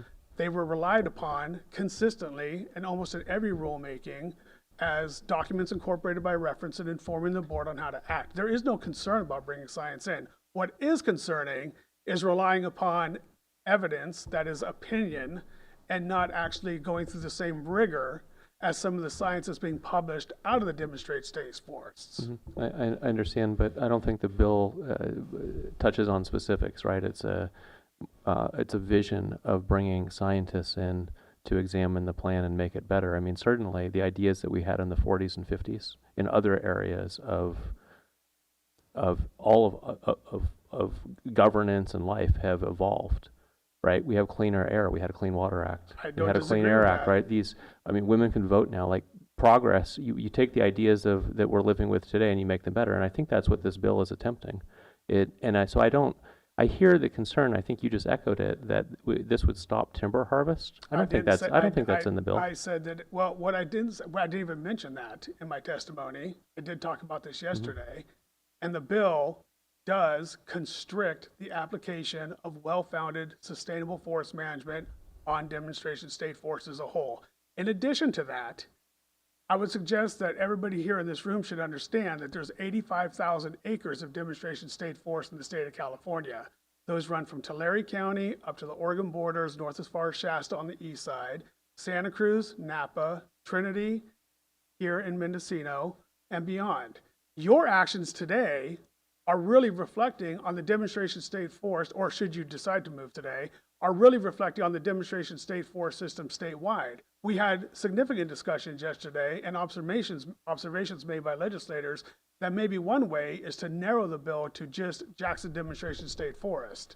Again, at that point, now we're looking at the fiscal impact of the bill to your county, fiscal impact to the state of California as a whole, from the perspective of Jackson Demonstration State Forest, should that come to fruition. That might be an appropriate time to further contemplate actions by this county. Thank you, sir. Yeah.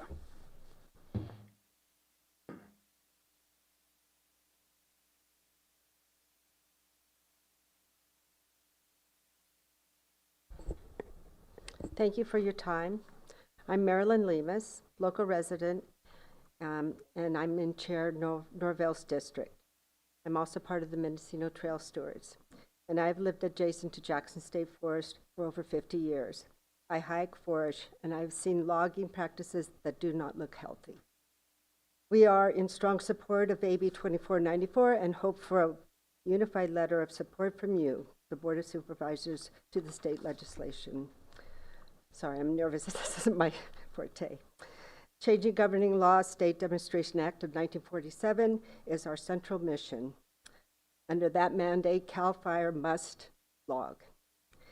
It's been their priority, and finding the entire demonstration state forest-wide system, that's what funds it. Thus, this has resulted in forests subjected to repeated industrial harvest cycles, degraded watersheds, compromised wildlife habitat, network of hauled roads that scar the landscape, creating erosion problems. This law forces CAL FIRE's hand, even as science, the climate, and California's own policy prioritization have moved to Governor Newsom's Order N8220 and the state's 30 by 30 initiative.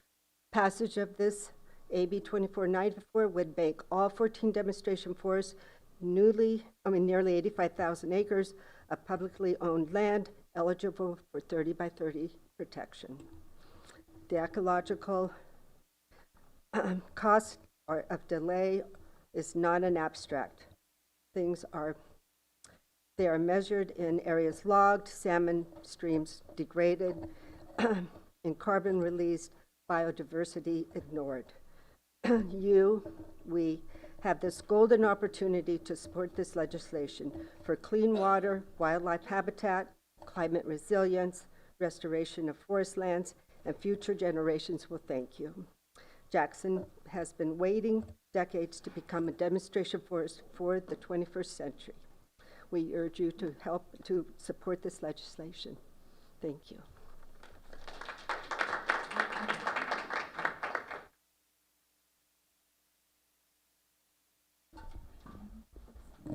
Hi, my name is Jessica Kroll. I live in Fort Bragg, and Chair Novell represents me on this board. Like many others in my district, I'm an enthusiastic supporter of AB 2494 and the opportunities this bill will bring to our community. I closed my small business on the Mendocino coast today to come here because I feel it is important that the board sends an official letter of support for this bill. I know the board has consistently supported similar requests in the past due to an overwhelming public support of changes in JDSF. I know the board has received a lot of information on the economic benefits of this bill for the county and the immense value a healthy version of this forest provides. I also know you are aware of the current standstill and the ongoing conflicts with the local community and management practices in the forest. The current management at CAL FIRE is stuck with an outdated mandate, which is so contentious in our community that no logging operations have been able to proceed for years. That includes no income from these operations. Now, our Assemblyman Rogers and the State Senator McGuire have stepped in with a solution that is a win-win for both sides. This is a compromise bill which allows logging in the forest, but updates the priorities to fit the current goals of the state and responds to the years of public requests for a more ecologically focused forest management, which prioritizes restoration, research, recreation, and tribal co-management and participation in the forest. The PPIC shows that 70 to 80% of people in our state consider climate change a serious threat to the state's future. I am one of these people. Thanks to research from Humboldt-Cal Poly, we now know that a healthy redwood forest sequesters more carbon than any other forest on the planet. This includes a healthy, mature, second-growth forest. Our county was once the home of a thriving old-growth forest for thousands of years. The local tribes managed the forests in a way that allowed these forests to be their best. Now we have less than 5% of those forests left, and even less of the mature second growths, 2%. Redwood forests have been on this planet for over 200 million years, before birds, before spiders, or even flowers existed. This 2%, some of which is scheduled to be logged in Jackson this year, are precious to us. We have an opportunity here to let 50,000 acres move from maximum production tree crop to a kind of ecologically sound forest management that we really need right now. We have a vocal minority of constituents that are afraid of changes in Jackson. Many of these fears are well addressed in this bill itself and have been carefully addressed by Rogers. Please don't let the fear of a few community members, people who have benefited financially from the past management of the forest, determine the future of Jackson for the rest of us. I am asking the board and my representatives to support this bill, which is in line with the values of their constituents. My district, District 4, like the rest of the county, is comprised mostly of Democrats. More than 2 times the number of Democrats than Republicans in my district. Statistically, Democrats prioritize ecological restorations and the goals of this bill. We know that given the opportunity, Mendocino County voters prioritize community and forest health over the interests of commercial logging. Measure V was an example of this voting trend. Even with strong opposition from the logging industry, it passed easily in this county. Please vote for a future that benefits the majority of people in this county, not to mention all of the living beings residing in the forest that have no voice here in this meeting. Thank you. Thank you.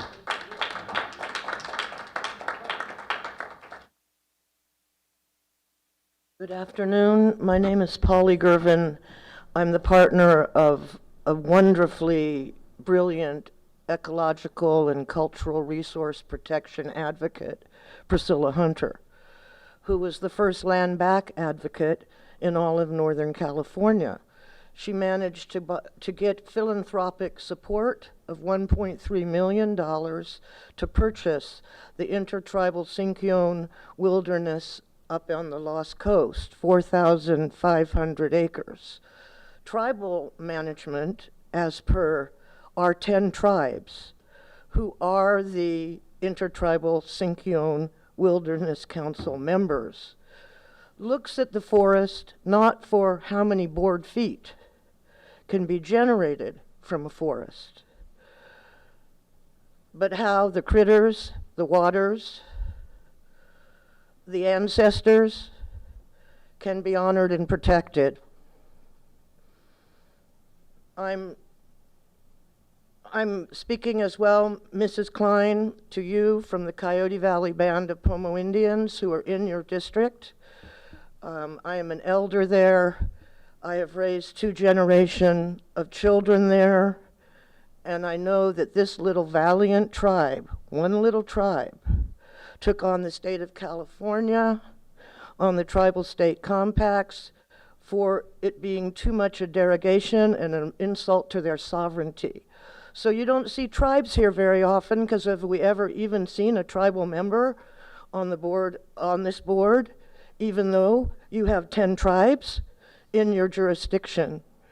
I applaud that tribal stewardship is a part of your platform that you all agreed to in 2023, because I believe that traditional ecological knowledge, prairie creation on the ridge tops through burning, prescribed burning, knowing of the herbs, the medicines, knowing not only of how to protect a forest and the critters, but also to preserve the heritage of the tribal people of Mendocino.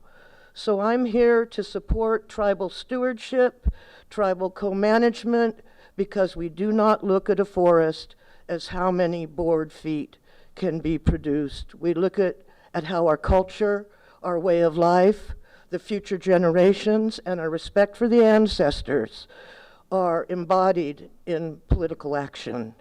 I beg of you to give the respect they deserve to the 10 local tribes. I sincerely think you can learn from them. Thank you very much. Thank you.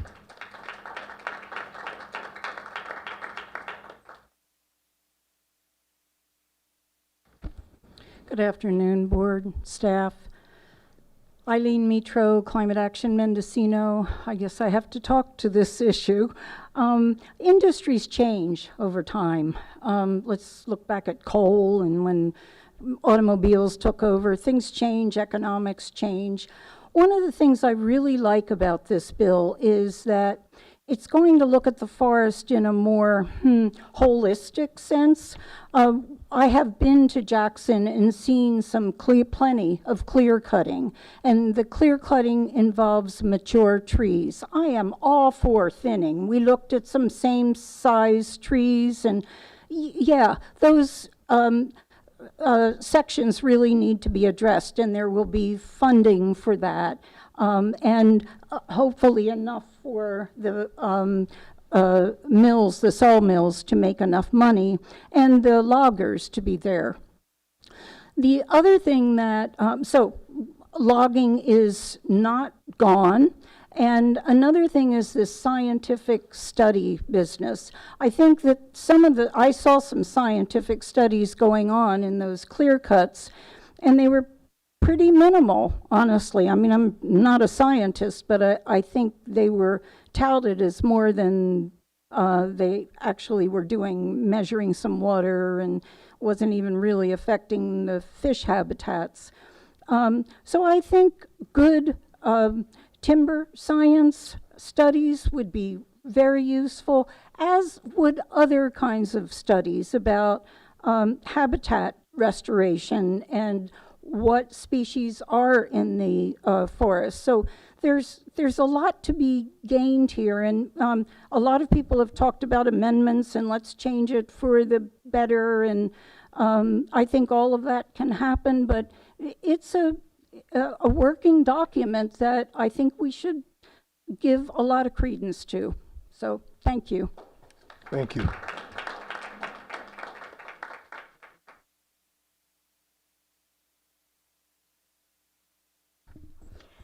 Good afternoon, Board. I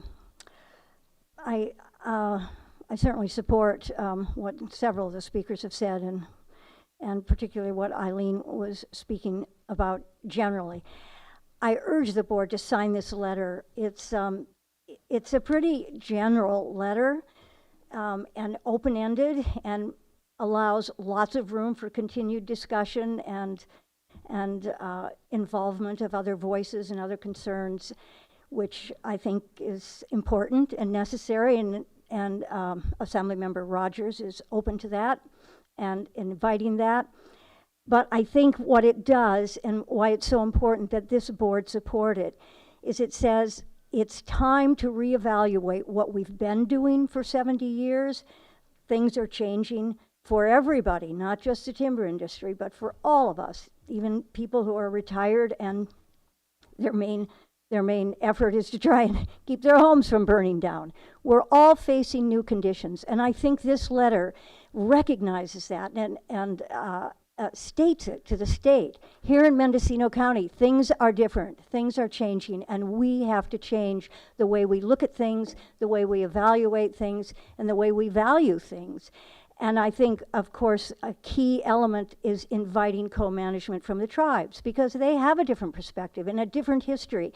And we need that. We need each other now to forge our path forward. And I think signing this letter is a way of saying, yes, our forest is very important. We want it to be healthy. We want it to be as healthy as it possibly can. And we need to look at new ways to do that.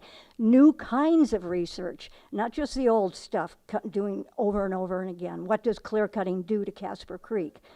I mean, we know, at least we know part of it. But there are a lot of things we don't know yet. And this bill, and with this letter being signed by the Board of Supervisors, acknowledges that. It's a certain humility that we're acknowledging, and I think that is crucial for all of us, for the timber mill owners, for the homeowners, for the tribes, for everybody. We have to acknowledge that we're in a new situation now. We need to look at things differently. We need to include different voices. We need to be open, and we need to go forward together with a different view, and a view that I think the younger generation embraces completely, and that is we have to think more about environmental health rather than the economic bottom line, or we certainly have to combine the two, and the two have to have equal status. And I think that's what this letter does. So I really urge you to sign it and send it in. And I want to thank Assemblyman Rogers for taking this step forward, hoping that the Mendocino County Board of Supervisors was behind him, and I think we should be. So thank you for signing this letter. Thank you. Through the chair, if I may, could I please get a clear statement of the speaker's name? Yeah. Ma'am, could you come back and give us your name, please? Thank you. I'm sorry, Ellen Drell is my name. Thank you. And I'm speaking on behalf of the Willits Environmental Center, which supports the signing of this letter and the bill going forward. Thank you.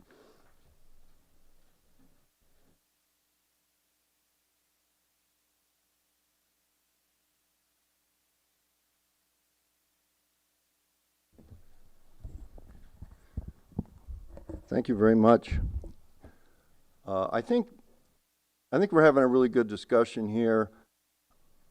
Most of this is not new to any of us. I think the first thing that I think everybody needs to reflect on is these issues are philosophical.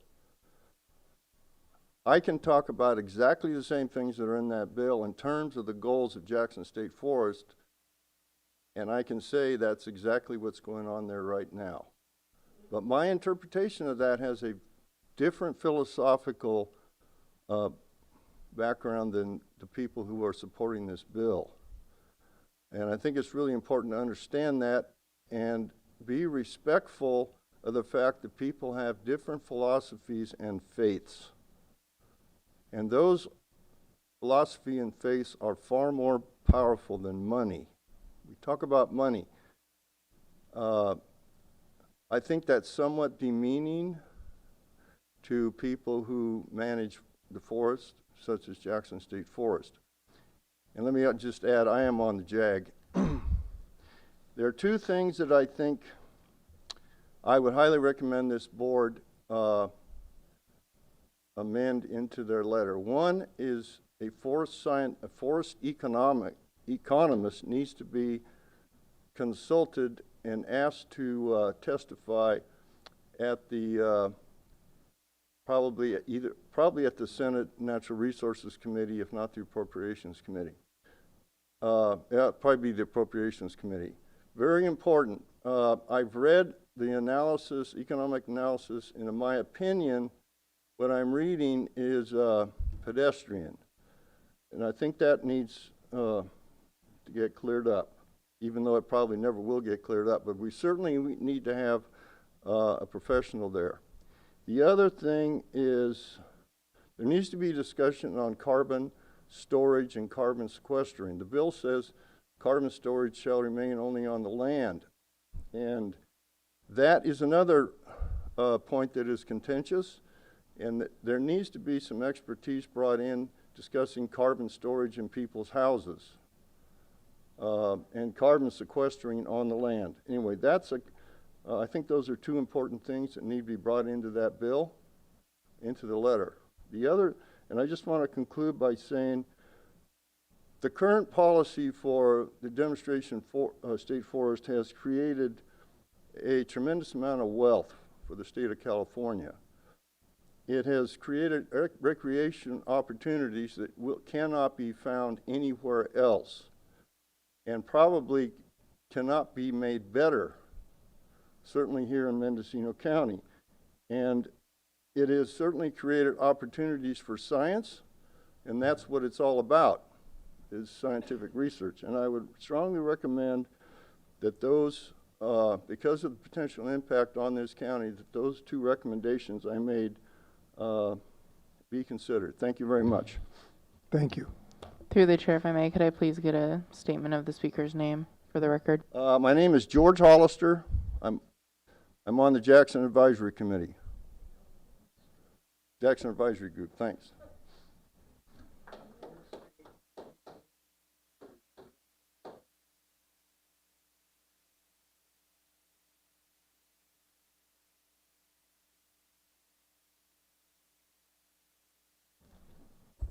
Hi, my name's Teresa Morales. I'm a coastal resident and hiker and appreciator of Jackson Forest. I'm encouraging you to support this bill, and I also just wanted to, if it's okay, to give this to you. This is sort of the global perspective on worldwide deforestation. I thought that might be useful. I hope you'll support this bill. Thank you. Thank you.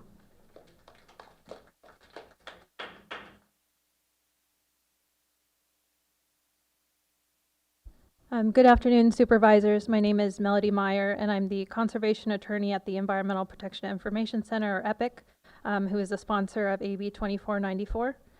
I'd like to take a few minutes to share my perspective on this bill. What we're pushing for is not new to anyone who has been following the controversies at JDSF. For years, the coalition, Save Jackson, has sought a mandate change. The current mandate has led CAL FIRE to prioritize logging and removal of second growth redwood trees, construction of new roads, and other harmful land management decisions over conservation. Under the current mandate, CAL FIRE has remained seemingly unwilling or unable to shift its management approach to focus on conservation. This controversy isn't new. Again, more than a decade ago, advocates pushed for the creation of the JAG in an effort to bring citizen input and accountability to management. This effort has not been successful, according to many members of the community.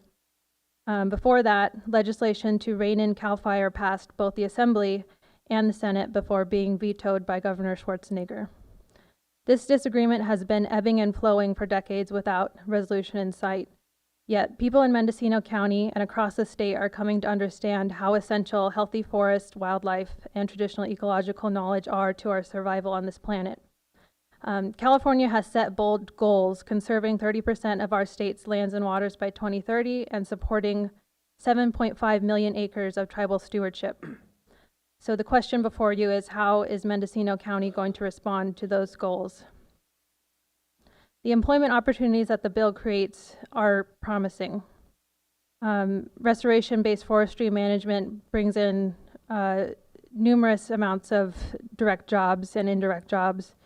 On the recreational side, mountain biking events alone generate millions of dollars of revenue for similar rural communities. In climate discussions, we often talk about a just transition, change that brings people along rather than leaving them behind. This bill embodies that principle. We are not pushing loggers out of the forest. We need them to do this management, this important management, to keep our community safe and to make sure that our forests are healthy. We want to demonstrate what a new restorative approach can look like on state forest without imposing anything on private landowners. We need research, not only on restoration, but on how tribal stewardship can strengthen communities and ecosystems. Mendocino County and other counties with demonstration state forests will benefit from having those laboratories based there and will benefit from building back trust with state agencies that are charged with protecting these forests. So as a sponsor of the bill, I want to let you all know that we will continue to hear concerns from opposition and those who have questions about the intent of the bill and try to craft language that meets the needs of management on the forest and the research needs as well. The county has already supported this through its legislative platform and through previous resolutions. And I think you have heard that the intent of the bill is to create and retain jobs. And so this is an appropriate time to act to support this bill. Thank you. Thank you.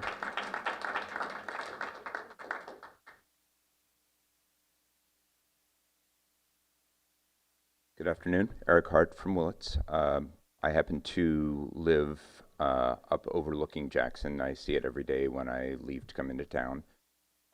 I've formed a huge appreciation for that. I do want to tell you, I believe that it is the right thing for us to support the bill that's going forward. There are a couple of notes. I was listening to the conversation today, hoping to hear some answers to some questions. I didn't hear the answers that I was looking for, and I imagine you're in the same state. The letter as it is great. I would encourage you to put a couple bullets in there about the concerns that have been raised. I've worked with Mike for years. If he has concerns that the verbiage around the restrictions on the science in that forest, I believe him. We can make that statement to Rogers and let him know we support the bill, we support the concept. The mandate needs to change. We need to work a little bit on the verbiage in these specific areas. Mendocino, the Board of Supervisors, has all the power in this. This is our backyard. We should be speaking up for all aspects of this. Support the bill. Just make sure that we have looked at all the different aspects of it before we make that move on the letter. Thank you. Thank you.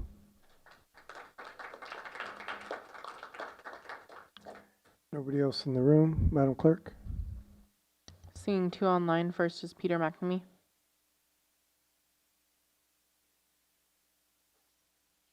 Thank you for giving me an opportunity to speak on this item today. I want to speak to some of the items that I heard, and also I want to say that last week, as the facilitator for the Grassroots Institute's Mendocino Vision Work Group, we held a 1-hour discussion with over 75 participants, a panel discussion specifically focusing on AB 2494, and many of the issues that have been raised today were also discussed there. I think that there's a couple of things I've heard today that however, that are different, and I think we should examine them a little bit. As I was listening to the representative from UC Extension, he indicated that he was confused as to who would be making decisions about research conducted under this bill. There's nothing in the bill, absolutely nothing in the bill that changes the decision apparatus about what research is undertaken and funded. The bill is completely silent on that, and as law dictates, it would continue to be the purview of the Forestry Board to continue to manage, however, with a different set of ultimate goals for outcomes for the public. The second thing you heard today from the State Foresters Association lobbyists who told you not to endorse AB 2494. I just want to remind you, that is what he gets paid to do. He does not get paid to do what is best for the people of California or Mendocino County. And so in taking advice from a lobbyist, I think you have to take into consideration that they're biased by nature, and their advice needs to be weighed in that context. Naturally, he's the opposition to this bill. He doesn't want you to take a position of support. This is public land, not private timberland. It must be used for the public's interest, and therefore you need to consider that as you have already done on multiple occasions, going back to 2021, when you first passed an ordinance, a resolution calling for a change in the management of Jackson. And there has been absolutely, I also want to make this one last point, there has been absolutely no evidence presented that the bill has any impact on actual timber harvest board feet amounts being harvested differently. It simply changes the fact that the purpose of the harvesting is to ensure ecological outcomes rather than simply perpetual harvesting. And finally, I would just say the board should support AB 2494 now. And if at some point in the future you get information that suggests that the bill is not what you actually can support, you can always rescind your support at that point. But the bill is going through the legislative process now, and you've already indicated Mendocino County supports this legislation. You have an obligation to stand behind what you've said. Thank you. Thank you. Next, we have Lori M. Good afternoon. My name is Lori Montserrat, and I'm from Fort Bragg. Mr. Williams is my representative. Thank you, Assemblyman Rogers and your staff, for your work on this bill. I urge the board to support AB 2494 and modernize the Jackson's management focus. I believe that increased recreational access, tribal co-governance, and a more restorative lens for our forest management will benefit everyone. Refocusing these priorities will strengthen our local economy by enhancing recreation opportunities and providing jobs through forestry, restoration, and research. Best of all, it will help us preserve these beautiful resources for generations to come. Thank you for taking the time to consider my comments. Thank you. Madam Clerk, anyone else? We have one left, Marcy Snyder.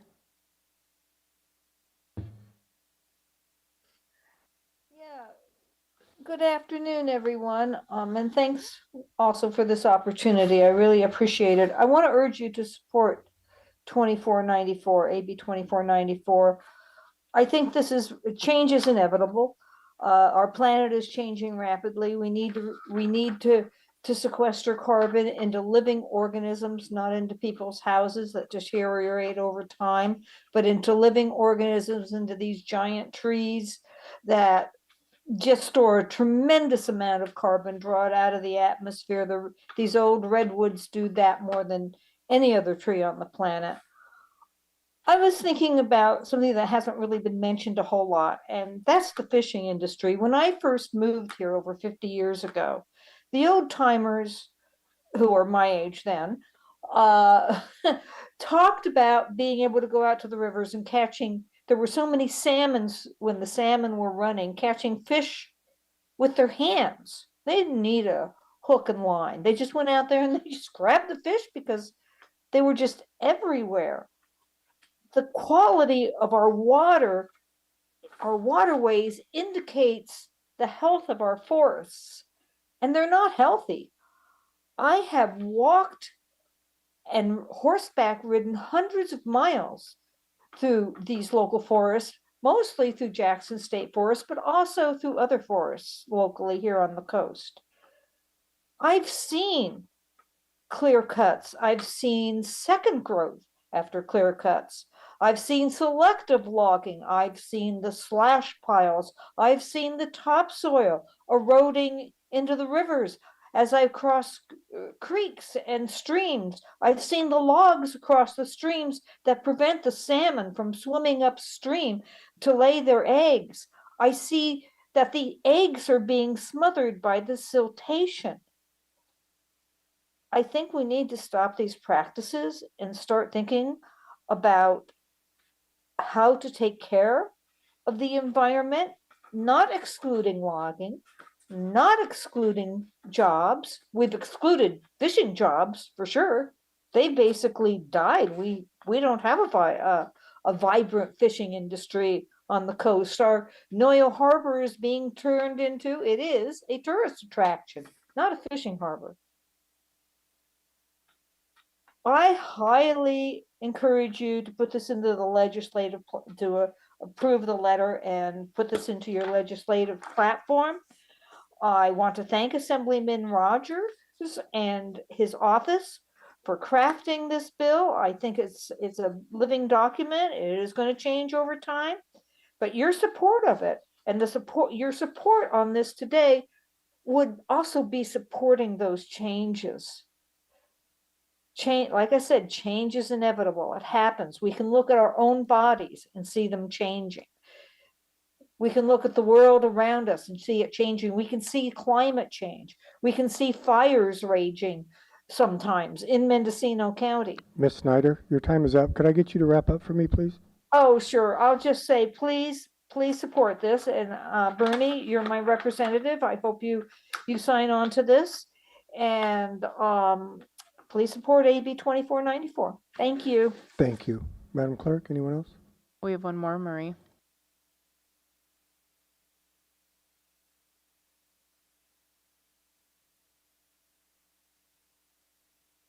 Marie, you're muted. We can't hear you in chambers.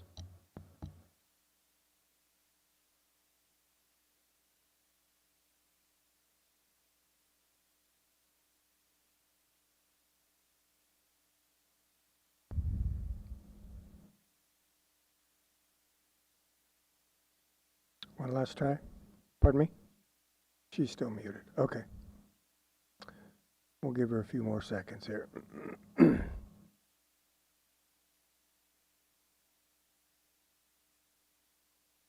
Okay, we'll move on. Thank you.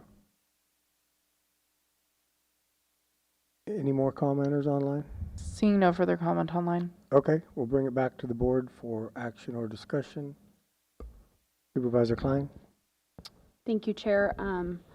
I'd move that this item be brought back at a future date with additional analysis from the Executive Office on the financial impact to the County of Mendocino. I'm sorry, could you repeat that?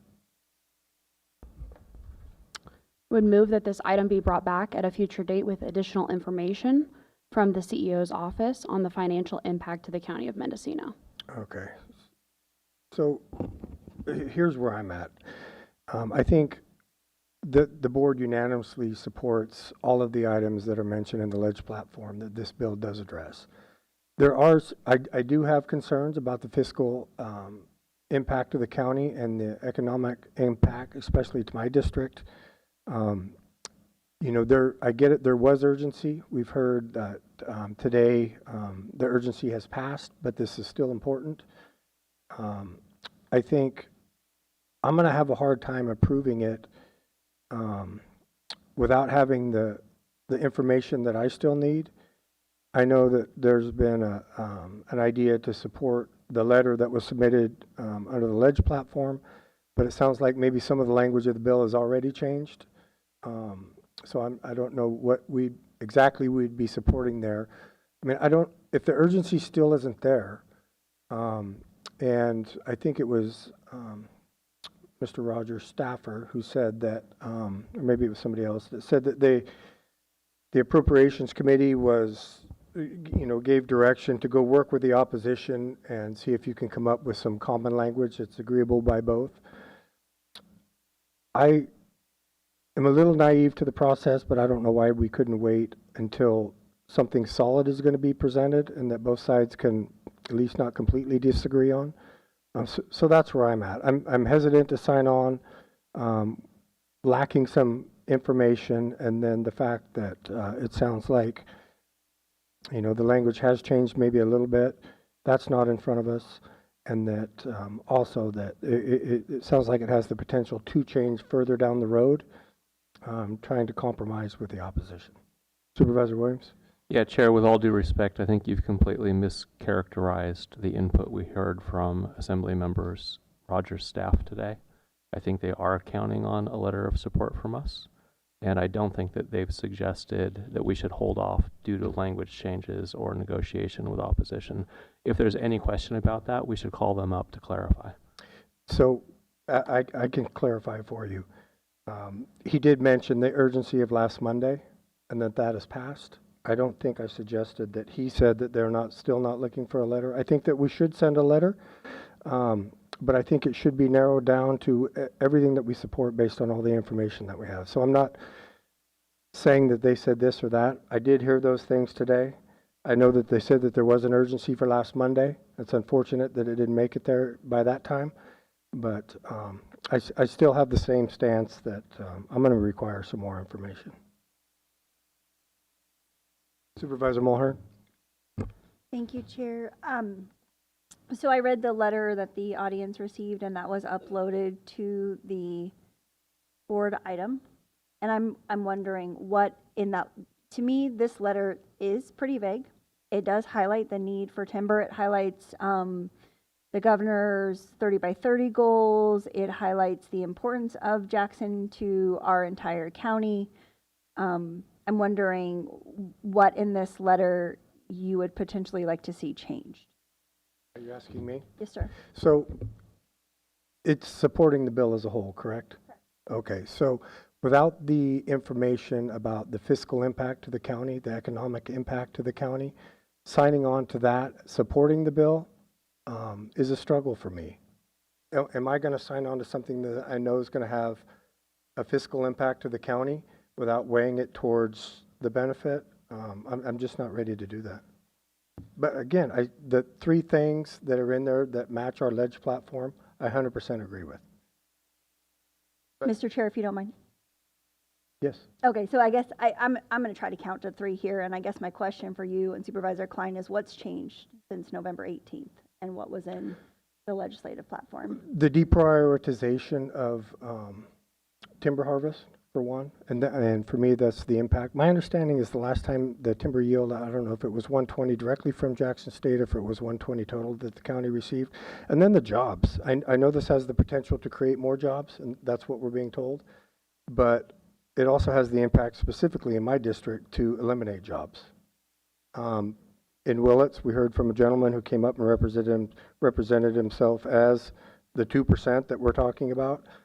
So I'm not comfortable with it. Without having the rest of that fiscal and economic information in front of me, I'm uncomfortable signing on. Chair? Yeah, I'm sorry. So Supervisor Wade. that strikes me as a red herring, and we've seen this before. The information won't be available. This bill will sail through the whole process. It'll probably pass, it'll become law, and we still won't have that information. What's been provided has more specificity than what our county works with in its budgeting annually. Pretty much every decision we make, we don't know down to the dollar. I mean, look, we just found $12 million where we thought we were in the hole. So I think in concept, they've demonstrated this is not an anti-logging bill. It's not a job to cut forest management jobs. We see a great upside on job creation. Our county has been looking for economic development. It's in our ledge platform, and it's in our strategic plan. We've all talked about it at length. Here, our assembly member is taking action, representing our constituents, furthering the direction that our county asked for in 2021, and we're hesitating on whether we can support it today because it doesn't have all of the specific details about. I mean, who will make the decision about what research? The same employees at the state, the same public servants who make those decisions today. Nothing changes. The bill is silent to it. It's the same process. It's just a vision. It's giving the state direction. This is what the people expect out of the forest. So there's a lot of red herrings here to delay, but you know, I think we need to, if we have a terrific assembly member who listens to our constituent, he's here in the county, he's trying to support us, and if we want support out of Sacramento, I don't think we should be undercutting him.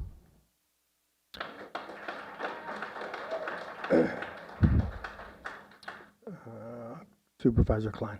I just really want to quickly respond to some things that were just said.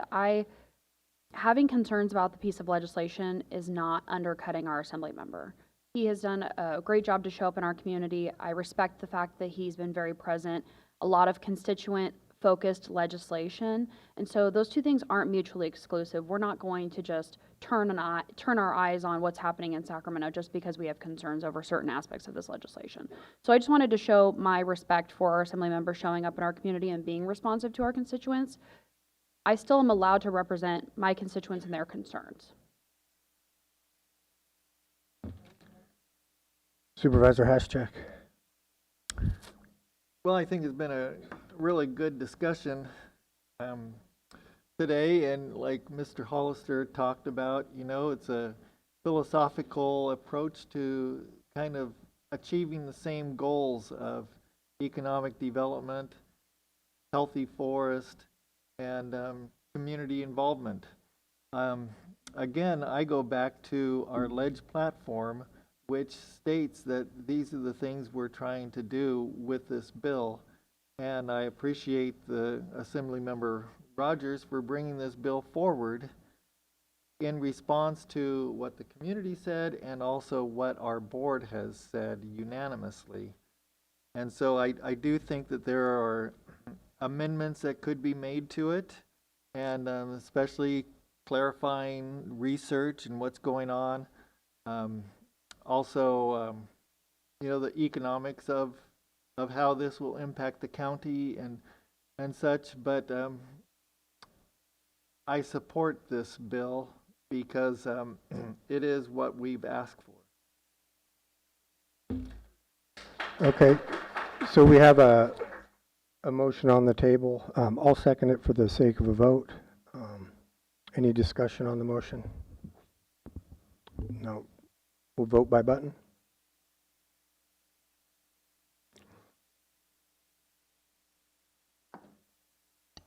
The motion carries with Mulhern and Haschak dissenting. Okay.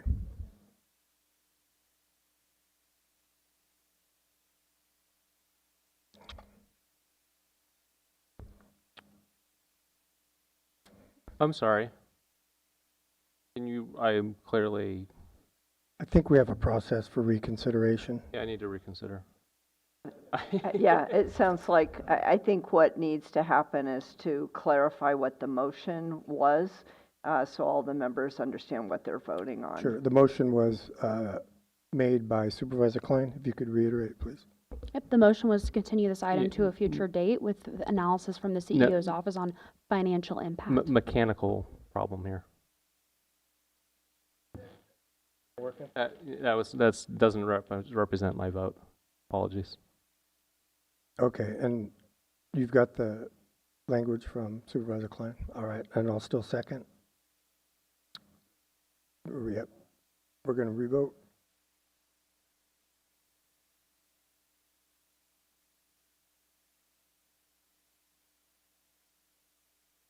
3-2. Okay, so the motion fails. I'm sorry, Ms. Baird. The motion fails with Supervisor Mulhern, Supervisor Williams, and Supervisor Hashak dissenting. Okay, we'll entertain a motion. Another motion?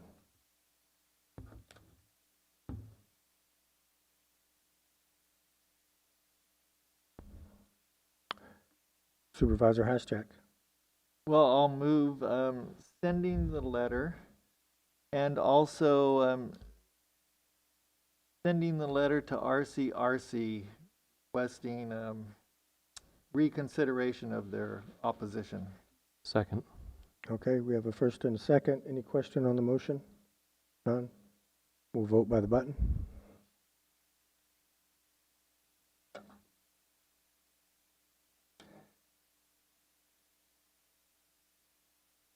I no longer trust the button.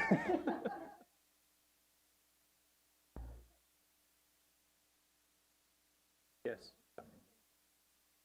Yeah. 3-2. The motion carries with Supervisor Klein and Supervisor Norvell dissenting. All right, we're going to move on. Thank you. We're going to move on to item R12, Supervisor Report and regarding board special assignments, standing ad hoc committees, and other items of general interest. Who would like to go first? All right, I'll go first. Yeah.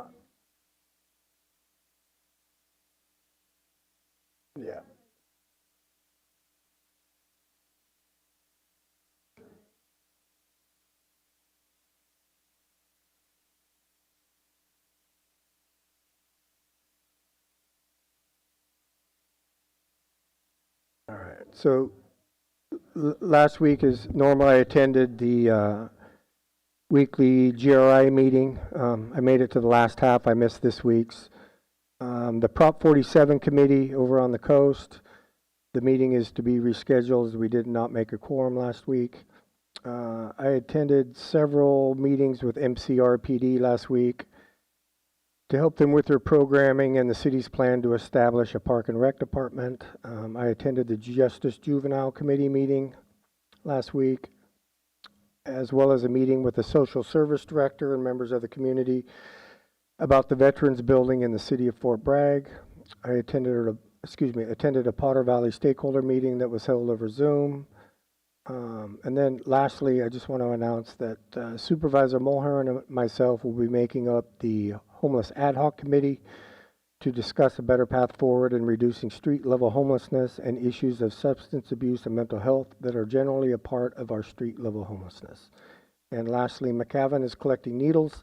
If you find needles, please call McCavan House at 707-462-1932 or call Joe Ditto directly, 707-727-0402.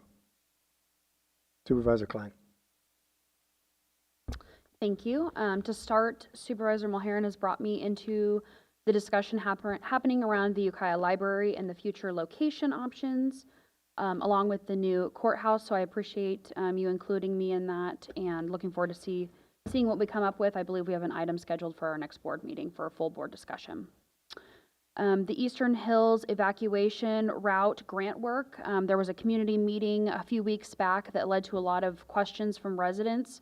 So I was able to set up time with a handful of those constituents to meet with the grant consultant as well as Travis Kilmar. Thank you very much for taking the time to do that. It helped to explain the project and how this is setting us up for future grant opportunities to pursue the additional evacuation route. This is separate from the Redemeyer Extension project and really augments that work, and it's complementary to that work. I attended the Public Health Advisory Board. Although I'm not the board representative this year, I'm still very interested in participating, and I'm glad to see it off to a successful start. There was a presentation on EMS. The Ukiah Valley Basin Groundwater Sustainability Agency has a new general manager. We are continuing the admin contract to the city of Ukiah. I'm thankful that the GSA is on a path to steadier management as we've had some issues over the last year.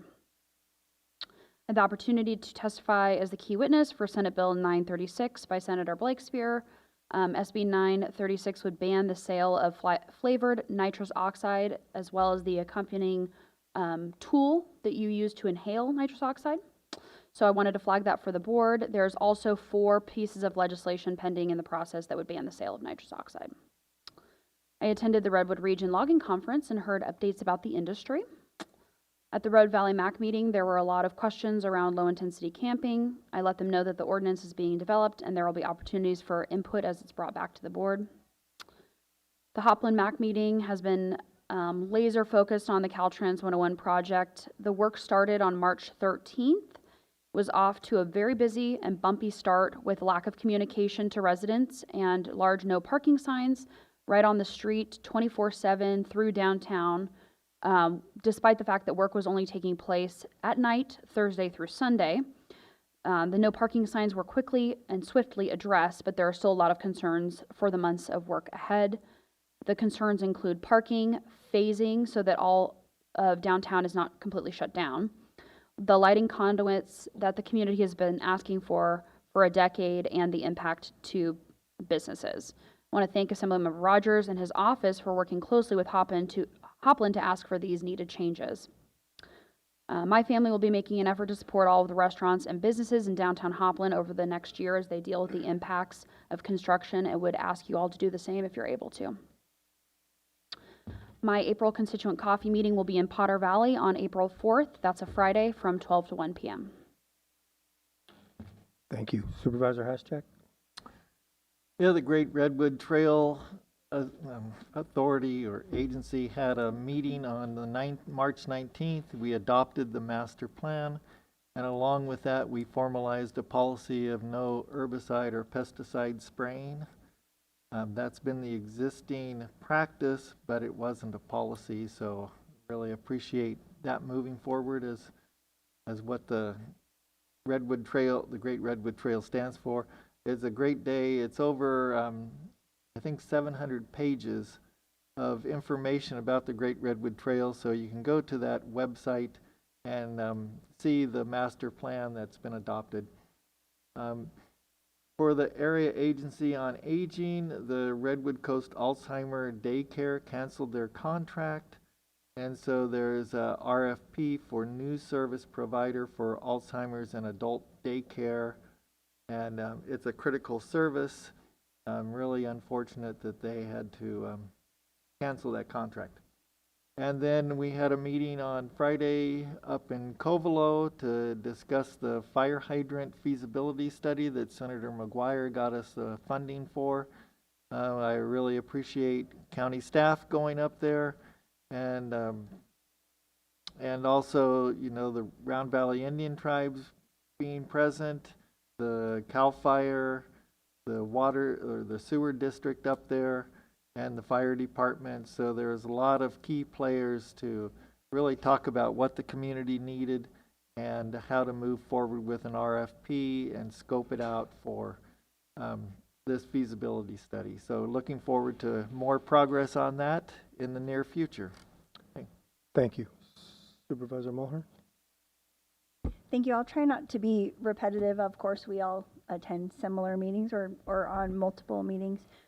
I attended the Library Advisory Board meeting, and the Library Advisory Board voted unanimously to have Michelle Savoy continue to look into possible relocation or improvements for the current Ukiah Library. And as Supervisor Klein mentioned, I have an item coming forward on April 7th to formally create an ad hoc. I've been working for quite some time with the City of Ukiah and Steve Dennicliffe from the Executive Office and the Executive Officer from the courts, Kim Turner, around the new courthouse, but I think it's probably time that the County of Mendocino starts getting involved in the conversation around what's going to happen to the former courthouse as the downtown in Ukiah transitions.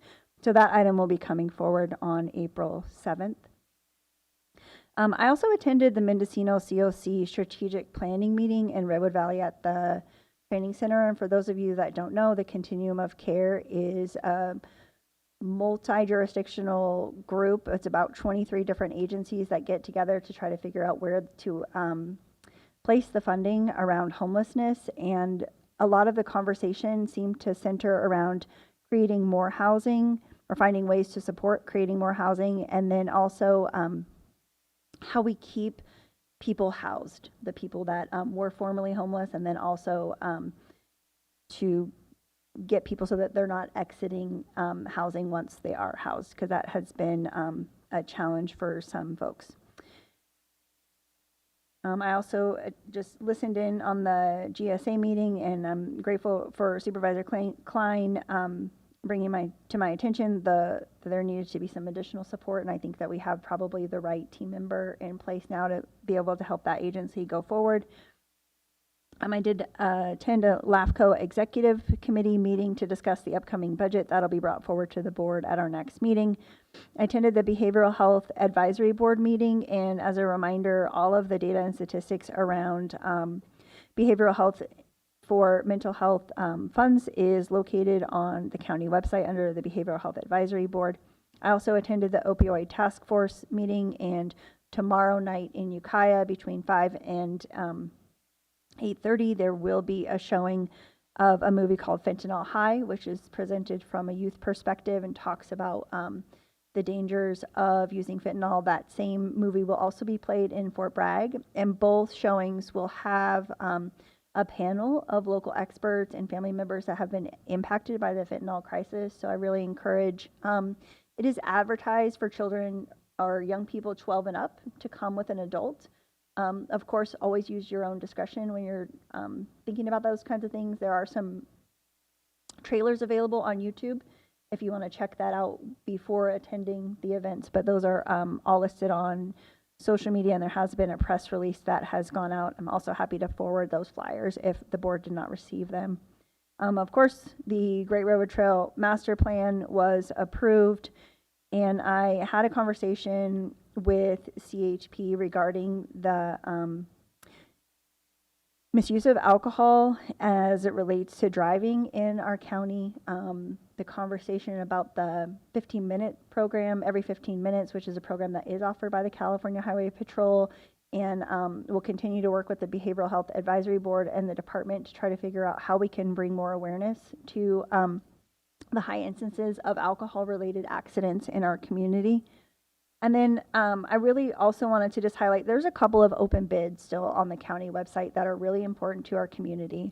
One is the substance misuse disorder treatment programs, and Measure B asks that highlight youth treatment centers in particular, and that they not be focused in Ukiah. And we give an opportunity for other communities to offer support for our whole county-wide. So that is still open until March 30th.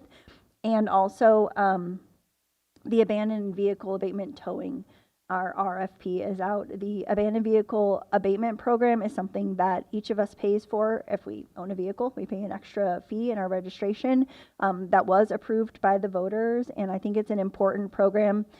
It can be challenging when we are trying to build more housing. We have many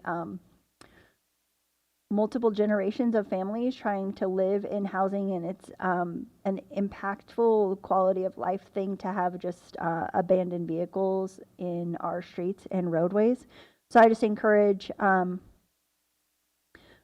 the supervisors and of course the community to use the county's portal. And I did have some trouble uploading some images today, and Tony Rakes was going to look into how they can support having more megabytes. It only takes 5 megabytes, so he's going to look into how we can have more opportunities for people to be able to use the web portal as like an easier form for reporting those. Thank you. Yeah, thank you. Oh, and within the cities, they should be reported to the local police department. Thank you. Supervisor Williams. I had good company at the Public Health Advisory meeting, and I want to note the Community Health Needs Assessment is attached to the agenda. It's worth reading. There's a lot of alarming stats in there. I was going to share the data dashboard site, but I haven't been able to load it all day here. It's goodtoknowmendo.com. Is that correct, Sarah Pierce? If I may, through the chair, I'm not entirely sure. Prop 47 meeting didn't have a quorum. It wasn't because of my friend Supervisor Norvell, but I also know they're making good progress. It's been one of the better programs. And I've met with Emily Tecchio several times about the progress the fire chiefs are making on coming up with a consolidated plan to present here. And I'm also happy to see that the county has moved forward on the LEMSA discussion, EMS in general, and evaluating whether advanced EMT would be a possible solution for our system. And last, I want to thank Deputy CEO Dunnicliff for continuing to assist with the discussions about water in Boonville in regards to our county property and the transfer of the surplus properties. Yes, please, Ms. Pierce. Yeah, if I may, through the chair, the website's www.goodtoknowmendo.com. Okay. I just loaded it and it worked fine. Okay. It's 3:35. We will adjourn.